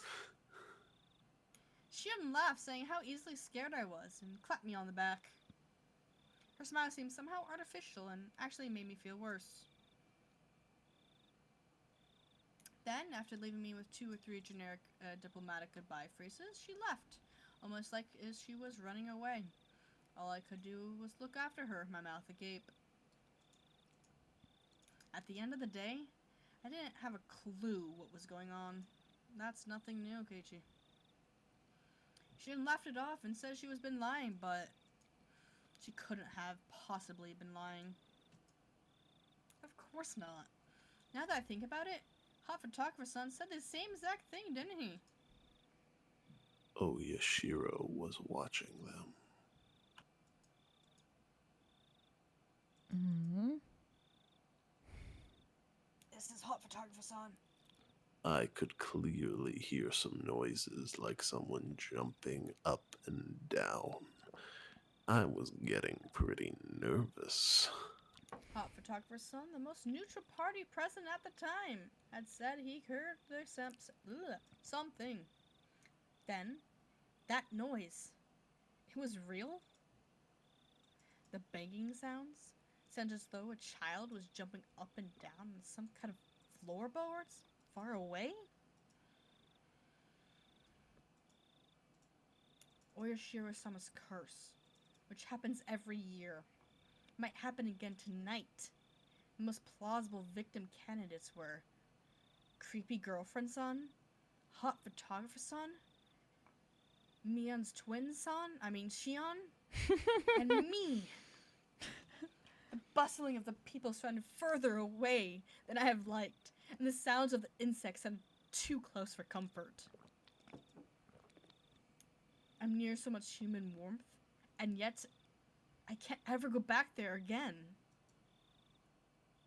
That was the ominous idea that sprouted in my mind. Then, all of a sudden, I was pounced on from behind, causing my heart to lurch. Keiichi, we found you! It was Rika-chan. When I turned around, Mion and Rena were there too. Mion sighed and said, We finally found you. Now we just need to find Satoko. Everyone got split up this year. We should make it sure next year we have someone to meet up afterwards next year. How? You're right. It's a festival, so we should all be together. I listened to Mion's happy declaration with a little bit of guilt. Keiichi, did you root for me while I was dancing? Yeah.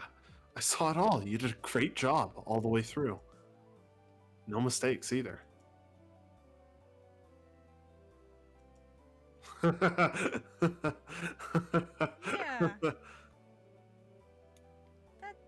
Is this Rena? Yeah. That's right, Rika-chan. That didn't count as a mistake. Oof. I tensed up as I realized I made a mistake of my own. Mion slapped a hand onto my shoulder a little roughly. A gross sweat broke out over my whole body. Did you do it too, Kei-chan? Did you get some cotton and send it down the stream? You haven't yet, right? Is what I could feel her saying. Without the courage to tell any more lies, I lifelessly shook my head. Huh? You haven't, Keiichi-kun? You should go now or it'll be all over. It'll be over. Sorry. This is my first Watanagashi, so I don't really understand the rules and stuff.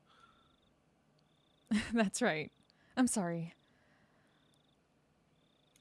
Mion took my hand and we started walking down the stone steps. Hey, Kei-chan. What? Did you see Shion? My heart skipped another beat. Maybe Mion could sense my surprise through my hand. No. Oh, well, I sort of think I saw her. You two look so alike, though, so it might have been you. You wouldn't have gotten that wrong. We're wearing different clothes. Oh, that's right. Mion's momentary silence was like a death grip upon me. I just can't do anything about that Shion. Well, it's her we're talking about, so we can just leave her be. Mia's expression returned to her formal usual smile, and we continued down the stone steps, her firmly pulling my hand along.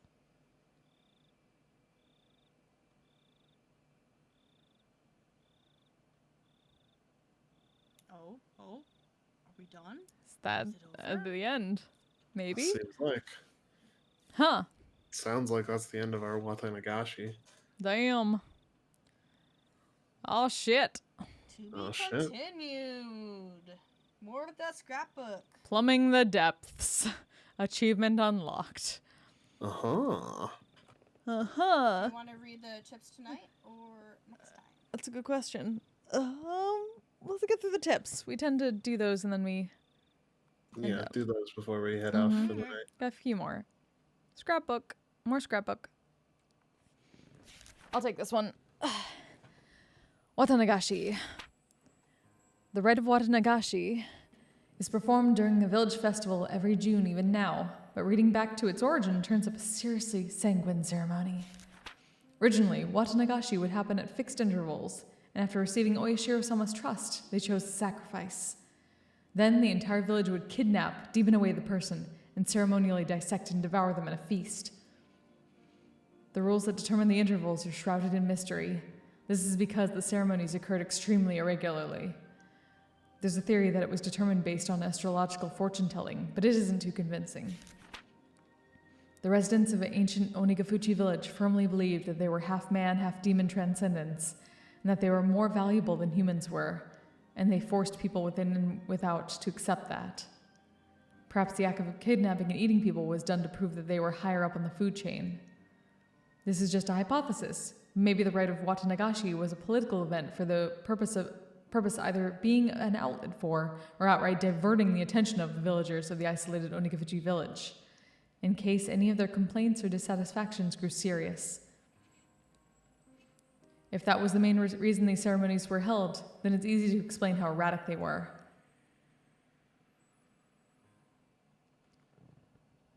Bum. Next. I got this one. Key. Go for it. Go for it, please. Kayla's been doing a lot of talking. Yeah, a lot. The alleged importance of the implements. The alleged importance of the implements. Aha. It was no Oh, importance. 1 second. Hmm? Let me just do a thing.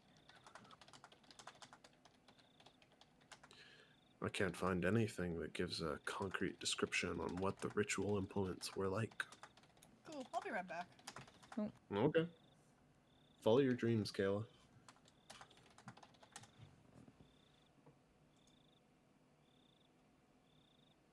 They were, however, real, and there definitely existed a multitude of different kinds.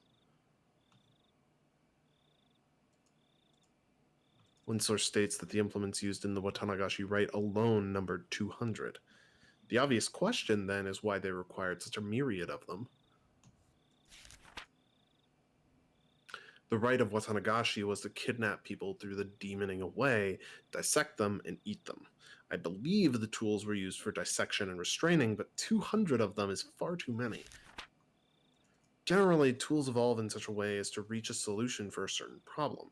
Once you've reached the ultimate goal, that is, attained a certain level of efficiency, the tool's evolution normally stops there. Regardless, why would they have created so many different kinds? One of the cultural elements responsible for diversification over time is that of entertainment.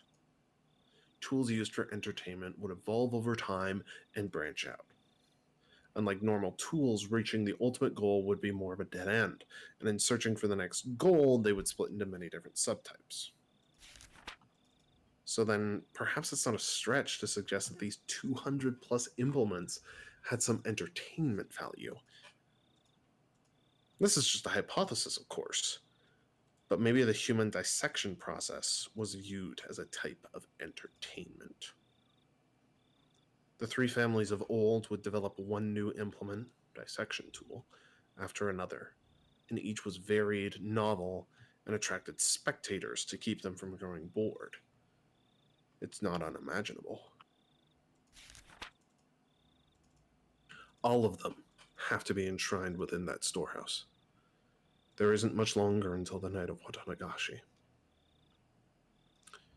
Though its original intent has been lost, I will reveal the secrets of the traditional ceremonial night within the ritual storehouse. I can't restrain my excitement. Watanagashi cannot come soon enough. Yeah, she, Is this creepy girlfriend song? that's almost definitely, that's her scrapbook. Yeah, that's 100% her scrapbook. Okay.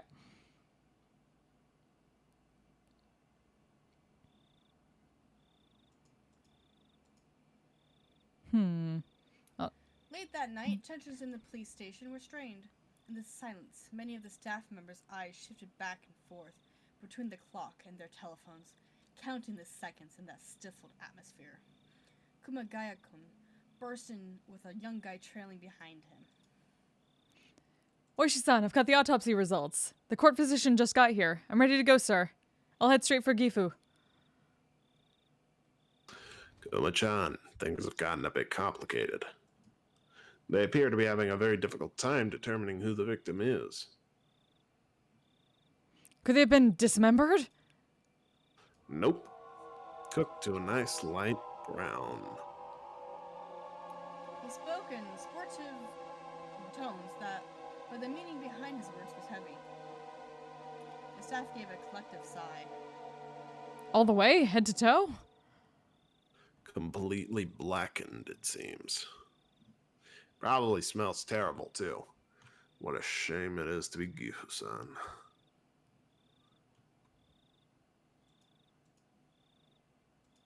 Cooked with no possessions, then discarded outside the prefecture. At worst, it would have taken a week for the body to be identified. The fact that they sniffed it out tonight was huge. Kamiyama-kun and a few others are performing a thorough night raid on the dentist in Okinomiya. All we can do is hope a tooth matches some medical records. Sorry, could somebody go buy me 2 or so boxes of Ultra Mild? The young guy answered an affirmative and darted out in the hallway.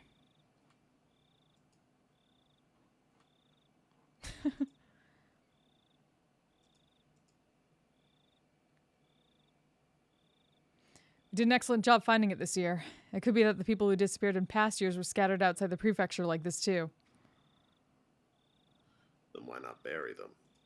Or sink them into the Sea of Japan, or Lake Biwa, or somewhere like that. Why though? Hasn't the pattern so far been one person dies and another disappears? Kuma-chan, the corpse was inside an oil drum, unrestrained and cooked. They probably burned them after strangling them. They knew it would be found. So what you mean is, from the beginning, they didn't want a person to disappear this year? Not so much that as they just aren't related. The person didn't disappear. In fact, whoever did it seems to have wanted to make a show of it. You mean it could have been a warning? He folded his arms and then heaved a long and heavy sigh. That might have been the case had it happened in town. If they'd messed up, taking the victim far away and burning them alive wouldn't have been noticed. If they meant it as a warning, they should have done it closer to Hinamizua. They wanted to emphasize the fact that they killed the victim, but instead of doing it somewhere for dramatic effect, they did it outside the prefecture. Did they want to emphasize it or hide it? Boy, I do wonder what Oyashiro-sama's up to this year. A telephone ring cut through the heavy silence. A staff member nearby snatched up the receiver. Oishi-san, it's Komiyama. They have it.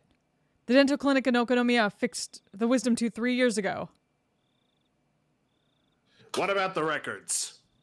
Complete with x-rays. Well, I feel bad for waking up the dentist before dawn. Kuma-chan, get out there as soon as you get the records from Komiyama. Will do. Oh, it's the chief. Thank you for coming out at this hour.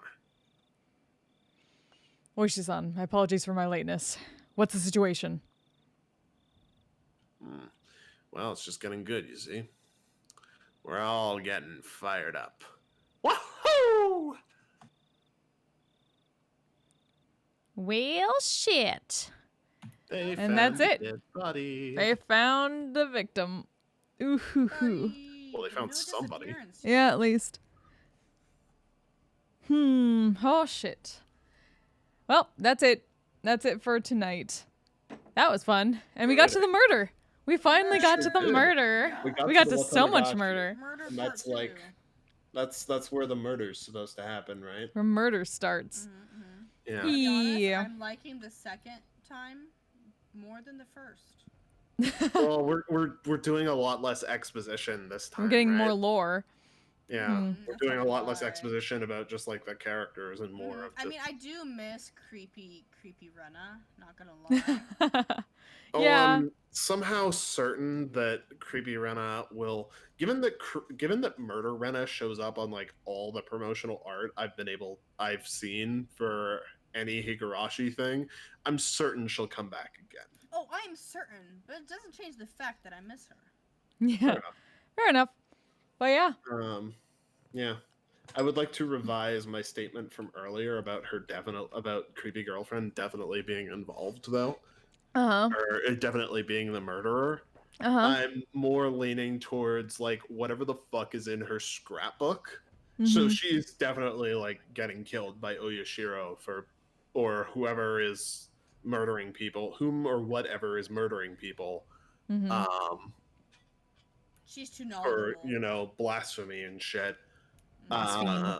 But I'm betting that whatever's in her notebook proves to be something very important for figuring out whatever the fuck is going on here. Yeah. So who do you think is gonna die? This round? Yeah. I think Shion. I don't know why, but I still have a feeling Shion's gonna die. I don't know. I Exciting. don't know yet. Okay. Cool. I think Mion is going to go crazy, so I think that Mion's she's. gonna go crazy. Shion's So going I'm to pretty sure die. she's safe, and frankly, Satoko and Rena and all of them haven't been focused on enough this round to make me think that they're gonna get killed.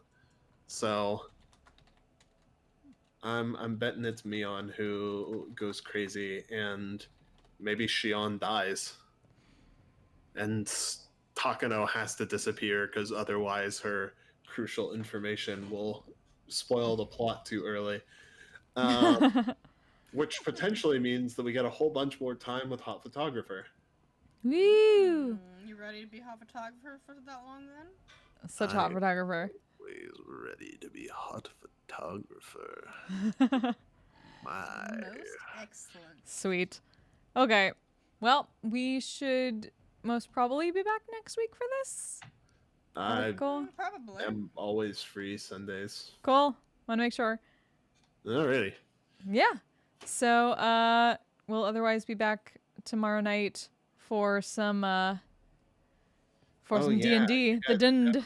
Feywild now. Yeah, we gotta get back to the Battle of Bands. Yeah. Gotta do the Back to thing. that whole You know, back to that plot that we're thing. in. Yeah, like you do. Winning. Like Get Hot you Photographer do. spinoff. Man, I wish we could get a Hot Photographer spinoff. Oh my god. But yeah. So yeah, until then, thank you again, David. Thank you, Kayla. Thanks for joining me doing all this stuff. It's so much fun. Of course. And thank you all so much for like fucking just destroying me tonight. Just why? I have no idea what you're talking about. We just Yeah, simply, D&D. watched some murder or saw some murder begin to happen. Just murder. Yes, nothing but murder. Nothing but Freaking trying to murder me, you assholes. Oh, God. Oh, we're gonna get through this game, damn I it. can neither confirm nor deny the synchronization. Thank you all. So who can we send some love to? Let's see, who's going to be at?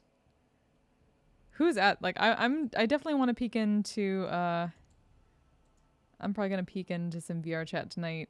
I'm gonna see who's actually streaming that and see if I can send some love their way. Let's see.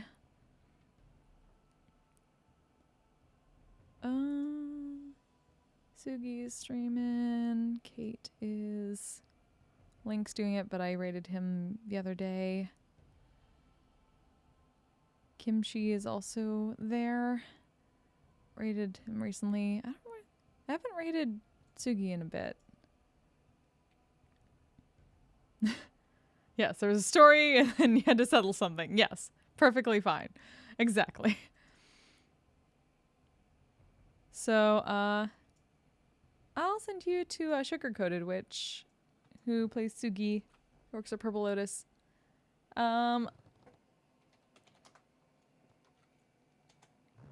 So we'll be back. And until then, you all stay safe, stay healthy, take care of yourselves, take care of each other. We'll see you next time. Send some love to Sugi. Here's my raid call on my... Ah, darn it. Where'd it go? Darn it. Did I? There we go. Why is it not letting me? There we go. Cool. Thank you all again. See you next time. Bye! I'm a badass, asexual, polyhedral dice holder. I'm proud to be. I'm a flying ace and fly through outer space. Hello, sweetie. I'm a badass, asexual, polyhedral dice holder. I'm proud to be in whatever sitch, like singing on Twitch or playing D&D. I'm a badass, asexual, polyhedral dice holder. You may call me obsessive, but I just border on being a collector and being a dragon that sits atop my treasure. That's so shiny, I'm a